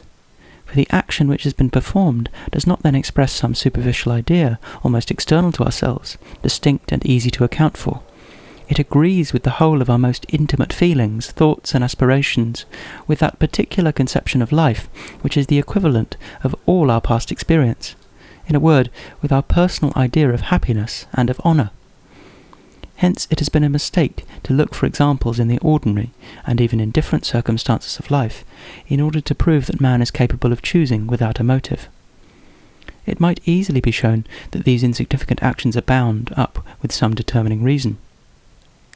It is at the great and solemn crisis, decisive of our reputation with others, and yet more with ourselves, that we choose in defiance of what is conventionally called a motive, and this absence of any tangible reason is the more striking, the deeper our freedom goes. But the determinist, even when he refrains from regarding the more serious emotions or deep-seated psychic states as forces, nevertheless distinguishes them from one another, and is thus led to a mechanical conception of the self. He will show us this self hesitating between two contrary feelings, passing from one to the other, and finally deciding in favour of one of them. The self and the feelings which stir it are thus treated as well-defined objects, which remain identical during the whole of the process. But if it is always the same self which deliberates, and if the two opposite feelings by which it is moved do not change, how, in virtue of this very principle of causality which determinism appeals to, would the self ever come to a decision? The truth is that the self, by the mere fact of experiencing the first feeling, has already changed into a slight extent when the second supervenes.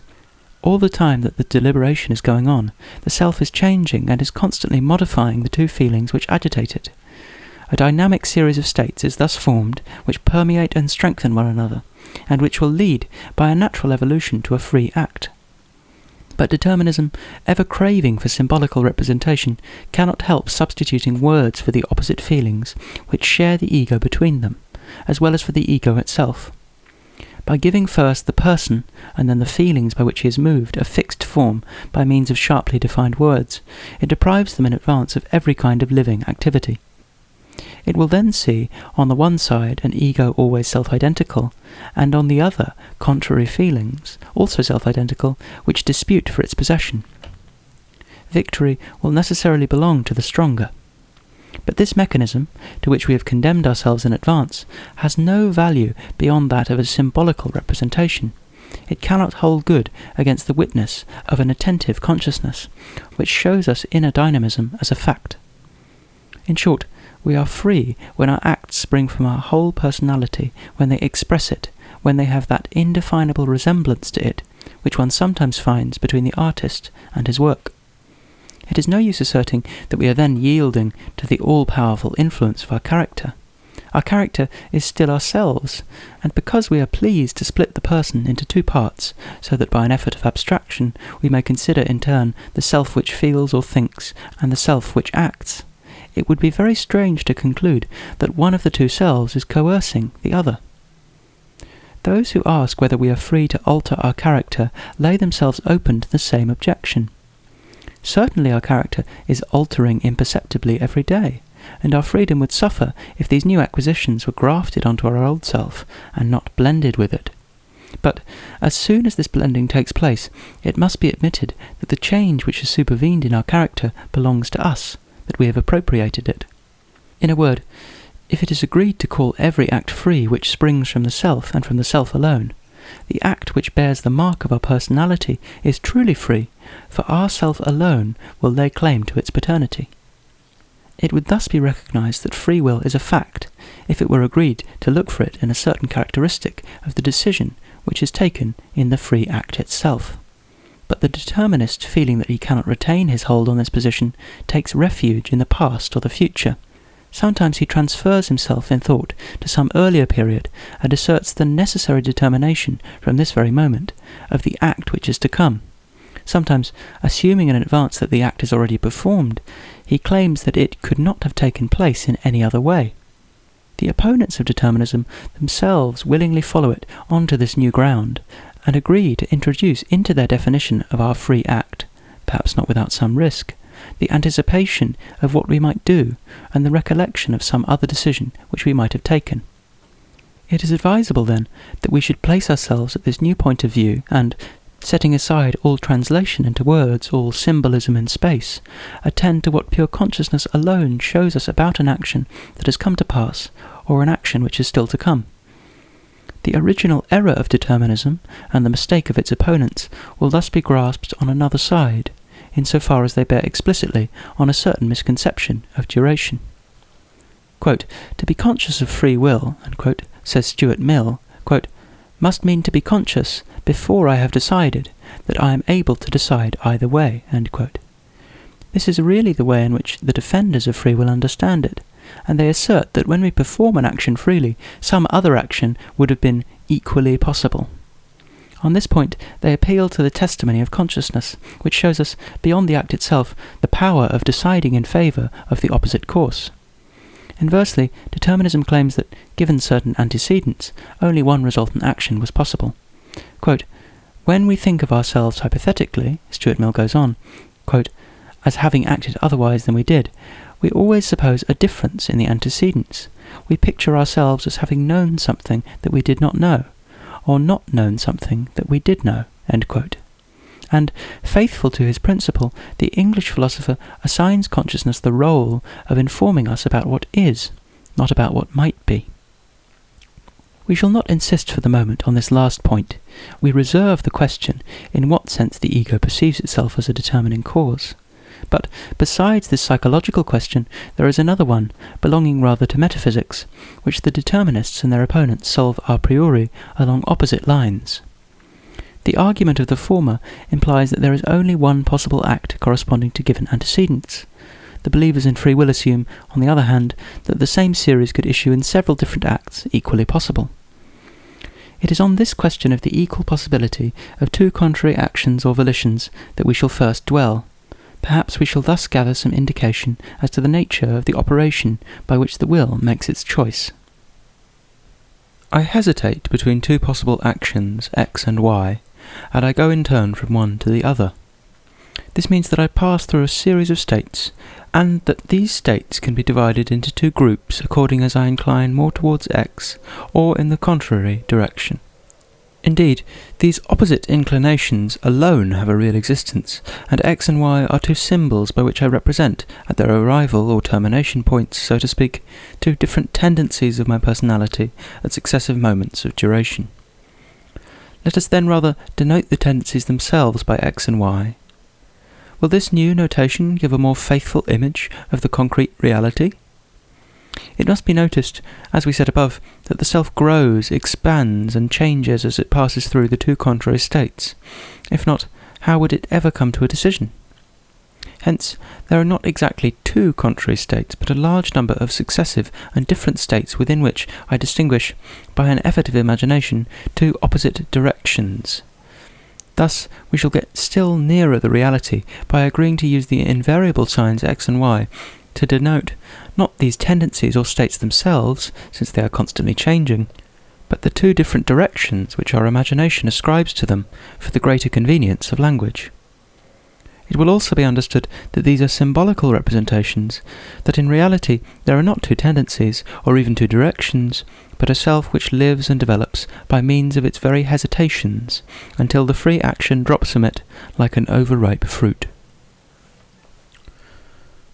But this conception of voluntary activity does not satisfy common sense, because, being essentially a devotee of mechanism, it loves clear-cut distinctions, those which are expressed by sharply defined words or by different positions in space.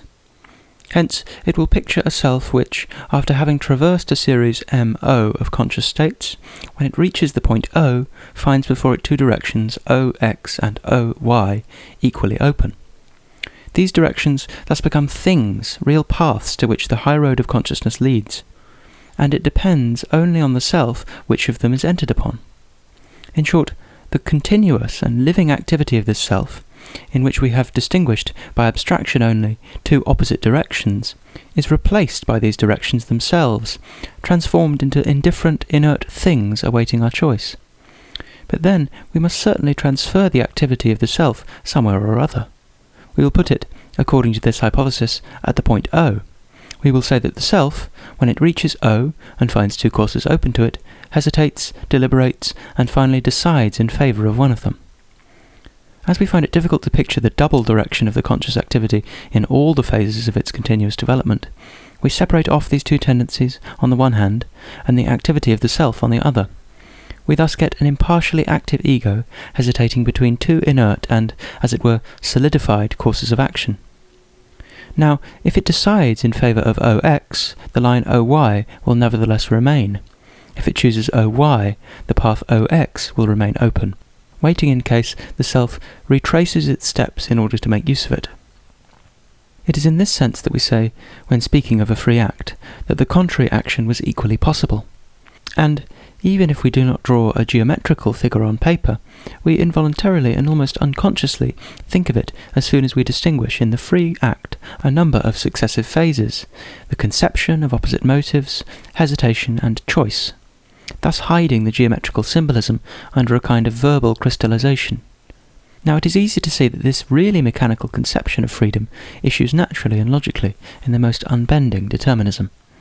The living activity of the self, in which we distinguish by abstraction two opposite tendencies, will finally issue either at X or Y. Now, since it is agreed to localize the double activity of the self at the point O, there is no reason to separate this activity from the act in which it will issue, and which forms part and parcel of it.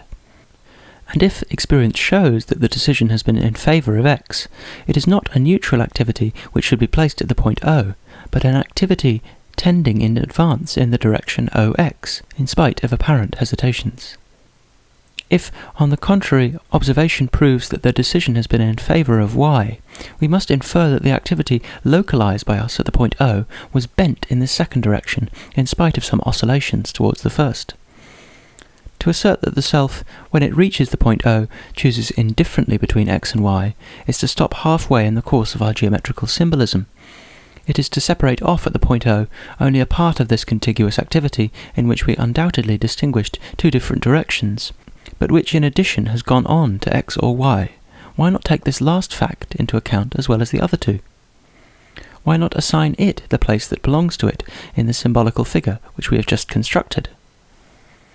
But if the self, when it reaches the point O, is already determined in one direction, there is no use in the other way remaining open. The self cannot take it. And the same rough symbolism which was meant to show that the contingency of the action performed ends by a natural extension in proving its absolute necessity. In short, defenders and opponents of free will agree in holding that the action is preceded by a kind of mechanical oscillation between the 2 points x and y. If I decide in favour of x, the former will tell me, "You hesitated and deliberated, therefore y was possible." The others will answer, "You chose x, therefore you had some reason for doing so," and those who declare that y was equally possible forget this reason. They leave aside one of the conditions of the problem. Now, if I dig deeper underneath these two opposite solutions, I discover a common postulate. Both take up their position after the action x has been performed, and represent the process of my voluntary activity by a path MO which branches off at the point O, the lines OX and OY symbolizing the two directions which abstraction distinguishes within the continuous activity of which x is the goal. But while the determinists take account of all that they know, and note that the path MOX has been traversed, their opponents mean to ignore one of the data with which they have constructed the figure. And after having traced out the lines OX and OY, which should together represent the progress of the activity of the self, they bring back the self to the point O to oscillate there until further orders. It should not be forgotten, indeed, that the figure, which is really a splitting of our psychic activity in space, is purely symbolical, and as such cannot be constructed unless we adopt the hypothesis that our deliberation is finished and our mind made up. If you trace it beforehand, you assume that you have reached the end, and are present in imagination at the final act. In short, this figure does not show me the deed in the doing, but the deed already done. Do not ask me then whether the self, having traversed the path MO and decided in favour of x, could or could not choose y. I should answer that the question is meaningless, because there is no line MO, no point O, no path OX, no direction OY. To ask such a question is to admit the possibility of adequately representing time by space and a succession by a simultaneity.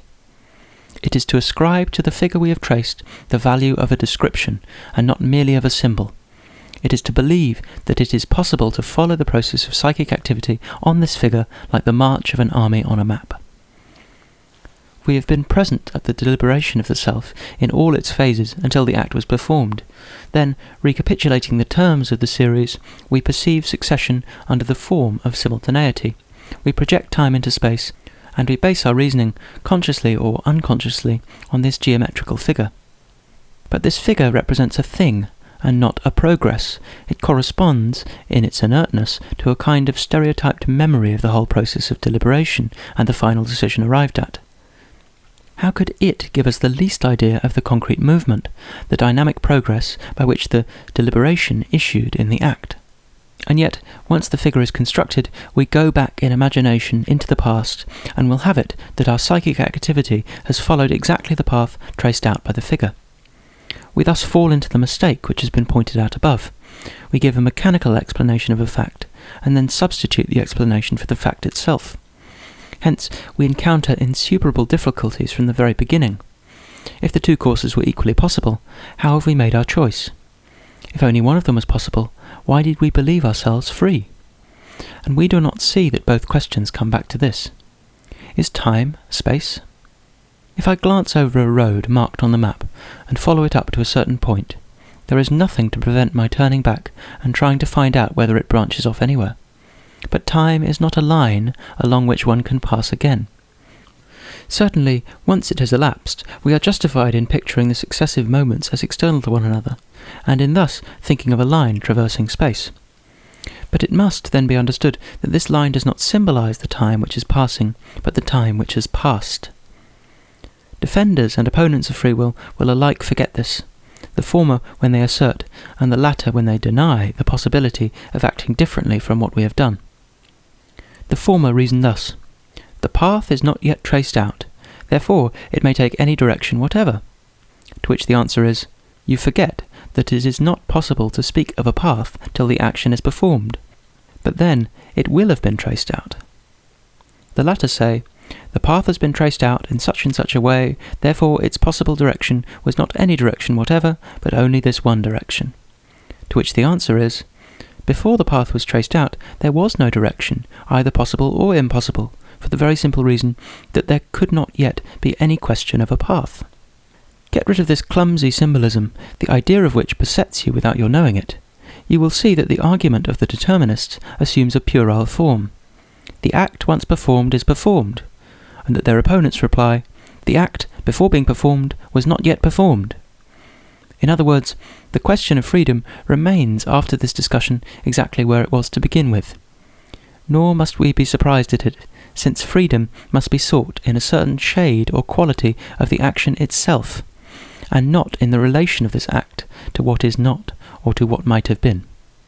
All the difficulty arises from the fact that both parties picture the deliberation under the form of an oscillation in space, while it really consists in a dynamic progress in which the self and its motives, like real living beings, are in a constant state of becoming. The self, infallible when it affirms its immediate experiences, feels itself free and says so. But as soon as it tries to explain its freedom to itself, it no longer perceives itself except by a kind of refraction through space. Hence a symbolism of a mechanical kind, equally incapable of proving, disproving, or illustrating free will. But determinism will not admit itself beaten, and, putting the question in a new form, it will say, let us leave aside actions already performed. Let us consider only actions that are to come. The question is whether, knowing from now onwards all the future antecedents, some higher intelligence would not be able to predict with absolute certainty the decision which will result. We gladly agree to the question being put in these terms. It will give us a chance of stating our own theory with greater precision. But we shall first draw a distinction between those who think that the knowledge of antecedents would enable us to state a probable conclusion, and those who speak of an infallible foresight. To say that a certain friend, under certain circumstances, will very probably act in a certain way, is not so much to predict the future conduct of our friend, as to pass a judgment on his present character, that is to say, on his past. Although our feelings, our ideas, our character are constantly altering, a sudden change is seldom observed. And it is still more seldom that we cannot say of a person whom we know that certain actions seem to accord fairly well with his nature, and that certain others are absolutely inconsistent with it. All philosophers will agree on this point, for to say that a given action is consistent or inconsistent with the present character of a person whom one knows is not to bind the future to the present. But the determinist goes much further. He asserts that our solution is provisional simply because we never know all the conditions of the problem, that our forecast would gain in probability in proportion as we were provided with a larger number of these conditions, that, therefore, complete and perfect knowledge of all the antecedents without any exception would make our forecast infallibly true. Such, then, is the hypothesis which we have to examine. For the sake of greater definiteness, let us imagine a person called upon to make a seemingly free decision under serious circumstances. We shall call him Peter. The question is whether a philosopher Paul, living at the same period as Peter, or, if you prefer, a few centuries before, would have been able, knowing all the conditions under which Peter acts, to foretell with certainty the choice which Peter made. There are several ways of picturing the mental condition of a person at a given moment. We try to do it when, e.g., we read a novel. But whatever care the author may have taken in depicting the feelings of his hero, and even in tracing back his history, the end, foreseen or unforeseen, will add something to the idea which we had formed of the character. The character, therefore, was only imperfectly known to us. In truth, the deeper psychic states, those which are translated by free acts, express and sum up the whole of our past history. If Paul knows all the conditions under which Peter acts, we may suppose that no detail of Peter's life escapes him, and that his imagination reconstructs and even lives over again Peter's history. But we must here make a vital distinction. When I myself pass through a certain psychic state, I know exactly the intensity of this state and its importance in relation to the others, not by measurement or comparison, but because the intensity of, e.g., a deep-seated feeling, is nothing else than the feeling itself. On the other hand, if I try to give you an account of this psychic state, I shall be unable to make you realize its intensity except by some definite sign of a mathematical kind. I shall have to measure its importance, compare it with what goes before and what follows, in short, determine the part which it plays in the final act. And I shall say that it is more or less intense, more or less important, according as the final act is explained by it or apart from it. On the other hand, for my own consciousness, which perceived this inner state, there was no need of a comparison of this kind. The intensity was given to it as an inexpressible quality of the state itself. In other words, the intensity of a psychic state is not given to consciousness as a special sign accompanying this state and denoting its power, like an exponent in algebra.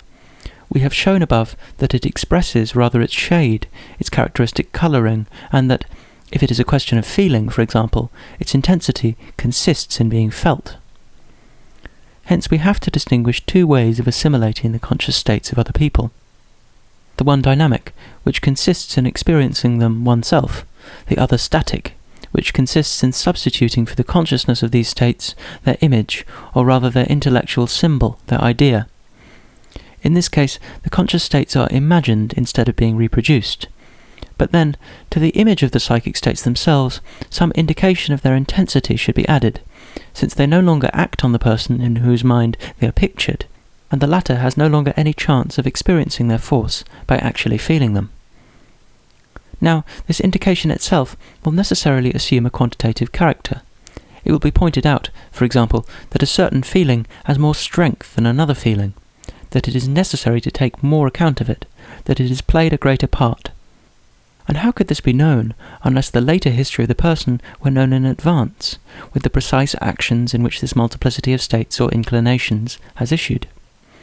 Therefore, if Paul is to have an adequate idea of Peter's state at any moment of his history, there are only two courses open. Either, like a novelist who knows whither he is conducting his characters, Paul must already know Peter's final act, and must thus be able to supplement his mental image of the successive states through which Peter is going to pass by some indication of their value in relation to the whole of Peter's history. Or he must make up his mind to pass through these different states, not in imagination, but in reality. The former hypothesis must be put on one side, since the very point at issue is whether, the antecedents alone being given, Paul will be able to foresee the final act. We find ourselves compelled, therefore, to alter radically the idea which we had formed of Paul. He is not, as we had thought at first, a spectator whose eyes pierce the future, but an actor who plays Peter's part in advance. And notice that you cannot exempt him from any detail of this part, for the most commonplace events have their importance in a life story, and even supposing that they have not, you cannot decide that they are insignificant, except in relation to the final act, which, by hypothesis, is not given. Neither have you the right to cut short, were it only by a second, the different states of consciousness through which Paul is going to pass before Peter, for the effects of the same feeling, for example, go on accumulating at every moment of duration, and the sum total of these effects could not be realized all at once, unless one knew the importance of the feeling, taken in its totality, in relation to the final act, which is the very thing that is supposed to remain unknown. But if Peter and Paul have experienced the same feelings in the same order, if their minds have the same history, how will you distinguish one from the other? Will it be by the body in which they dwell? They would then always differ in some respect, viz., that no moment of their history would they have a mental picture of the same body. Will it be by the place which they occupy in time? In that case, they would no longer be present at the same events. Now, by hypothesis, they have the exact same past and the same present, having the same experience. You must now make up your mind about it. Peter and Paul are one and the same person, whom you call Peter when he acts, and Paul when you recapitulate his history. The more complete you made the sum of the conditions which, when known, would have enabled you to predict Peter's future action, the closer became your grasp of his existence, and the nearer you came to living his life over again down to its smallest details. You thus reached the very moment when, the action taking place, there was no longer anything to be foreseen, but only something to be done. Here again, any attempt to reconstruct ideally an act really willed ends in the mere witnessing of the act, whilst it is being performed, or when it is already done. Hence, it is a question devoid of meaning to ask, could or could not the act be foreseen, given the sum total of its antecedents? For there are two ways of assimilating these antecedents, the one dynamic and the other static. In the first case, we shall be led by imperceptible steps to identify ourselves with the person we are dealing with, to pass through the same series of states, and thus to get back to the very moment at which the act is performed. Hence, there can no longer be any question of foreseeing it. In the second case, we presuppose the final act by the mere fact of annexing to the qualitative description of the previous states the quantitative appreciation of their importance. Here again, the one party is led merely to realize that the act is not yet performed when it is to be performed, and the other that when performed, it is performed. This, like the previous discussion, leaves the question of freedom exactly where it was to begin with. By going deeper into this twofold argument, we shall find at its very root the two fundamental illusions of the reflective consciousness. The first consists in regarding intensity as a mathematical property of psychic states, and not, as we said at the beginning of this essay, as a special quality, as a particular shade of these various states. The second consists in substituting for the concrete reality or dynamic progress which consciousness perceives, the material symbol of this progress when it has already reached its end, that is to say, of the act already accomplished together with the series of its antecedents. Certainly, once the final act is completed, I can ascribe to all the antecedents their proper value, and picture the interplay of these various elements as a conflict or a composition of forces.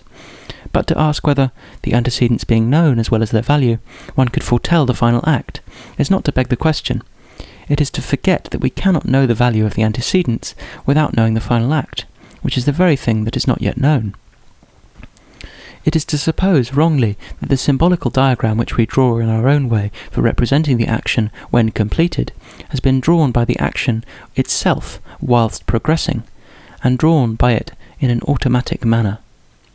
Now, in these two illusions themselves, a third one is involved, and you will see that the question whether the act could or could not be foreseen always comes back to this: is time space?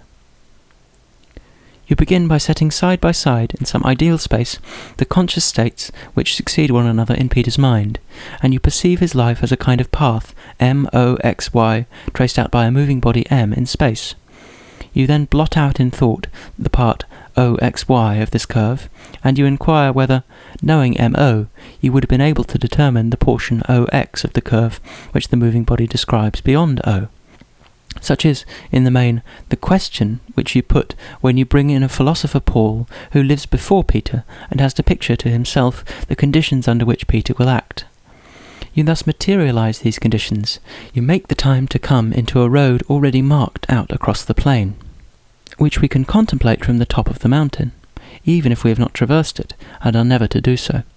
But now, you soon notice that the knowledge of the part MO of the curve would not be enough, unless you were shown the position of the points of this line, not only in relation to one another, but also in relation to the points of the whole line MOXY, which would amount to being given in advance the very elements which have to be determined. So you then alter your hypothesis. You realize that time does not require to be seen, but to be lived, and hence you conclude that, if your knowledge of the line MO was not a sufficient datum, the reason must have been that you looked at it from the outside, instead of identifying yourself with the point M, which describes not only MO, but also the whole curve, and thus making its movement your own. Therefore you persuade Paul to come and coincide with Peter, and naturally then, it is the line MOXY which Paul traces out in space, since, by hypothesis, Peter describes this line. But in no wise do you prove thus that Paul foresaw Peter's action. You only show that Peter acted in the way he did, since Paul became Peter. It is true that you then come back, unwittingly, to your former hypothesis, because you continually confuse the line MOXY in its tracing with the line MOXY already traced, that is to say, time with space. After causing Paul to come down and identify himself with Peter as long as was required, you let him go up again and resume his former post of observation. No wonder if he then perceives the line MOXY complete. He himself has just been completing it.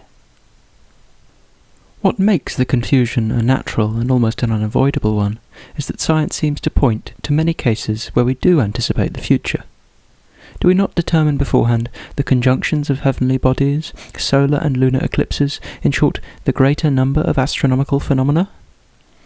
Does not then the human intellect embrace in the present moment immense intervals of duration still to come? No doubt it does, but an anticipation of this kind has not the slightest resemblance to the anticipation of a voluntary act.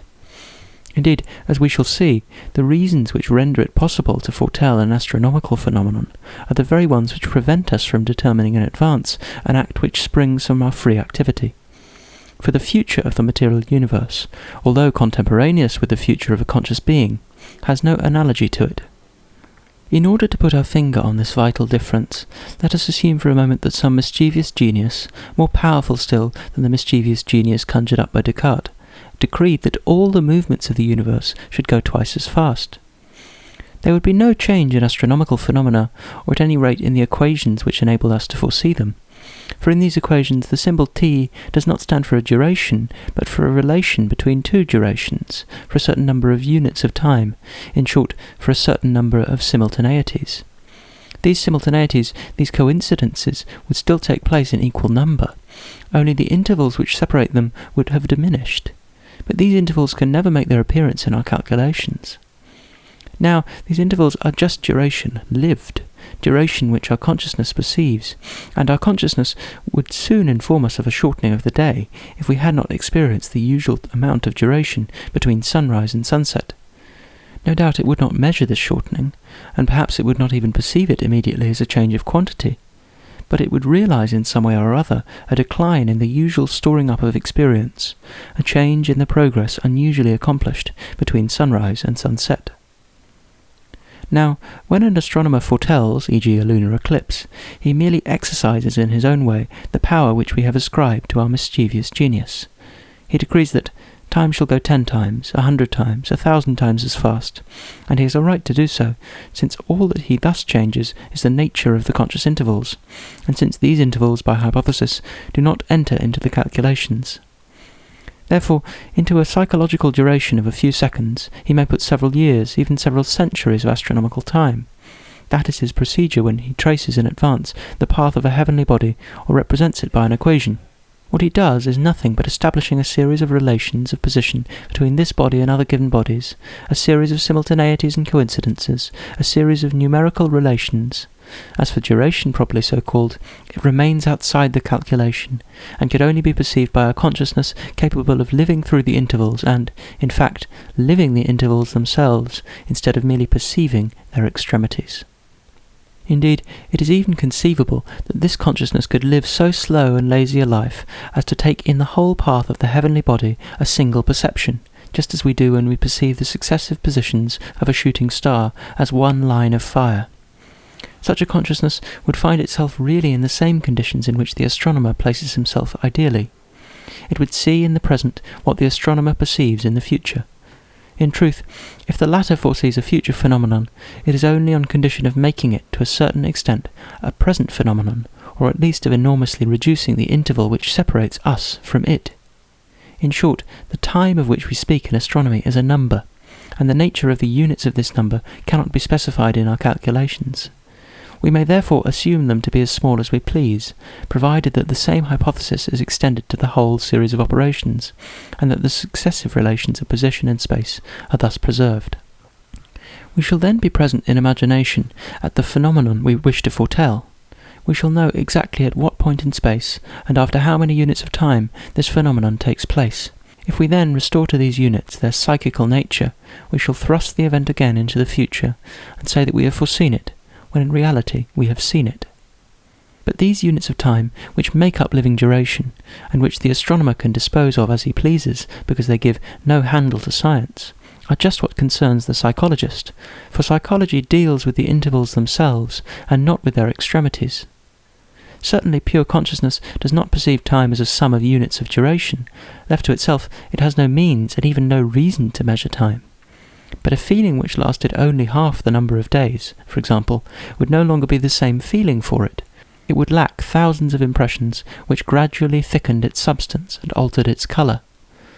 True, when we give this feeling a certain name, when we treat it as a thing, we believe that we diminish its duration by half, for example, and also halve the duration of all the rest of our history. It seems that it would be still the same life, only on a reduced scale. But we forget that states of consciousness are processes and not things, that if we denote them each by a single word, it is for the convenience of language, that they are alive and therefore constantly changing, that in consequence it is impossible to cut off a moment from them without making them poorer by the loss of some impression, and thus altering their quality. I quite understand that the orbit of a planet might be perceived all at once or in a very short time, because its successive positions, or the results of its movement, are the only things that matter, and not the duration of the equal intervals which separate them. But when we have to do with a feeling, it has no precise result except in its having been felt, and to estimate this result adequately, it would be necessary to have gone through all the phases of the feeling itself, and to have taken up the same duration. Even if this feeling has finally issued in some definite action, which might be compared to the definite position of a planet in space, the knowledge of this act will hardly enable us to estimate the influence of the feeling on the whole of a life story, and it is this very influence which we want to know. All foreseeing is in reality seeing, and this seeing takes place when we can reduce as much as we please an interval of future time while preserving the relation of its parts to one another, as happens in the case of astronomical predictions. But what does reducing an interval of time mean, except emptying or impoverishing the conscious states which fill it? And does not the very possibility of seeing an astronomical period in miniature thus imply the impossibility of modifying a psychological series in the same way, since it is only by taking this psychological series as an invariable basis that we shall be able to make an astronomical period vary arbitrarily as regards the unit of duration? Thus, when we ask whether a future action could have been foreseen, we unwittingly identify that time with which we have to do in the exact sciences, and which is reducible to a number, with real duration, whose so-called quantity is really a quality, and which we cannot curtail by an instant without altering the nature of the facts which fill it. No doubt the identification is made easier by the fact that in a large number of cases we are justified in dealing with real duration, as with astronomical time. Thus, when we call to mind the past, i.e. a series of deeds done, we always shorten it, without however distorting the nature of the event which interests us. The reason is that we know it already, for the psychic state, when it reaches the end of the progress which constitutes its very existence, becomes a thing, which one can picture to oneself all at once. Here we find ourselves in the same position as the astronomer, when he takes in at a glance the orbit which a planet will need several years to traverse. In fact, astronomical prediction should be compared with the recollection of the past state of consciousness, not with the anticipation of the future one. But when we have to determine a future state of consciousness, however superficial it may be, we can no longer view the antecedents in a static condition as things. We must view them in a dynamic condition as processes, since we are concerned with their influence alone. Now, their duration is this very influence. Therefore, it will no longer do to shorten future duration in order to picture its parts beforehand. One is bound to live this duration whilst it's unfolding. As far as deep-seated psychic states are concerned, there is no perceptible difference between foreseeing, seeing, and acting. Only one course will remain open to the determinist. He will probably give up asserting the possibility of foreseeing a certain future act or state of consciousness, but will maintain that every act is determined by its psychic antecedents, or, in other words, that the facts of consciousness, like the phenomena of nature, are subject to laws. This way of arguing means, at bottom, that he will leave out the particular features of the concrete psychic states, lest he find himself confronted by phenomena which defy all symbolical representation, and therefore all anticipation. The particular nature of these phenomena is thus thrust out of sight, but it is asserted that, being phenomena, they must remain subject to the law of causality. Now, it is argued, this law means that every phenomenon is determined by its conditions, or, in other words, that the same causes produce the same effects. Either, then, the act is inseparably bound to its antecedents, or the principle of causality admits of an incomprehensible exception. This last form of the determinist argument differs less than might be thought from all the others which have been examined above. To say that the same inner causes will reproduce the same effects is to assume that the same cause can appear a second time on the stage of consciousness. Now, if duration is what we say, deep-seated psychic states are radically heterogeneous from each other, and it is impossible that any two of them should be quite alike, since they are two different moments of a life story. While the external object does not bear the mark of the time that has elapsed, and thus, in spite of the difference of time, the physicist can again encounter identical elementary conditions, duration is something real for the consciousness which preserves the trace of it, and we cannot here speak of identical conditions because the same moment does not occur twice. It is no use arguing that, even if there are no two deep-seated psychic states which are altogether alike, yet analysis would resolve these different states into more general and homogeneous elements, which might be compared with each other. This would be to forget that even the simplest psychic elements possess a personality and a life of their own, however superficial they may be. They are in a constant state of becoming, and the same feeling, by the mere fact of being repeated, is a new feeling. Indeed, we have no reason for calling it by its former name, save that it corresponds to the same external cause, or projects itself outwardly into similar attitudes. Hence it would simply be begging the question to deduce from the so-called likeness of two conscious states that the same cause produces the same effect. In short, if the causal relation still holds good in the realm of inner states, it cannot resemble in any way what we call causality in nature. For the physicist, the same cause always produces the same effect. For a psychologist, who does not let himself be misled by merely apparent analogies, a deep-seated inner cause produces its effect once and for all, and will never reproduce it.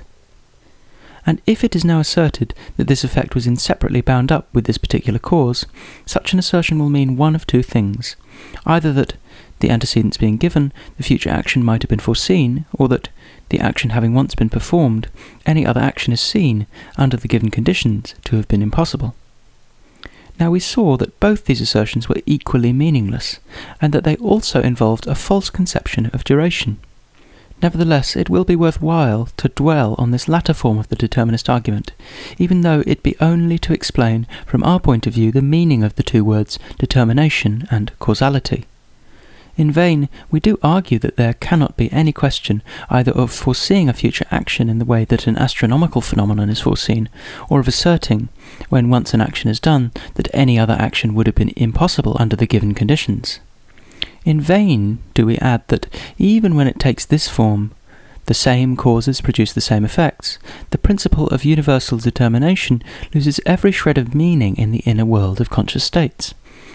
The determinist will perhaps yield to our arguments on these 3 points in particular, will admit that in the psychical field one cannot ascribe any of these 3 meanings to the word determination, will probably fail to discover a 4th meaning, and yet will go on repeating that the act is inseparably bound up with its antecedents. We thus find ourselves here confronted by so deep-seated a misapprehension and so obstinate a prejudice that we cannot get the better of them without attacking them at their root, which is the principle of causality.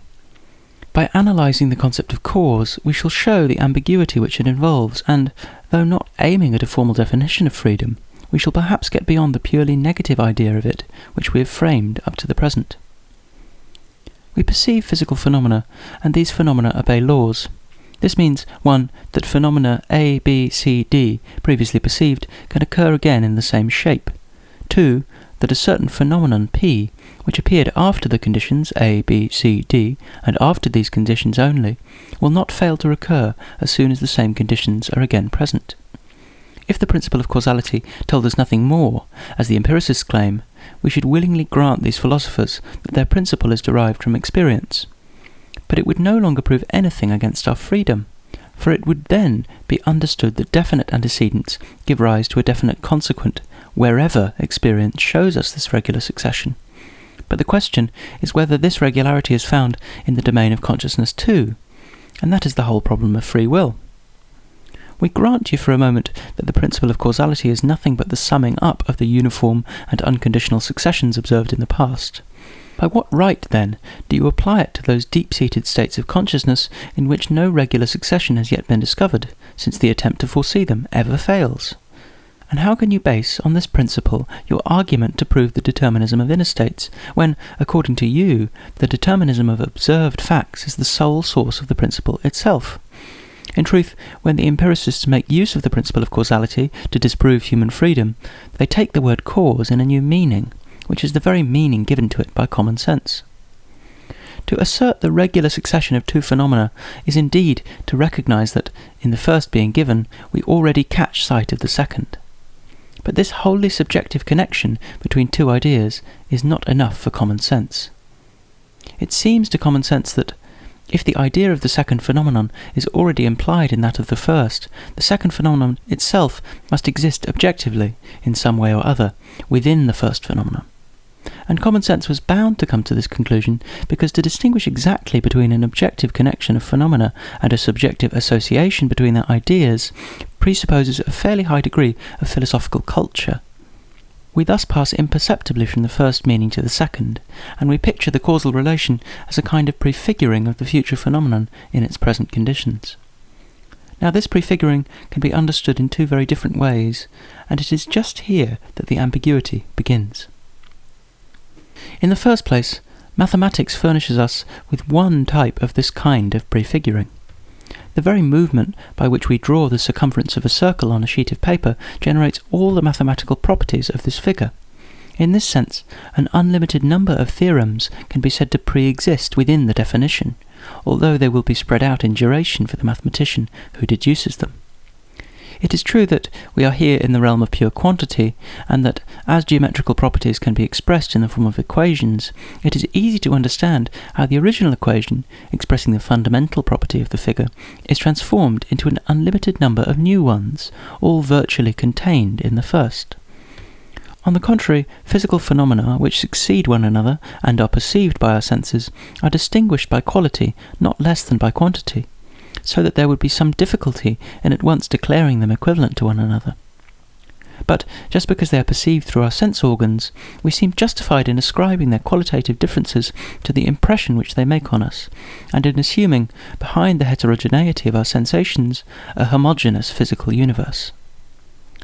Thus, we shall strip matter of the concrete qualities with which our senses clothe it, colour, heat, resistance, and even weight, and we shall finally find ourselves confronted with homogeneous extensity, space without body. The only step then remaining will be to describe figures in space, to make them move according to mathematically formulated laws, and to explain the apparent qualities of matter by the shape, position, and motion of these geometrical figures. Now, position is given by a system of fixed magnitudes, and motion is expressed by a law, i.e. by a constant relation between variable magnitudes. But shape is a mental image, and, however tenuous, however transparent we assume it to be, it still constitutes, insofar as our imagination has, so to speak, the visual perception of it, a concrete and therefore irreducible quality of matter. It will therefore be necessary to make a clean sweep of this image itself, and replace it by the abstract formula of the movement which gives rise to the figure.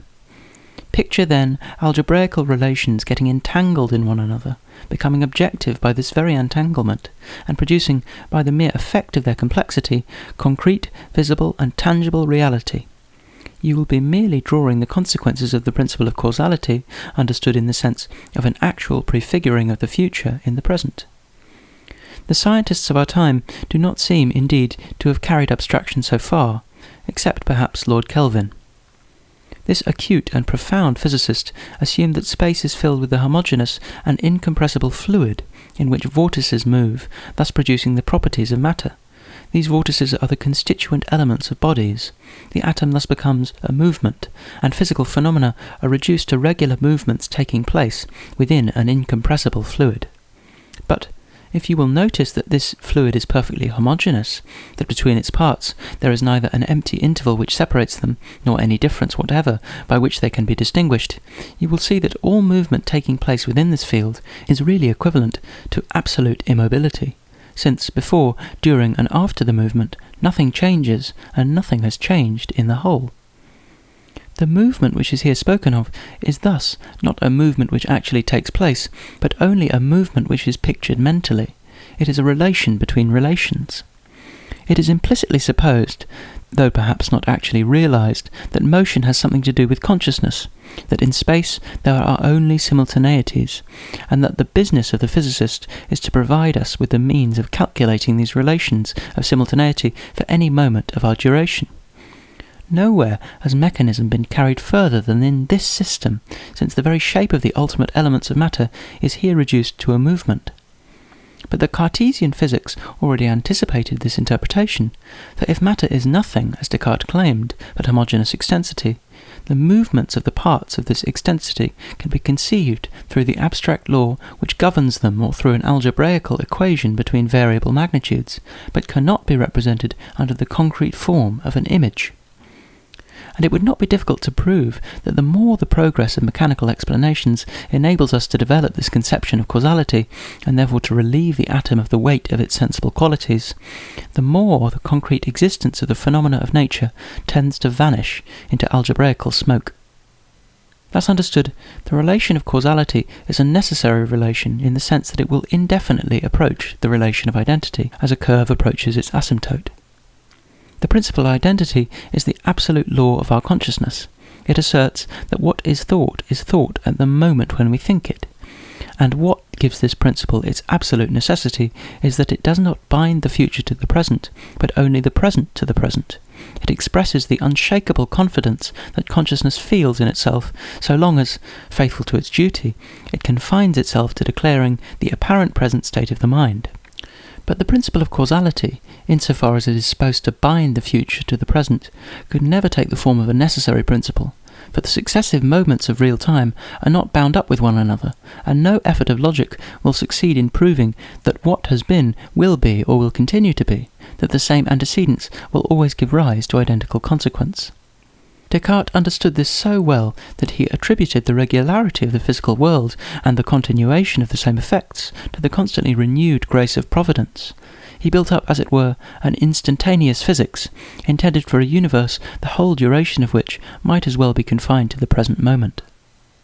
And Spinoza maintained that the indefinite series of phenomena, which takes for us the form of a succession in time, was equivalent in the absolute to the divine unity. He thus assumed, on the one hand, that the relation of apparent causality between phenomena melted away into a relation of identity in the absolute, and, on the other, that the indefinite duration of things was all contained in a single moment, which is eternity. In short, whether we study Cartesian physics, Spinozistic metaphysics, or the scientific theories of our own time, we shall find everywhere the same anxiety to establish a relation of logical necessity between cause and effect. And we shall see that this anxiety shows itself in a tendency to transform relations of succession into relations of inherence, to do away with active duration, and to substitute for apparent causality a fundamental identity.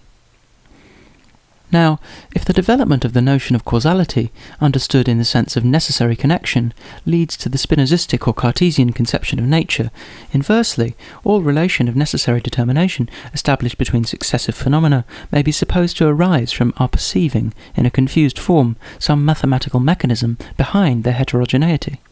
We do not claim that common sense has any intuition of the kinetic theories of matter, still less perhaps of a Spinozistic mechanism. But it will be seen that the more the effect seems necessarily bound up with the cause, the more we tend to put it in the cause itself, as a mathematical consequence in its principle, and thus to cancel the effect of duration. That under the influence of the same external conditions I do not behave today as I behaved yesterday is not at all surprising, because I change, because I endure.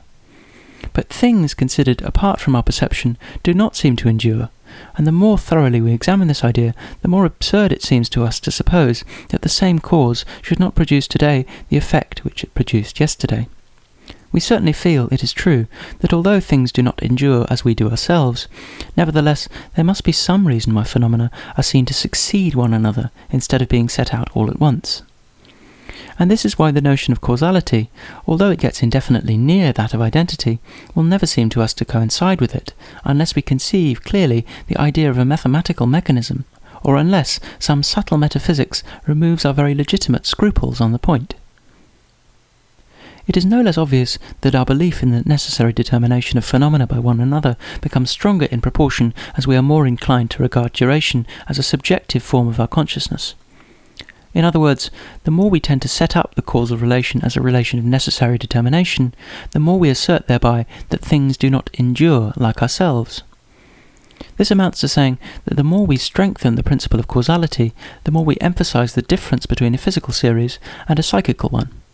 Whence, finally, it would result, however paradoxical the opinion may seem, that the assumption of a relation of mathematical inherence between external phenomena ought to bring with it, as a natural, or at least as a plausible consequence, the belief in human free will. But this last consequence will not concern us for the moment.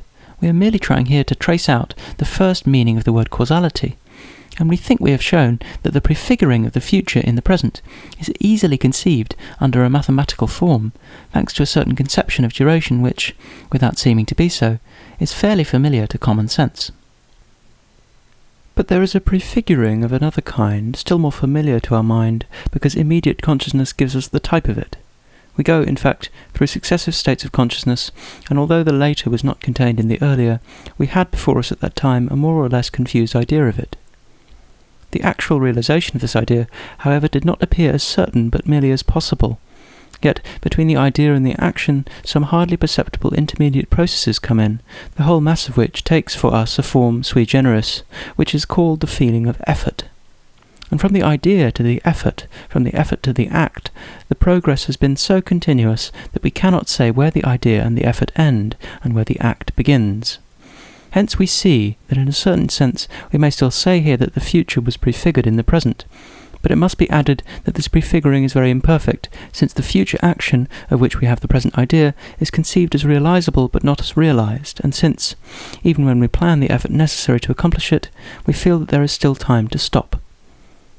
If, then, we decide to picture the causal relation in the second form, we can assert a priori that there will no longer be a relation of necessary determination between the cause and the effect, for the effect will no longer be given in the cause. It will be there only in the state of pure possibility and as a vague idea which perhaps will not be followed by the corresponding action. But we shall not be surprised that this approximation is enough for common sense, if we think of the readiness with which children and primitive people accept the idea of a whimsical nature, in which caprice plays a part no less important than necessity.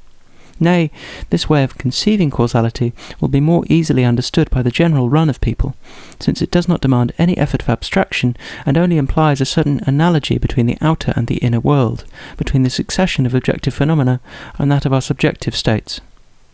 In truth, this second way of conceiving the relation of cause to effect is more natural than the first, in that it immediately satisfied the need of a mental image.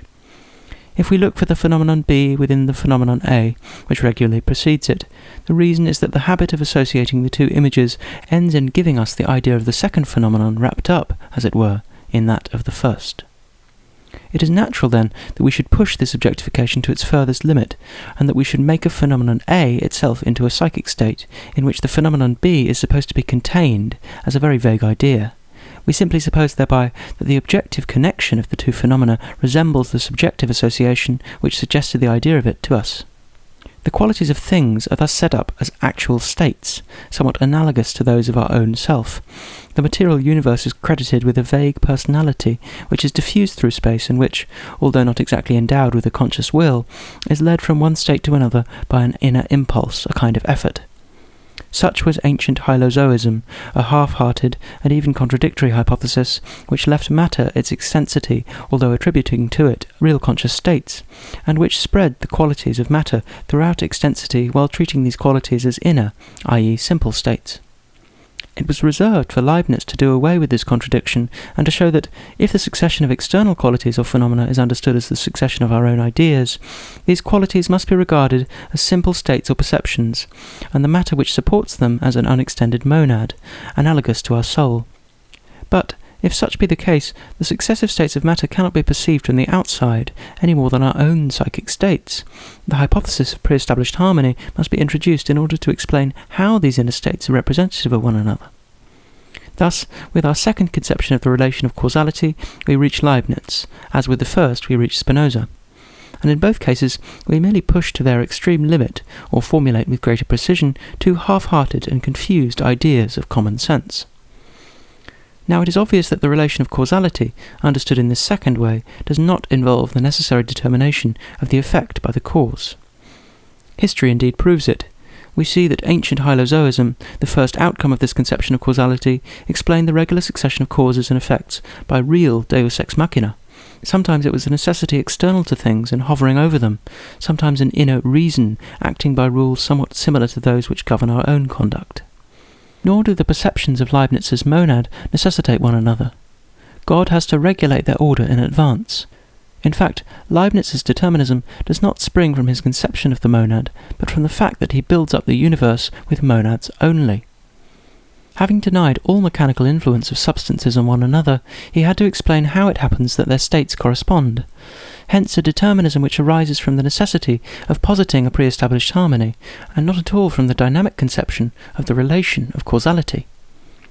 But let us leave history aside. Consciousness itself testifies that the abstract idea of force is that of indeterminate effort, that of an effort which has not yet issued in an act, and in which the act is still only at the stage of an idea. In other words, the dynamic conception of the causal relation ascribes to things a duration absolutely like our own, whatever may be the nature of this duration. To picture in this way the relation of cause to effect is to assume that the future is not more closely bound up with the present in the external world than it is in our own inner life. It follows from this twofold analysis that the principle of causality involves two contradictory conceptions of duration, two mutually exclusive ways of prefiguring the future in the present.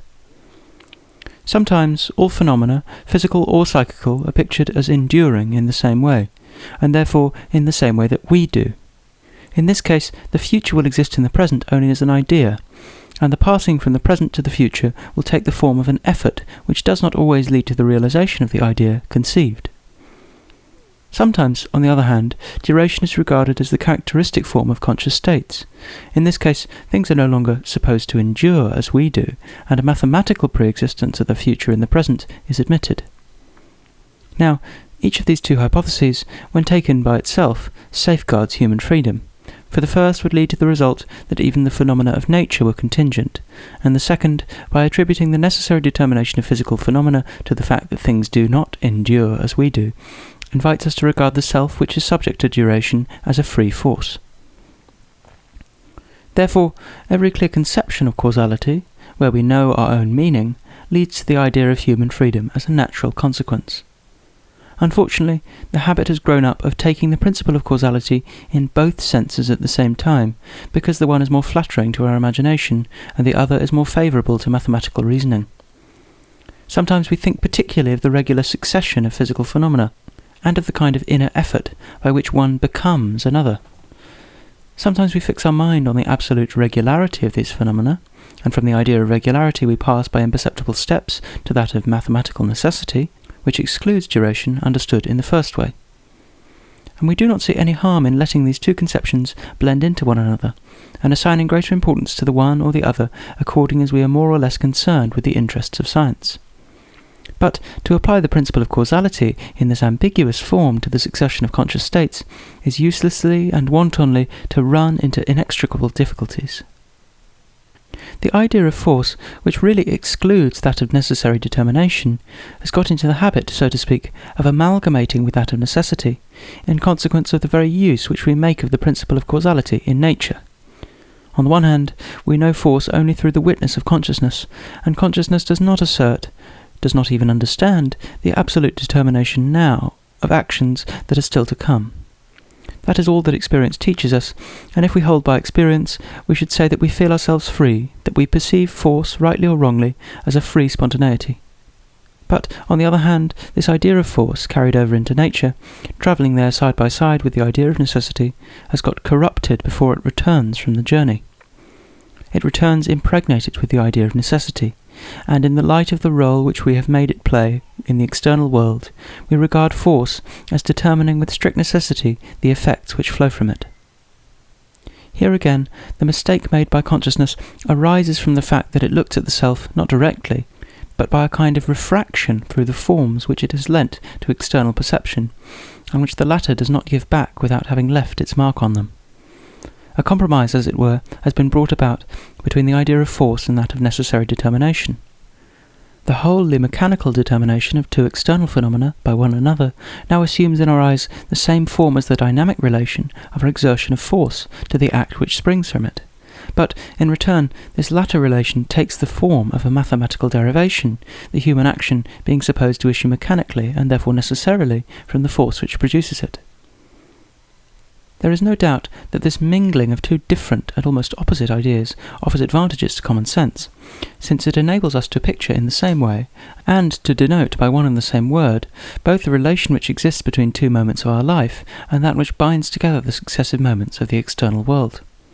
We have seen that, though our deepest conscious states exclude numerical multiplicity, yet we break them up into parts external to one another, that though the elements of concrete duration permeate one another, duration expressing itself in extensity exhibits moments as distinct as the bodies scattered in space.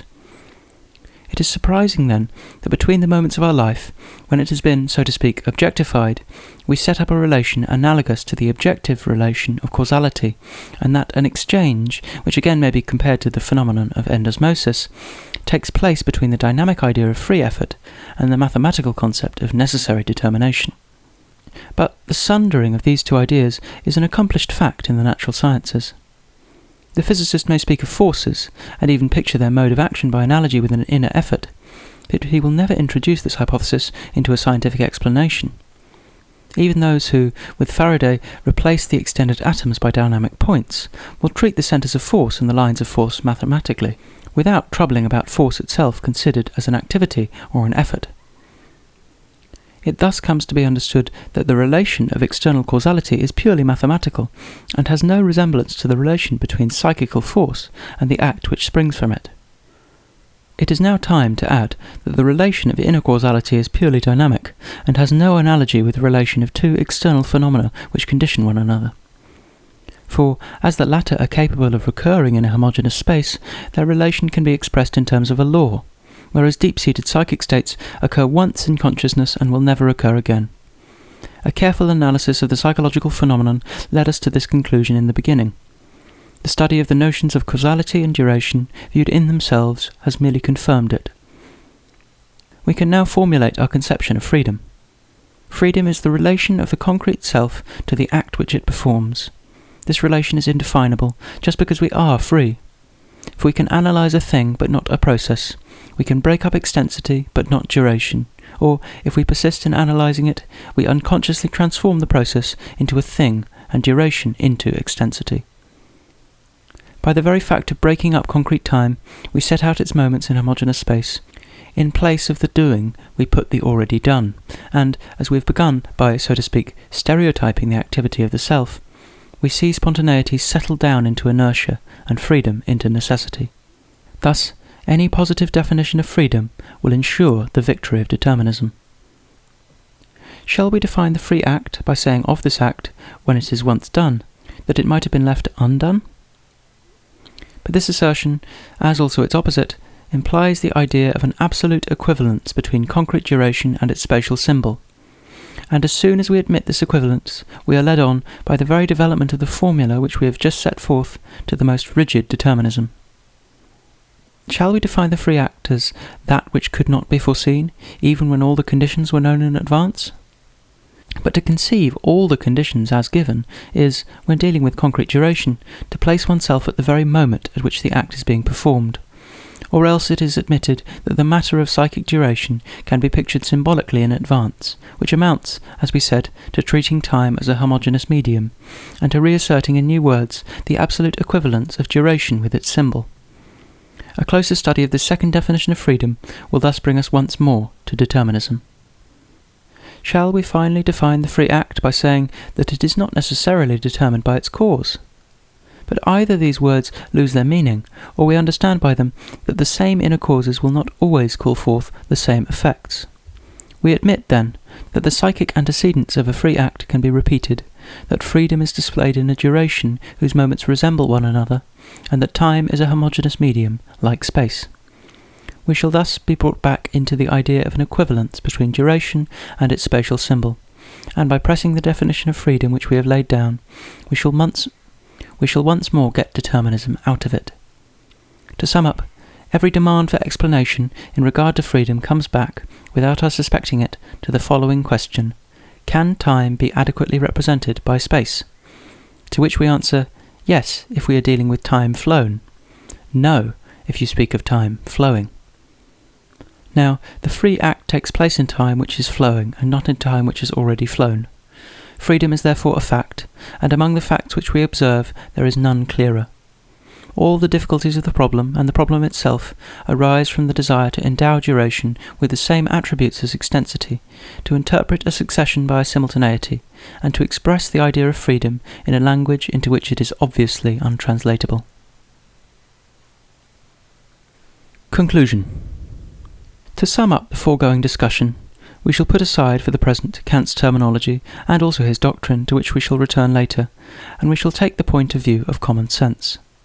Modern psychology seems to us particularly concerned to prove that we perceive things through the medium of certain forms borrowed from our own constitution. This tendency has become more and more marked since Kant. While the German philosopher drew a sharp line of separation between time and space, the extensive and the intensive, and, as we should say today, consciousness and external perception, the empirical school, carrying analysis still further, tries to reconstruct the extensive out of the intensive, space out of duration, and externality out of inner states. Physics, moreover, comes in to complete the work of psychology in this respect. It shows that if we wish to forecast phenomena, we must make a clean sweep of the impression which they produce on consciousness, and treat sensations as signs of reality, not as reality itself. It seemed to us that there was good reason to set ourselves the opposite problem, and to ask whether the most obvious states of the ego itself, which we believe that we grasp directly, are not mostly perceived through the medium of certain forms borrowed from the external world, which thus gives us back what we have lent it. A priori, it seems fairly probable that this is what happens, for, assuming that the forms alluded to, into which we fit matter, come entirely from the mind, it seems difficult to apply them constantly to objects without the latter soon leaving a mark on them. By then using these forms to gain a knowledge of our own person, we run the risk of mistaking for the colouring of the self the reflection of the frame in which we place it, i.e. the external world. But one can go further still and assert that forms applicable to things cannot be entirely our own work, that they must result from a compromise between matter and mind, that if we give much to matter we probably receive something from it, and that thus, when we try to grasp ourselves after an excursion into the external world, we no longer have our hands free. Now, just as, in order to ascertain the real relations of physical phenomena to one another, we abstract whatever obviously clashes with them in our way of perceiving and thinking, so, in order to view the self in its original purity, psychology ought to eliminate or correct certain forms which bear the obvious marks of the external world. What are these forms? When isolated from one another, and regarded as so many distinct units, psychic states seem to be more or less intense. Next, looked at in their multiplicity, they unfold in time and constitute duration. Finally, in their relations to one another, and insofar as a certain unity is preserved throughout their multiplicity, they seem to determine one another. Intensity, duration, voluntary determination, these are the three ideas which had to be clarified by ridding them of all that they owe to the intrusion of the sensible world and, in a word, to the obsession of the idea of space. Examining the first of these ideas, we found that psychic phenomena were in themselves pure quality or qualitative multiplicity, and that, on the other hand, their cause situated in space was quantity. Insofar as this quality becomes the sign of the quantity, and we suspect the presence of the latter behind the former, we call it intensity. The intensity of a simple state, therefore, is not quantity, but its qualitative sign. You will find that it arises from a compromise between pure quality, which is the state of consciousness, and pure quantity, which is necessarily space. Now, you give up this compromise without the least scruple when you study external things, since you then leave aside the forces themselves, assuming that they exist, and consider only their measurable and extended effects. Why, then, do you keep to this hybrid concept when you analyse, in its turn, the state of consciousness? If magnitude, outside you, is never intensive, intensity, within you, is never magnitude. It is through having overlooked this that philosophers have been compelled to distinguish two kinds of quantity, the one extensive, the other intensive, without ever succeeding in explaining what they had in common, or how the same words, increase and decrease, could be used for things so unalike. In the same way, they are responsible for the exaggerations of psychophysics, for as soon as the power of increasing in magnitude is attributed to sensation in any other than a metaphorical sense, we are invited to find out by how much it increases. And, although consciousness does not measure intensive quantity, it does not follow that science may not succeed indirectly in doing so, if it be a magnitude. Hence, either a psychophysical formula is possible, or the intensity of a simple psychic state is pure quality. Turning then to the concept of multiplicity, we saw that to construct a number, we must first have the intuition of a homogeneous medium, viz. Space, in which terms distinct from one another could be set out in line, and secondly, a process of permeation or organisation by which these units are dynamically added together and form what we called a qualitative multiplicity.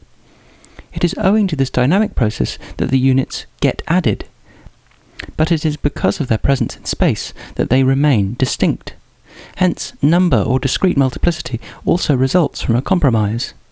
Now, when we consider material objects in themselves, we give up this compromise, since we regard them as impenetrable and divisible, i.e. endlessly distinct from one another. Therefore, we must give it up too when we study our own selves. It is through having failed to do so that associationism has made many mistakes, such as trying to reconstruct a psychic state by the addition of distinct states of consciousness, thus substituting the symbol of the ego for the ego itself. These preliminary considerations enabled us to approach the principal object of this work, the analysis of the ideas of duration and voluntary determination. What is duration within us? A qualitative multiplicity with no likeness to number. An organic evolution which is yet not an increasing quantity, a pure heterogeneity within which there are no distinct qualities. In a word, the moments of inner duration are not external to one another. What duration is there existing outside us? The present only, or, if we prefer the expression, simultaneity. No doubt external things change, but their moments do not succeed one another, if we retain the ordinary meaning of the word, except for a consciousness which keeps them in mind. We observe outside us at a given moment a whole system of simultaneous positions. Of the simultaneities which have preceded them, nothing remains. To put duration in space is really to contradict oneself and place succession within simultaneity. Hence, we must not say that external things endure, but rather that there is in them some inexpressible reason in virtue of which we cannot examine them at successive moments of our own duration without observing that they have changed. But this change does not involve succession unless the word is taken in a new meaning. On this point we have noted the agreement of science and common sense. Thus in consciousness we find states which succeed without being distinguished from one another, and in space simultaneities which, without succeeding, are distinguished from one another in the sense that one has ceased to exist when the other appears. Outside us, mutual externality without succession; within us, succession without mutual externality. Here again a compromise comes in. To the simultaneities which constitute the external world, and, although distinct, succeed one another for our consciousness, we attribute succession in themselves. Hence the idea that things endure as we do ourselves, and that time may be brought within space. But while our consciousness thus introduces succession into external things, inversely these things themselves externalize the successive moments of our inner duration in relation to one another. The simultaneities of physical phenomena, absolutely distinct in the sense that the one has ceased to be when the other takes place, cut up into portions, which are also distinct and external to one another, an inner life in which succession implies interpenetration, just as the pendulum of a clock cuts up into distinct fragments and spreads out, so to speak, lengthwise, the dynamic and undivided tension of the spring. Thus, by a real process of endosmosis, we get the mixed idea of a measurable time, which is space insofar as it is homogeneity, and duration insofar as it is succession. That is to say, at bottom, the contradictory idea of succession in simultaneity. Now these two elements, extensity and duration, science tears asunder when it undertakes the close study of external things. for we have pointed out that science retains nothing of duration but simultaneity, and nothing of motion itself but the position of the moving body, i.e. immobility. A very sharp separation is here made, and space gets the best of it. Therefore, the same separation will have to be made again, but this time to the advantage of duration, when inner phenomena are studied, not inner phenomena once developed, to be sure, or after the discursive reason has separated them and set them out in a homogeneous medium in order to understand them, but inner phenomena in their developing, and, insofar as they make up, by their interpenetration, the continuous evolution of a free person. Duration, thus restored to its original purity, will appear as a wholly qualitative multiplicity, an absolute heterogeneity of elements which pass over into one another. Now, it is because they have neglected to make this necessary separation that one party has been led to deny freedom, and the other to define it, and thereby, involuntarily, to deny it too. They ask, in fact, whether the act could or could not be foreseen, the whole of its conditions being given, and whether they assert it or deny it, they admit that this totality of conditions could be conceived as given in advance, which amounts, as we have shown, to treating duration as a homogeneous thing and intensities as magnitudes. They will either say that the act is determined by its conditions, without perceiving that they are playing on the double sense of the word causality, and that they are thus giving to duration at the same time two forms which are mutually exclusive. Or else they will appeal to the principle of the conservation of energy, without asking whether this principle is equally applicable to the moments of the external world, which are equivalent to one another, and to the moments of a living and conscious being, which acquire a richer and richer content. In whatever way, in a word, freedom is viewed, it cannot be defined except on condition of demanding that space should adequately represent time. It cannot be argued about, in one sense or the other, except on condition of previously confusing succession and simultaneity. All determinism will thus be refuted by experience, but every attempt to define freedom will open the way to determinism. Inquiring, then, why this separation of duration and extensity, which science carries out so naturally in the external world, demands such an effort and rouses so much repugnance when it is a question of inner states, we were not long in perceiving the reason. The main object of science is to forecast and measure. Now, we cannot forecast physical phenomena except on condition that we assume that they do not endure as we do, and, on the other hand, the only thing we are able to measure is space. Hence, the breach here comes about of itself between quality and quantity, between true duration and pure extensity. But when we turn to our conscious states, we have everything to gain by keeping up the illusion through which we make them share in the reciprocal externality of outer things, because of this distinctness, and at the same time this solidification, enables us to give them fixed names in spite of their instability, and distinct ones in spite of their interpenetration. It enables us to objectify them, to throw them out into the current of social life. Hence, there are finally two different selves, one of which is, as it were, the external projection of the other, its spatial and, so to speak, social representation. We reach the former by deep introspection, which leads us to grasp our inner states as living things constantly becoming as states not amenable to measure, which permeate one another, and of which the succession and duration has nothing in common with juxtaposition in homogeneous space. But the moments at which we thus grasp ourselves are rare, and that is just why we are rarely free. The greater part of the time we live outside ourselves, hardly perceiving anything of ourselves but our own ghost, a colourless shadow which pure duration projects into homogeneous space. Hence our life unfolds in space rather than in time. We live for the external world rather than for ourselves. We speak rather than think. We are acted rather than act ourselves.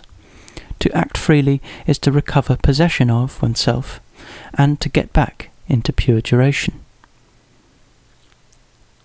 Kant's great mistake was to take time as a homogeneous medium. He did not notice that real duration is made up of moments inside one another, and that when it seems to assume the form of a homogeneous whole, it is because it gets expressed in space.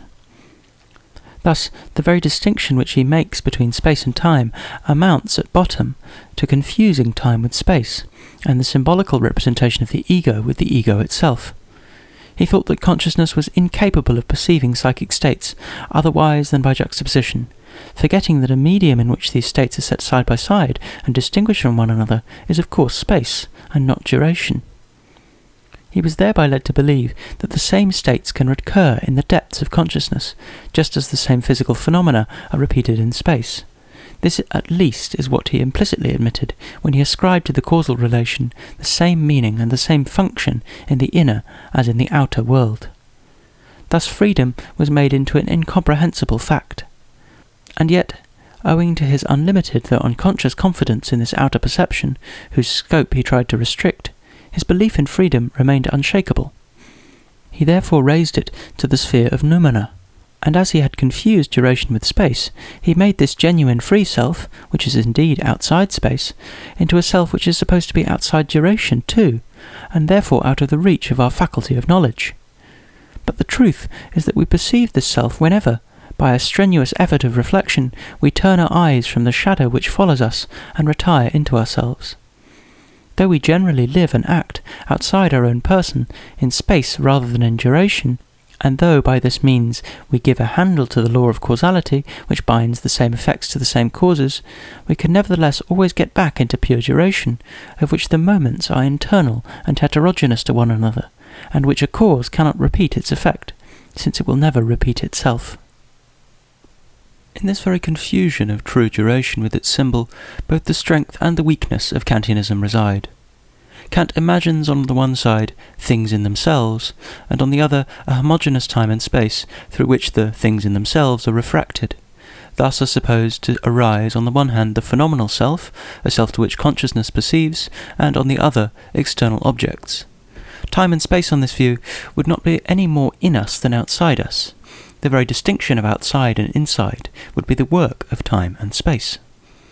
This doctrine has the advantage of providing our empirical thought with a solid foundation, and of guaranteeing that phenomena, as phenomena, are adequately knowable.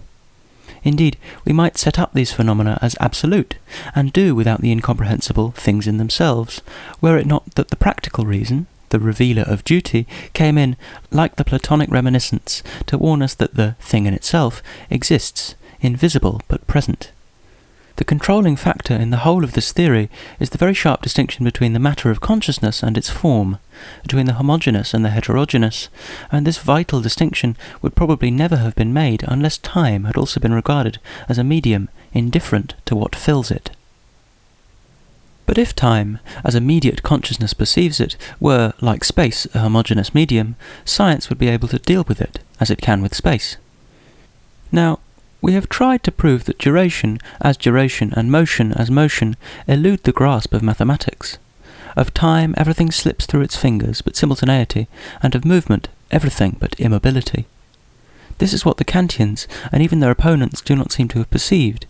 In this so-called phenomenal world, which, we are told, is a world cut out for scientific knowledge, all the relations which cannot be translated into simultaneity, i.e. into space, are scientifically unknowable. In the second place, in a duration assumed to be homogeneous, the same states could occur over again, causality would imply necessary determination, and all freedom would become incomprehensible. Such, indeed, is the result to which the critique of pure reason leads. But instead of concluding from this that real duration is heterogeneous, which, by clearing up the second difficulty, would have called his attention to the first, Kant preferred to put freedom outside time, and to raise an impassable barrier between the world of phenomena, which he hands over root and branch to our understanding, and the world of things in themselves, which he forbids us to enter. But perhaps this distinction is too sharply drawn, and perhaps the barrier is easier to cross than he supposed.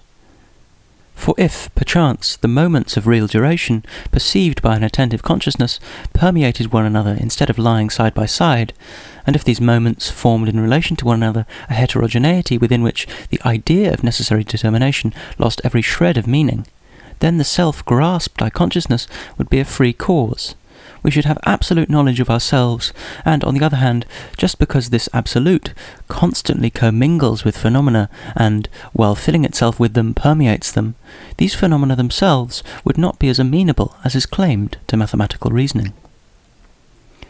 So we have assumed the existence of a homogeneous space, and, with Kant, distinguished this space from the matter which fills it. With him we have admitted that homogeneous space is a form of our sensibility, and we understand by this simply that other minds, e.g. those of animals, though they perceive objects, do not distinguish them so clearly either from one another or from themselves. This intuition of a homogeneous medium, an intuition peculiar to man, enables us to externalize our concepts in relation to one another, reveals to us the objectivity of things, and thus in two ways, on the one hand by getting everything ready for language, and on the other by showing us an external world quite distinct from ourselves, in the perception of which all minds have a common share, foreshadows and prepares the way for social life.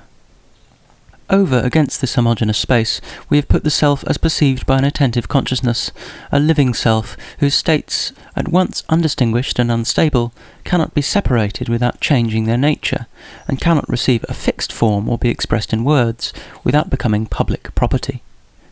How could this self, which distinguishes external objects so sharply and represents them so easily by means of symbols, withstand the temptation to introduce the same distinctions into its own life, and to replace the interpenetration of its psychic states, their wholly qualitative multiplicity, by a numerical plurality of terms which are distinguished from one another, set side by side, and expressed by means of words? In place of a heterogeneous duration, whose moments permeate one another, we thus get homogeneous time, whose moments are strung on a spatial line. In place of an inner life, whose successive phases, each unique of its kind, cannot be expressed in the fixed terms of language, we get a self which can be artificially reconstructed, and simple psychic states which can be added to and taken from one another, just like the letters of the alphabet in forming words. Now, this must not be thought to be a mode of symbolical representation only, for immediate intuition and discursive thought are one in concrete reality, and the very mechanism by which we only meant at first to explain our conduct will end by also controlling it. Our psychic states, separating them from each other, will get solidified. Between our ideas, thus crystallized, and our external movements, we shall witness permanent associations being formed. And little by little, as our consciousness thus imitates the process by which nervous matter procures reflex actions, automatism will cover over freedom. Footnote. Renouvier has already spoken of these voluntary acts, which may be compared to reflex movements, and he has restricted freedom to moments of crisis. But he does not seem to have noticed that the process of our free activity goes on, as it were, unknown to ourselves, in the obscure depths of our consciousness at every moment of duration, that the very feeling of duration comes from this source, and that without this heterogeneous and continuous duration, in which our self evolves, there would be no moral crisis. The study, even the close study, of a given free action will thus not settle the problem of freedom.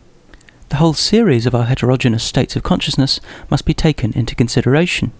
In other words, it is in a close analysis of the idea of duration that the key to the problem must be sought.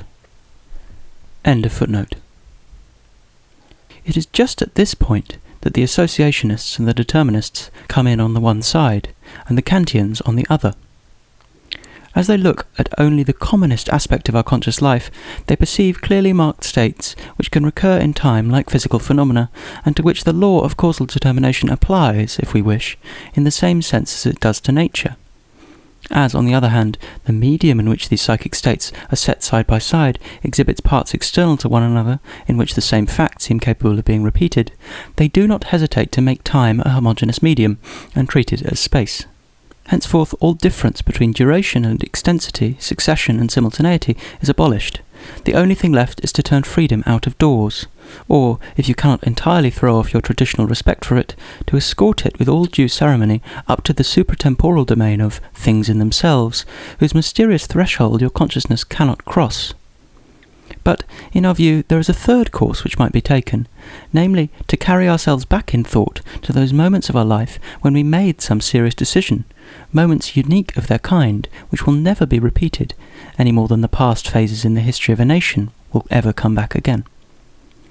We should see that if these past states cannot be adequately expressed in words, or artificially reconstructed by a juxtaposition of simpler states, it is because in their dynamic unity and wholly qualitative multiplicity, they are phases of our real and concrete duration, a heterogeneous duration and a living one. We should see that, if our action was pronounced by us to be free, it is because the relation of this action to the state from which it issued could not be expressed by a law, this psychic state being unique of its kind, and unable to ever occur again. We should see, finally, that the very idea of necessary determination here loses every shred of meaning, that there cannot be any question either of foreseeing the act before it is performed, or of reasoning about the possibility of the contrary action once the deed is done.